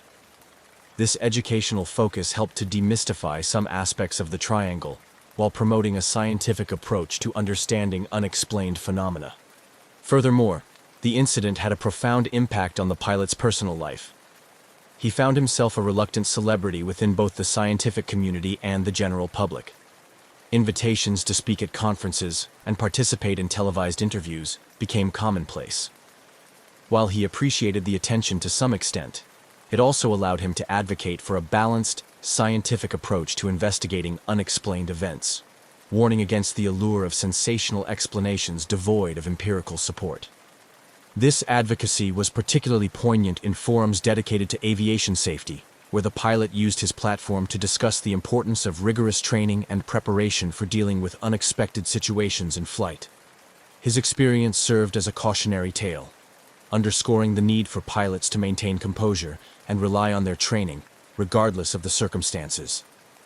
Annually, the incident was commemorated in various ways, both to honor the scientific pursuit of answers and to acknowledge the enduring mystery. Conferences and symposia were organized around the anniversary of the flight, bringing together experts from around the world to discuss not only this incident, but also other mysterious aviation events. These gatherings fostered a sense of community among those fascinated by the unexplained, encouraging ongoing dialogue and collaboration. As years passed, the story of the time-warped Cessna remained a popular topic, its details periodically revisited in light of new theories or similar incidents. The mystery continued to inspire both skepticism and wonder, serving as a reminder of the vast unknowns that still exist in the world and the enduring human quest to understand them. Ultimately, the incident became a part of the larger tapestry of human experience with the unknown, a testament to the limits of current scientific understanding and the perpetual drive towards greater knowledge. Whether viewed through the lens of cautionary aviation tale or intriguing scientific mystery, the legacy of the pilot's extraordinary flight continues to influence and inspire, a narrative forever woven into the fabric of modern mythology surrounding the Bermuda Triangle. On a humid morning in late June 1937, Amelia Earhart, already a celebrated aviator and symbol of pioneering spirit, prepared for what was to be the most challenging leg of her ambitious quest to circumnavigate the globe. Alongside her was navigator Fred Noonan, whose skills would be crucial in navigating the vast and treacherous expanse of the Pacific Ocean. Their aircraft, a modified Lockheed Electra, was equipped with additional fuel tanks, transforming the cabin into a cramped space filled with just enough room for the pilots and essential navigation equipment. This setup underscored the gravity and daring nature of their journey. Amelia Earhart was not just a pilot. She was a visionary who had already broken numerous records and established herself as a formidable figure in the rapidly evolving field of aviation. Her goal to fly around the world was more than a personal challenge. It was a statement about the possibilities of air travel and the role of women in its future. As the Lockheed Electra took off from Lae, New Guinea, the weight of this ambition was palpable. The flight to Howland Island, a tiny sliver of land in the vast Pacific, was one of the most critical phases of her journey. The island would serve as a crucial refueling stop, without which the completion of the circumnavigation would be impossible. The preparation for this leg of the flight had been meticulous. Earhart and Noonan had spent countless hours poring over maps and flight charts, calculating and recalculating their planned route to account for the myriad of challenges they faced, including unpredictable weather patterns and potential navigational errors. The Lockheed Electra itself had undergone numerous modifications to maximize its range and reliability, tweaks that were tested and retested to meet the exacting demands of their journey. Their departure from Lae on July 2nd was watched by a small crowd, a mix of well-wishers and press, all aware of the significance of the moment. Earhart, ever the emblem of confidence and calm, waved from the cockpit, her expression one of determined focus. As the engines roared to life and the plane lumbered down the runway, there was a collective holding of breath among those watching. Once the aircraft lifted into the sky, it disappeared into the clouds, leaving behind an air of hopeful anticipation. As Earhart and Noonan settled into the flight, their path took them over some of the most remote areas of the Pacific. Communication during this leg was limited to scheduled transmissions with the Coast Guard ship Itasca, which was stationed near Howland Island to provide radio guidance and weather updates. The vastness of the ocean around them was a constant reminder of the isolation and risks inherent in their undertaking. The last communication with the Itasca was both routine and ominous. Earhart reported cloudy weather, some rain, and rough seas below. She mentioned they were flying on a line of position noted on their maps that should have brought them directly over Howland Island. However, as time passed, further attempts to establish radio contact proved fruitless. Noonan's expertise as a navigator, crucial for their success, was up against the daunting challenge of finding a minute target in the immense Pacific. The realization that the aircraft might be lost began to dawn on those waiting on Howland Island and aboard the Itasca. The scheduled radio checks came and went without a word from the Electra.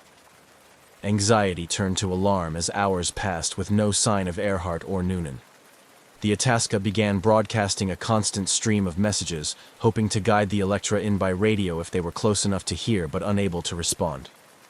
When the full scope of the situation became apparent, a massive search operation was quickly mobilized.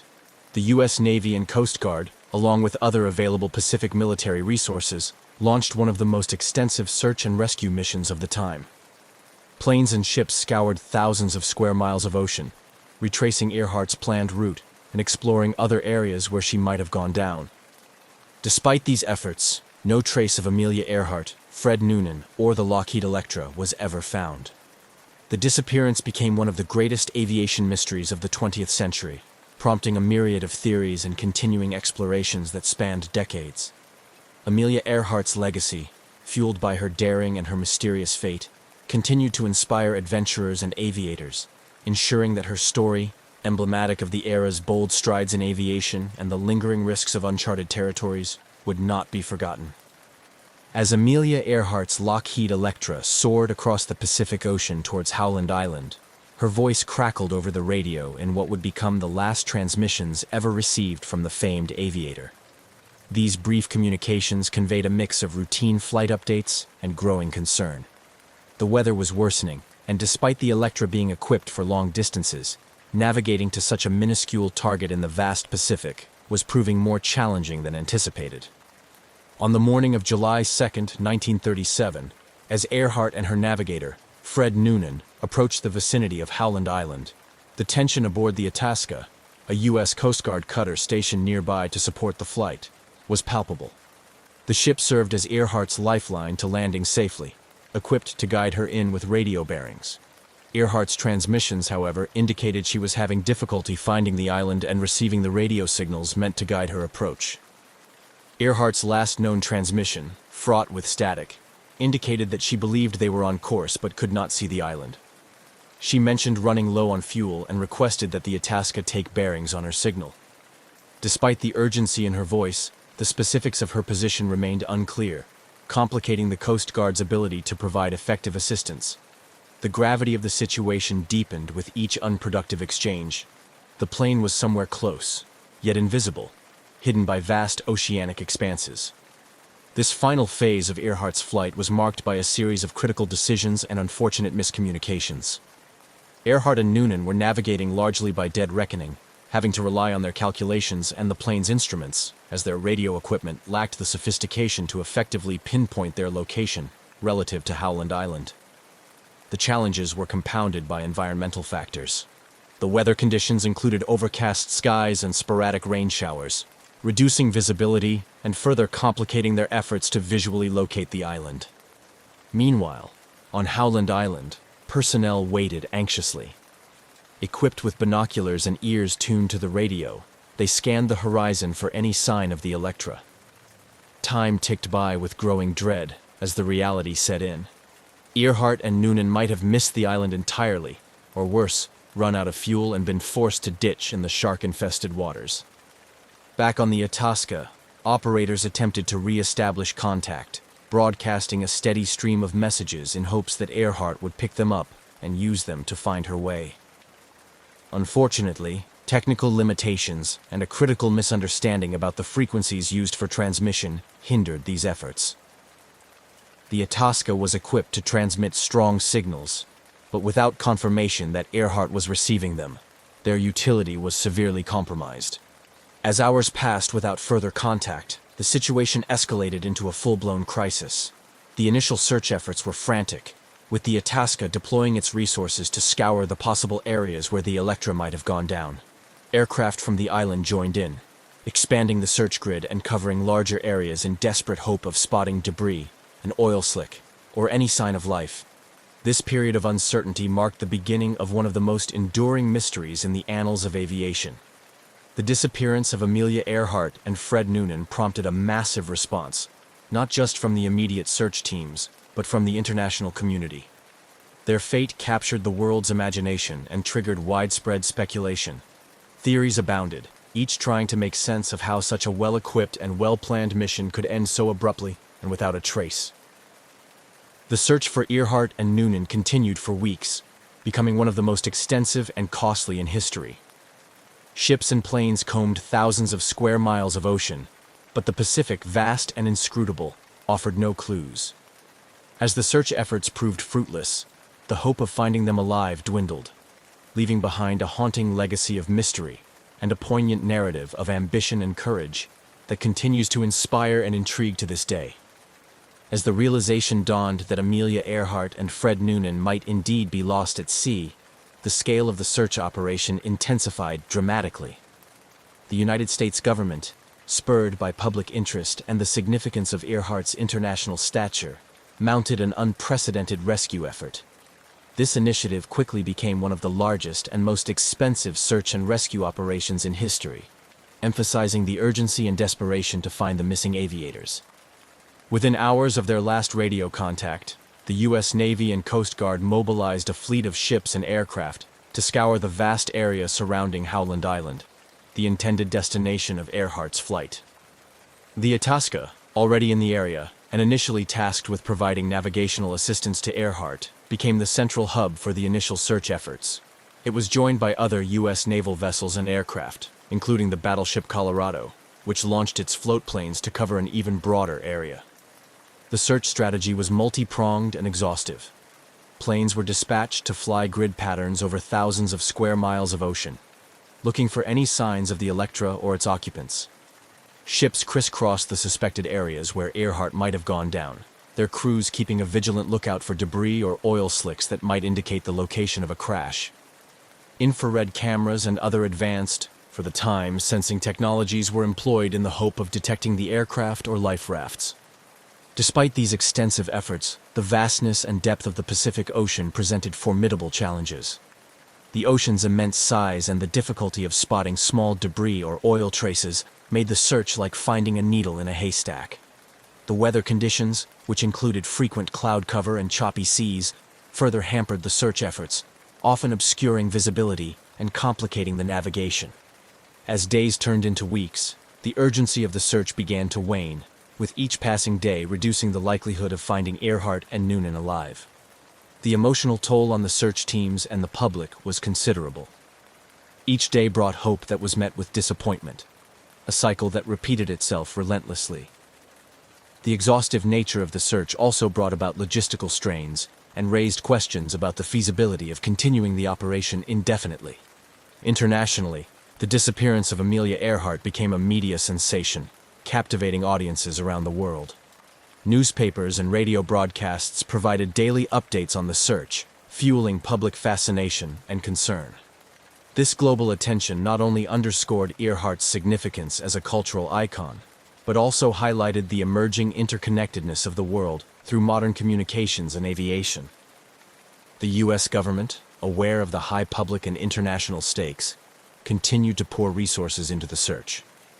However, after spending today's equivalent of millions of dollars and covering hundreds of thousands of square miles without any success, the difficult decision was made to conclude the official search. On July 19, 1937, just over 2 weeks after their disappearance, the search for Amelia Earhart and Fred Noonan was officially called off. The conclusion of this extensive search operation marked a somber moment. It was a testament to the limitations of even the most determined and resource-intensive rescue efforts of the time.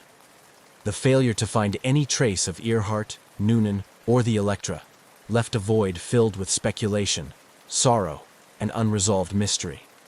This outcome not only deepened the enigma surrounding their fate, but also set the stage for decades of theories and explorations, each aiming to provide some resolution to one of the greatest aviation mysteries of the 20th century. The disappearance of Amelia Earhart and Fred Noonan over the Pacific Ocean in 1937 catalyzed a myriad of theories and extensive speculation that sought to explain the fate of these two aviators. Over the years, several prevailing theories emerged, each supported by various degrees of evidence and expert opinion, reflecting the persistent intrigue and the complex nature of their unsolved disappearance. The crash and sink theory is perhaps the simplest and most widely accepted explanation. It posits that Earhart's Lockheed Electra ran out of fuel while searching for Howland Island, leading to a crash into the vast Pacific Ocean. This theory is supported by the last transmissions from Earhart, which indicated that they were running low on fuel. The absence of any confirmed debris or oil slick could be attributed to the immediate sinking of the aircraft in deep water, leaving little trace on the surface to be detected by the search teams. Another compelling theory is the Gardner Island hypothesis, which suggests that after failing to locate Howland Island, Earhart and Noonan might have attempted an emergency landing on another island within the Phoenix Islands, now part of the Republic of Kiribati. Nikumaroro, formerly known as Gardner Island, has been the focus of this theory. Subsequent visits and expeditions to Nikumaroro have uncovered artifacts potentially linked to Earhart and Noonan, including pieces of plexiglass that may have come from the Electra's windows and an old-fashioned sextant box similar to those Noonan would have used. Supporters of the Gardner Island scenario argue that Earhart and Noonan could have survived for some time as castaways. This theory gained traction with the discovery of human bones on the island in 1940, although initial examinations in the early days were inconclusive, and later analyses led to more questions than answers. Modern forensic techniques continue to examine these findings, adding layers of scientific inquiry to the historical mystery. A more controversial theory involves speculation of capture by Japanese forces, suggesting that Earhart and Noonan might have landed or crashed in the Japanese-controlled Marshall Islands. Some proponents of this theory argue that they were taken as prisoners under the suspicion of being American spies, and that their ultimate fate was covered up amidst the geopolitical tensions leading up to World War II. However, this theory is based largely on anecdotal evidence and has been met with skepticism by mainstream historians due to the lack of concrete archival proof from US or Japanese sources. Each of these theories has been the subject of books, documentaries, and continued research, reflecting the global fascination with Earhart's story and the human desire for resolution. Expeditions to the South Pacific, particularly to Nikumaroro, have utilized modern technology such as satellite imagery, sophisticated sonar, and cadaver dogs to search for any trace of Earhart, Noonan, or their aircraft. These efforts have often been spearheaded by organizations like the International Group for Historic Aircraft Recovery, TIGHAR, which has dedicated decades to investigating the Earhart mystery. The public's fascination with these theories is not merely about solving a mystery, but also about connecting with the past and understanding more about a time when global aviation was still in its early, daring days.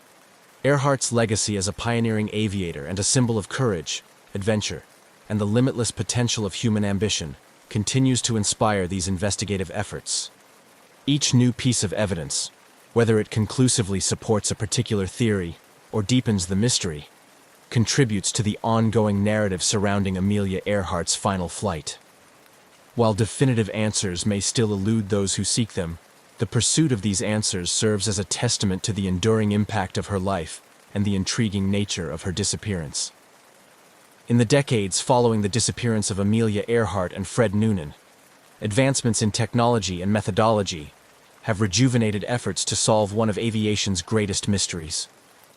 These modern investigations have not only provided new leads, but have also refined our understanding of what might have happened to Earhart's Lockheed Electra on that fateful day in 1937. One of the most persistent efforts has been led by the International Group for Historic Aircraft Recovery, which has conducted numerous expeditions to Nikumaroro Island, formerly known as Gardner Island. This atoll, part of the Phoenix Islands in the Republic of Kiribati, is central to the hypothesis that Earhart and Noonan may have landed there when they could not locate Howland Island. TIGHAR's expeditions have focused on systematic searches both on the island and in the surrounding waters, employing advanced forensic techniques and technologies. Significant among the findings from these expeditions are items that could plausibly be linked to Earhart, Noonan, or their aircraft. These include fragments of a plexiglass window that closely matches the type used in the Lockheed Electra and an aluminum panel that appears to be aircraft debris. Additionally, the discovery of a 1930s woman's shoe, a jar of anti-freckle cream — Earhart was known to dislike her freckles — and improvised tools suggest the possibility of castaways attempting to survive. Moreover, TIGHAR's efforts have extended to analyzing bone fragments and other biological material found on the island. Initial analyses in the past were inconclusive, or led to the determination that they were from a male, which contradicted the hypothesis that they might belong to Earhart. However, with the advent of more sophisticated DNA technology, these materials are under continuous re-examination. holding out the possibility that one day they might conclusively link them to Earhart. These expeditions have also benefited from technological advancements in satellite imagery and underwater robotics. High-resolution satellite images have allowed researchers to scour the island for signs of an aircraft from the comfort of their laboratories before setting foot on the island. Underwater drones, equipped with cameras and sonar, have explored the deep waters around Nikumaroro for any signs of the wreckage, which would be definitive proof of the plane's final resting place. Despite these promising leads, each expedition has also underscored the monumental challenges of such an endeavor.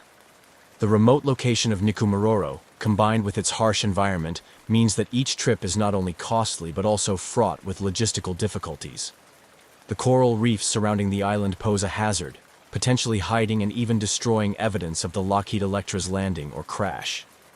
The modern search for Amelia Earhart is also marked by collaborations that span governments, private entities, and enthusiasts, each bringing their expertise and resources to bear on this enduring mystery. These collaborative efforts reflect a larger trend in the field of historical and archaeological research, where multidisciplinary approaches are increasingly seen as vital to solving complex puzzles.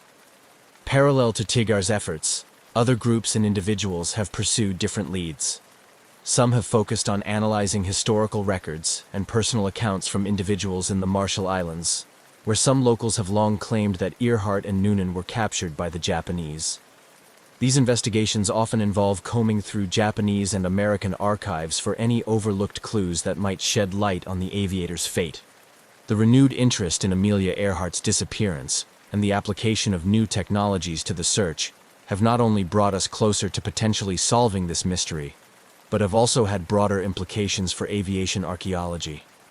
Techniques developed and refined during these searches, such as deep-sea sonar imaging and DNA analysis from old remains, have applications in other investigations, expanding our capabilities to explore and solve historical enigmas.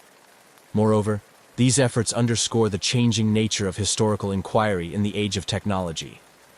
With each new tool and each expedition, the public's fascination with Earhart's story is rekindled, ensuring that her legacy continues to inspire and that the quest for answers remains alive. Whether or not these modern investigations will ever conclusively solve the mystery of what happened to Amelia Earhart, they stand as a testament to the enduring human spirit to seek answers, no matter how elusive they may be. Amelia Earhart's disappearance in 1937 transcended the realm of a mere aviation mystery to become a powerful symbol of courage, adventure, and the endless quest for equality. Her legacy has profoundly impacted not only aviation, but also the role of women in STEM and broader societal contexts, inspiring countless individuals and shaping cultural narratives across decades. Earhart was more than an aviator. She was a pioneering spirit of her time, breaking numerous records and challenging societal norms that restricted women's roles both on the ground and in the skies. Her attempt to circumnavigate the globe was a bold assertion of her belief in women's capabilities and their right to compete on equal footing with men. This aspect of her legacy has made her an enduring icon in the feminist movement, symbolizing the struggle for equality and the fight to break through traditional gender barriers. In the world of aviation, Earhart's influence has been equally significant. She was instrumental in the formation of the 99s, an international organization of women pilots established in 1929 to provide support and advocacy for female aviators. Her leadership and vision set the stage for future generations of women in aviation, encouraging them to pursue careers as pilots, engineers, and space explorers. The organization continues to thrive, supporting women in aviation through scholarships, education, and mutual support, perpetuating Earhart's legacy of empowerment and involvement in the field. Moreover, Earhart's story has been a persistent presence in media and popular culture, serving as a rich source of inspiration for films, books, and plays. Each portrayal explores different facets of her life and disappearance, reflecting the public's enduring fascination with her story. These portrayals often emphasize her bravery and the mysterious circumstances surrounding her final flight. But they also highlight her role as a trailblazer for women's rights and her contribution to the early days of aviation. Her disappearance has also sparked numerous conspiracy theories and alternative explanations, which have been featured in various documentaries and investigative reports. This ongoing intrigue ensures that her name remains in the public consciousness, continually sparking new discussions about her life and legacy. The mystery of her fate invites people to explore not only the facts, but also the symbolic meanings of her journey and disappearance. Educationally, Earhart's life and career are studied in schools around the world, where her story is used to teach lessons about perseverance, courage, and the importance of pursuing one's dreams despite obstacles. This educational impact is perhaps one of the most enduring aspects of her legacy, inspiring students to learn from her achievements and challenges. Additionally, Earhart's influence extends to advocacy for aviation safety and technological advancements in flight. Her disappearance highlighted the limitations of aviation technology of the time and underscored the need for advancements in navigation and communication systems. Today, modern satellite and GPS technologies, which provide real-time tracking of aircraft, are part of her legacy, addressing the very challenges that contributed to her disappearance. On a more personal level, the annual remembrance events and continued interest in her life have provided a form of closure for those inspired by her story.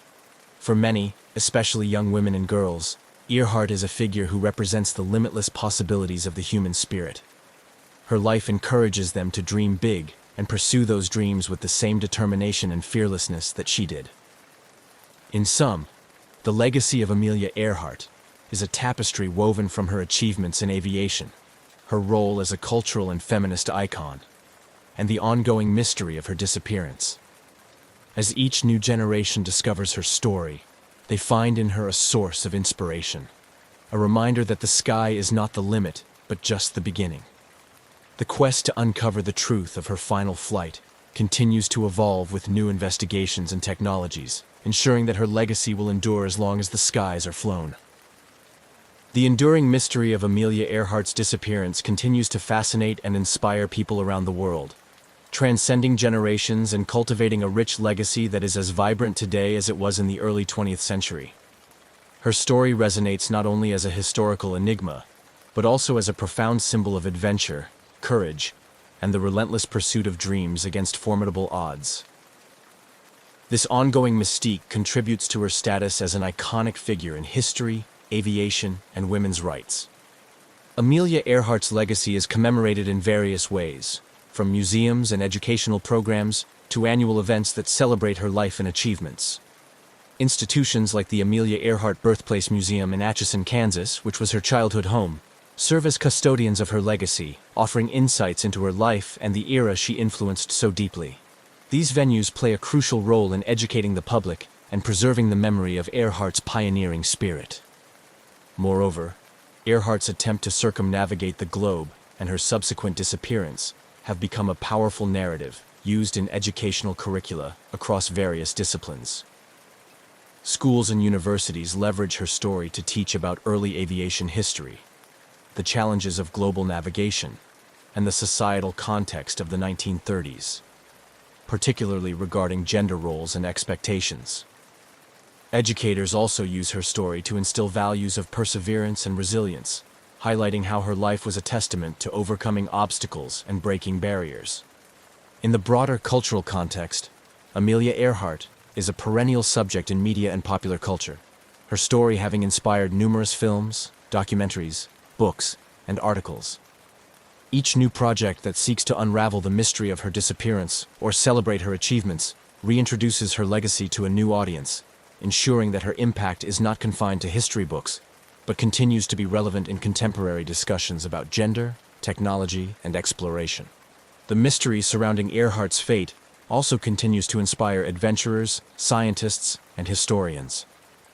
Modern expeditions equipped with cutting-edge technology aim to solve the puzzle of her disappearance, diving into the depths of the Pacific or exploring remote islands for any trace of her or her aircraft. Each effort, whether successful or not, keeps her story in the public eye and fuels an ongoing dialogue about historical investigation and technological advancement in exploration. Furthermore, Earhart's influence extends into advocacy for women's rights and empowerment in fields traditionally dominated by men. Her legacy is often cited in discussions about gender equality in STEM fields, encouraging a new generation of young women to pursue careers in science, technology, engineering, and mathematics. Her life story is a motivational tool used by numerous organizations and initiatives that aim to empower women and girls worldwide. Internationally, Amelia Earhart is not just remembered as an American aviator. She is celebrated as a global icon who pushed the boundaries of what was possible in her time. Her bravery and the mysterious circumstances of her last flight provide a universal appeal that crosses cultural and geographical boundaries. Festivals, exhibitions, and public talks in various countries commemorate her life, each adding to the tapestry of her global legacy. In reflection, the story of Amelia Earhart is more than an unresolved disappearance. It is a narrative rich with themes of innovation, bravery, and the unyielding human spirit. Her life and the ongoing quest to find her continue to inspire and challenge us, reminding us of the vastness of human potential and the enduring desire to explore the unknown. Her legacy, perpetuated through continuous interest and investigation, ensures that Amelia Earhart will remain an inspirational figure, symbolizing the pursuit of adventure and the endless quest for knowledge. In the quest to preserve and honor the memory of Amelia Earhart, her impact on the field of aviation and beyond has been memorialized in numerous ways that inspire future generations and deepen our collective memory of her pioneering spirit. This additional chapter seeks to encapsulate the tangible and lasting tributes that have been established to commemorate her life and legacy. Across the United States and around the world, various memorials and statues have been erected in Earhart's honor. Perhaps the most significant of these is located at the Amelia Earhart Airport, in her hometown of Atchison, Kansas, which not only serves as a functional airport, but also as a living homage to her legacy. The airport features a museum filled with personal artifacts, photographs, and stories that chronicle her life and career, providing a focal point for those wishing to understand and celebrate her contributions to aviation and women's history. Educational scholarships and programs bearing her name continue to support aspiring female aviators, encouraging them to pursue their dreams with the same boldness and determination that Earhart exemplified. These scholarships are often provided by aviation organizations, including the 99s, which Earhart helped establish, ensuring that her passion for flying and her advocacy for women pilots are passed on to new generations. Furthermore, Earhart's influence extends into annual events and educational programs that not only celebrate her achievements, but also look at her life through the lens of modern feminist and technological perspectives. Conferences and symposiums discuss her impact on navigation technology, global communication, and gender equality, reflecting on how her legacy aligns with contemporary issues in these fields.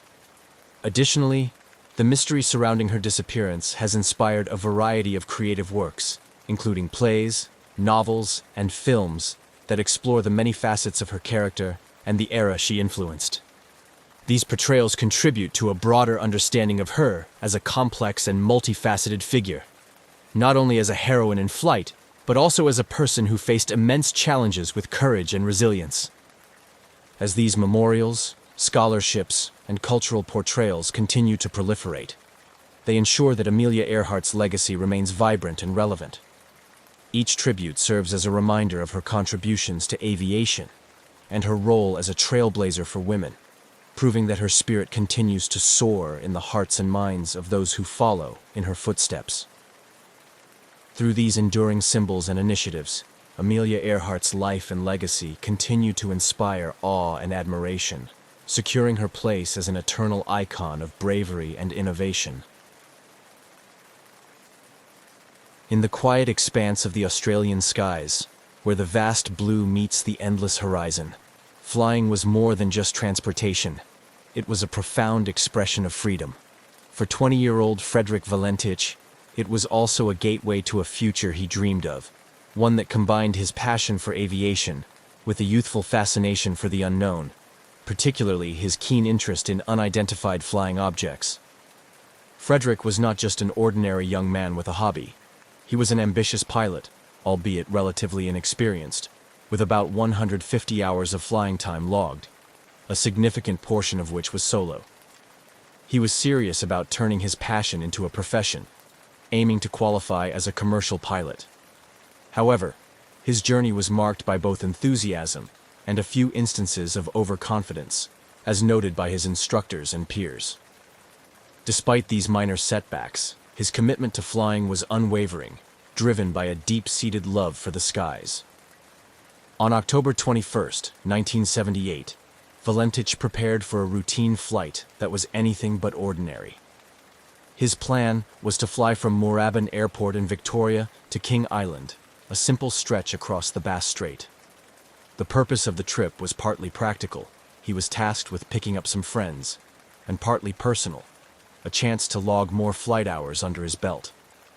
The weather that day was favorable, and everything seemed poised for a smooth journey. As he performed his pre-flight checks, Valentich's demeanor was calm and collected. Those who saw him that afternoon reported nothing out of the ordinary. He filed his flight plan, noting his route, expected time of arrival, and other standard details.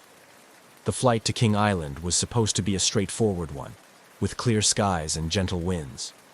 But what transpired over the next few hours would turn this routine flight into one of Australia's most enduring mysteries. The aircraft Frederick chose for this flight was a single-engine Cessna 182, a reliable model known for its sturdy handling and forgiving nature in flight, qualities that made it a favorite among training schools and private pilots alike. This particular Cessna, however, was about to become famous not for its performance, but for its mysterious and sudden disappearance. With everything in order, Valentich took off from Moorabbin at approximately 6:19 p.m. The initial phase of the flight proceeded without incident. Valentich maintained regular contact with air traffic control, providing routine updates on his position as he crossed the coastline and headed out over the open water of the Bass Strait. However, as he neared the halfway point of his journey, his communications took a strange turn. He reported encountering another aircraft, which he described as exceedingly unusual in appearance. According to transcripts of his radio communications, Valentich was initially curious, then increasingly perturbed. He described the other craft as moving at high speed, and it seemed to toy with his Cessna, appearing overhead, then vanishing only to reappear from different angles.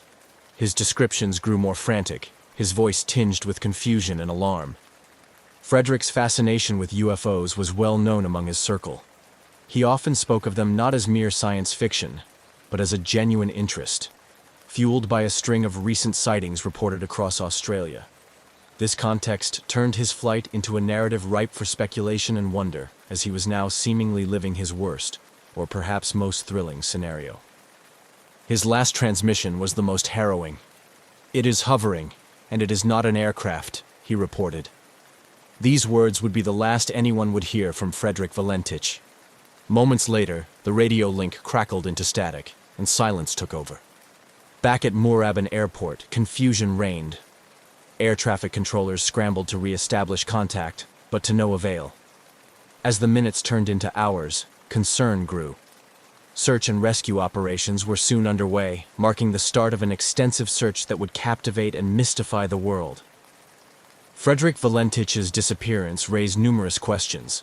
What did he see in the sky that evening? Was it a misinterpretation, or had he encountered something truly unexplainable? These questions haunted the investigation, and would soon elevate the incident from a mere missing person case to a legend discussed and debated by aviators and UFO enthusiasts alike. Frederick Valentich's departure from Moorabbin Airport had been routine.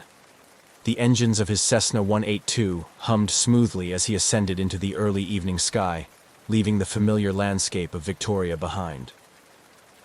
His flight plan was straightforward: head southwest towards King Island, a speck of land nestled in the Bass Strait between Australia and Tasmania. It was a flight path he had considered carefully, suited to his experience level and the Cessna's capabilities. As Valentich settled into the cockpit, the world below him transformed. The urban sprawl gave way to the rugged, windswept coastline, and then to the open sea. Flying over water was a different kind of piloting experience, one that demanded constant vigilance and respect for the unpredictable nature of the ocean below. The first half of the flight passed uneventfully. Valentich maintained a steady altitude, checking his instruments routinely while keeping in contact with Melbourne's air traffic control. He reported his position methodically, confirming his progress and ensuring he was on track. The communication was standard procedure, a lifeline to the ground and a record of his journey's progress. However, as Valentich approached the midway point of his flight, something changed. It began subtly, an unscripted pause in his communications, a break in the rhythm that had defined the earlier part of his journey. Then, the tone of his transmissions altered. He contacted Melbourne Air Traffic Control with an unexpected report. He was not alone in the sky. Valentich's voice, usually calm and collected, carried a note of confusion as he described the other aircraft.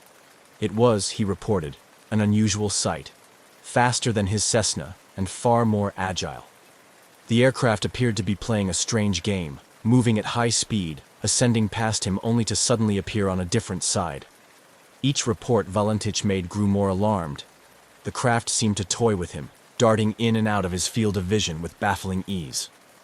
As he tried to make sense of what he was seeing, Valentich continued to describe the aircraft's maneuvers to air traffic control. His descriptions were punctuated with attempts to identify the type of aircraft, but none fit. It wasn't behaving like any conventional airplane he knew. It didn't seem to adhere to the physical limitations of human-made aircraft. The situation escalated as Valentich reported that the aircraft had approached much closer. It hovered overhead, its movements unlike anything he had encountered before. This proximity allowed him to provide more detail about its appearance. It seemed to be metallic, shiny, and was emitting a green light. His voice conveyed a mixture of awe and distress.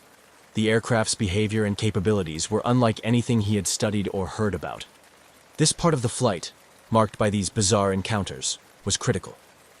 Valentich's focus shifted from navigation to dealing with the unexpected presence. Each transmission to Melbourne became more urgent, his sentences clipped as he struggled to maintain composure and control over his aircraft. The exchange reached a climax when Valentich expressed something more than surprise or confusion. There was a palpable tension in his voice. "It is hovering, and it is not an aircraft," he stated firmly, the final words that painted a picture of something beyond ordinary understanding. Then, just as suddenly as it had begun, the communication cut off. The line went dead, leaving only static in its wake. Melbourne Air Traffic Control frantically called out to Valentich, seeking clarification, any response to indicate that he was still there. But there was nothing, only the haunting silence of an open channel with no reply. The disappearance of Frederick Valentich had begun as an ordinary flight, a young pilot in pursuit of hours and experience. But as the sun set over the Bass Strait that evening, it turned into something entirely different, a mystery that would echo through the annals of aviation history. After the chilling final transmission from Frederick Valentich, the atmosphere in Melbourne's Air Traffic Control Centre shifted from routine oversight to acute crisis management. The young pilot's last report, unsettling in its content and abrupt in its conclusion, spurred immediate action from the concerned controllers. Valentich had been clear, albeit deeply troubled, in his last communication. He described an object hovering above him, which he distinctly stated was not an aircraft. His words were marked by a firmness that suggested he was seeing something extraordinary, something that defied his understanding as a pilot. The silence that followed his final transmission was ominous, turning the routine tracking of a small aircraft into a potential search and rescue operation. With no further contact from Valentich, the controllers wasted no time in deploying standard emergency protocols.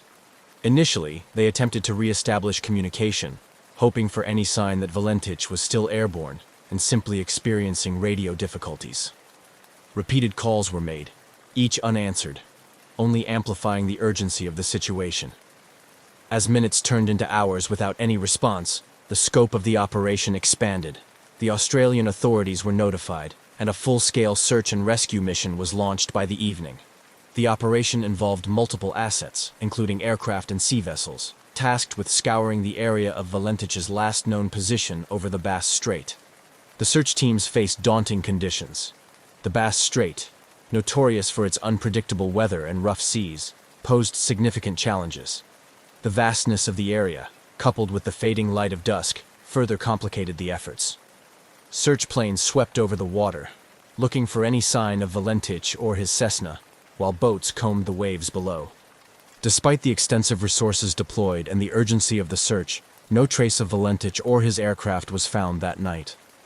The search continued over the following days, with additional teams joining the effort. The Australian Maritime Safety Authority coordinated the operation, expanding the search area and utilizing more sophisticated technology, including radar and satellite imagery. The lack of physical evidence was perplexing. No debris, oil slick, or other typical indicators of an aircraft crash were evident. The sea and air search teams reported back only the emptiness of the open water and the unyielding silence of the sky.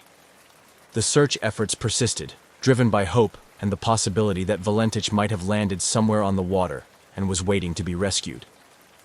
But as days passed with no sign of him or his aircraft, that hope began to wane.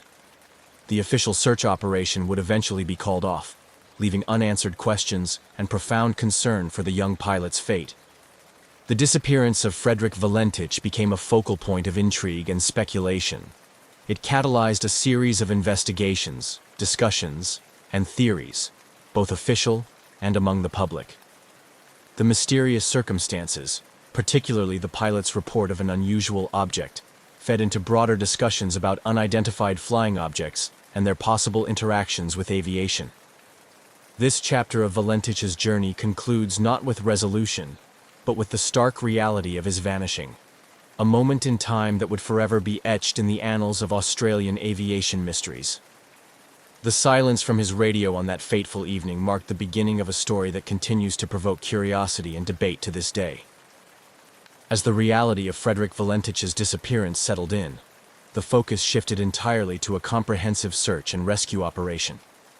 Initiated by the Australian authorities, the operation spanned several days and involved numerous assets, drawing on a broad spectrum of air and sea resources to comb through the vast, treacherous waters of the Bass Strait. The search efforts were extensive and meticulously planned. Aircraft equipped with advanced radar and thermal imaging flew grid patterns over the area, while boats with sonar capabilities scanned the depths below. The goal was to cover as much area as possible, as quickly as possible, in the hope of finding any trace of Valentich or his Cessna 182. Despite the favorable weather conditions that followed the initial disappearance, the search teams faced the inherent challenges of the Bass Strait, known for its capricious weather patterns and strong currents. These conditions often made the search efforts difficult, with waves and wind disrupting the progress of boats and limiting the effectiveness of aerial searches during certain parts of the day. As the search continued, the Australian Maritime Safety Authority coordinated efforts from multiple agencies, including the Royal Australian Air Force, local volunteer marine rescue organizations, and even merchant vessels passing through the area. Each day, the teams would debrief, share findings, and adjust their strategies, determined to uncover any clue that could lead to Valentich. However, the days passed with frustratingly little to show for the efforts. No wreckage was sighted, and no signals were detected that could suggest the location of the crashed plane. The search teams expanded the search radius, hoping that drift patterns might have carried Valentich away from his last known location. Still, the vast ocean seemed to have swallowed all evidence of his passage. The lack of any physical evidence perplexed investigators and search crews alike. In cases of aircraft crashes at sea, some debris typically surfaces, whether from the impact itself or from the interior of the aircraft. Yet, in Valentich's case, the sea offered nothing. No floating debris, no oil slicks, no emergency locator transmissions, nothing that indicated a crash site. This complete absence of evidence led to an increased interest in Valentich's last communication. His report of an encounter with an unusual aircraft, described under clear distress, became a focal point for both official investigators and the public. The peculiar nature of his descriptions prompted some to speculate about otherworldly explanations, including UFO involvement, which only intensified as the search yielded no results. After 2 weeks of intensive searching, the official search and rescue operation was reluctantly called off.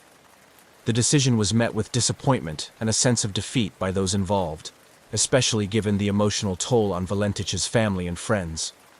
The announcement marked a somber acknowledgement that the chances of finding Valentich alive, or even recovering his remains, were exceedingly slim. The cessation of the search did not end the public's fascination with the case, nor did it silence the myriad theories about what might have happened. Instead, it transitioned the incident from an active rescue operation to a lingering mystery, one that would captivate curious minds and fuel debates about aviation safety, the unknown, and the unexplained. The story of Frederick Valentich's disappearance remained alive in the collective memory, a perplexing enigma of the skies that refused to be forgotten. With the official search for Frederick Valentich concluded and no tangible evidence found, the focus shifted from a rescue mission to the realm of speculation and investigation.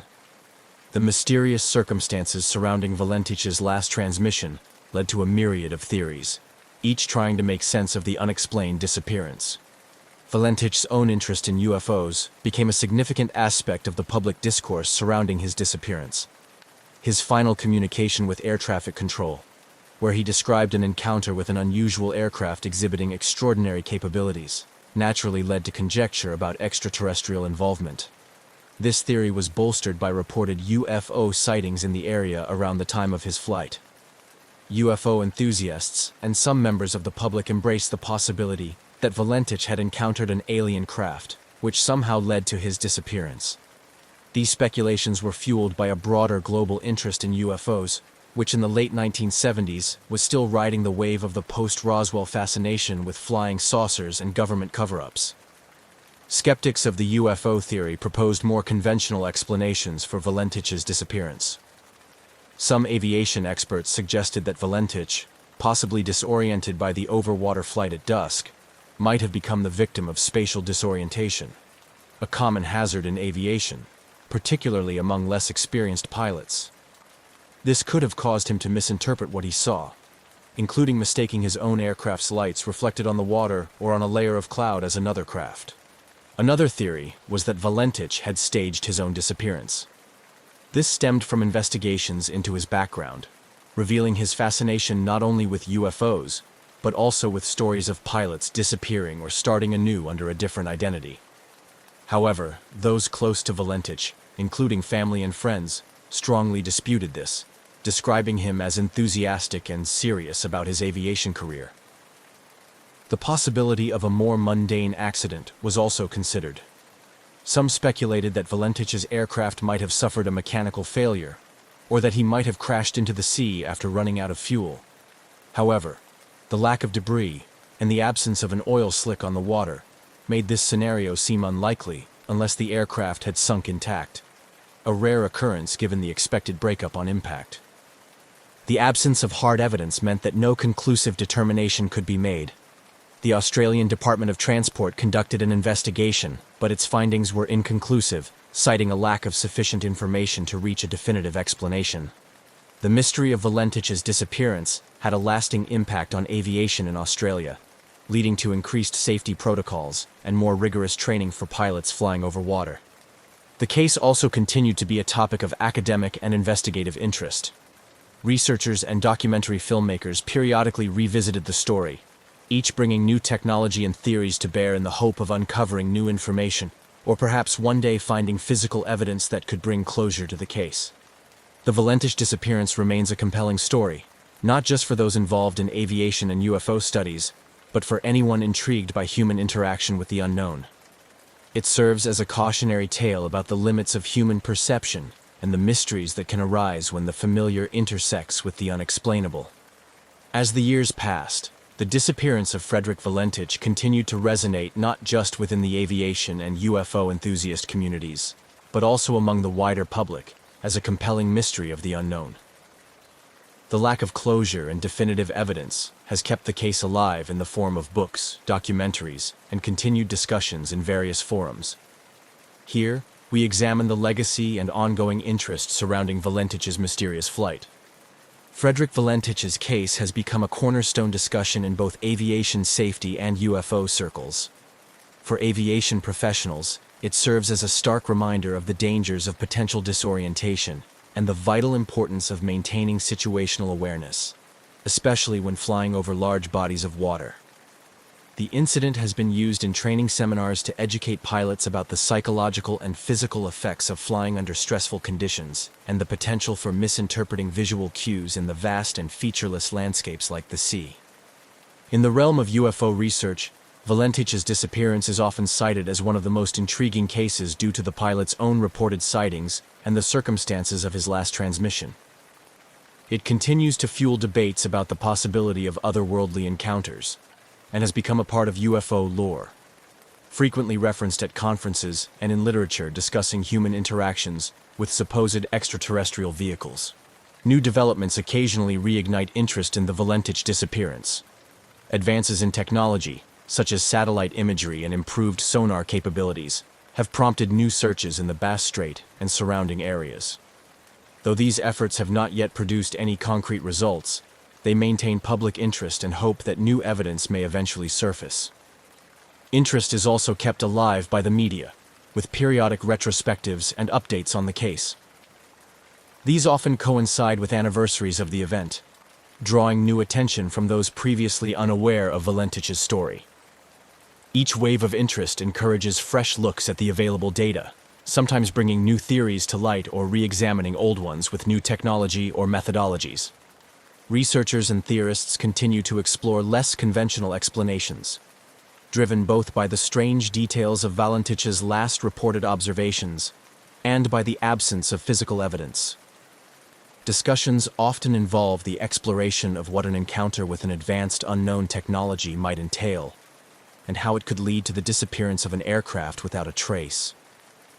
Such speculations delve into the limits of current human understanding of physics and technology, proposing scenarios where conventional retrieval and detection methods might fail. The Valentich case has also had a significant cultural impact, inspiring segments of films, television series, and literature. These portrayals explore the human aspect of the mystery, emphasizing the emotional and psychological effects on those involved, particularly Valentich's family and friends. They also examine the broader implications of a society grappling with phenomena that it cannot easily explain through current scientific understanding. The legacy of Frederick Valentich is a complex tapestry woven from threads of mystery, tragedy, and the unyielding human quest for answers. While the truth behind his disappearance may never be fully uncovered, the story continues to intrigue and inspire. It serves as a reminder of our perpetual fascination with the sky and what lies beyond, as well as the profound and sometimes haunting unknowns that remain in our own world.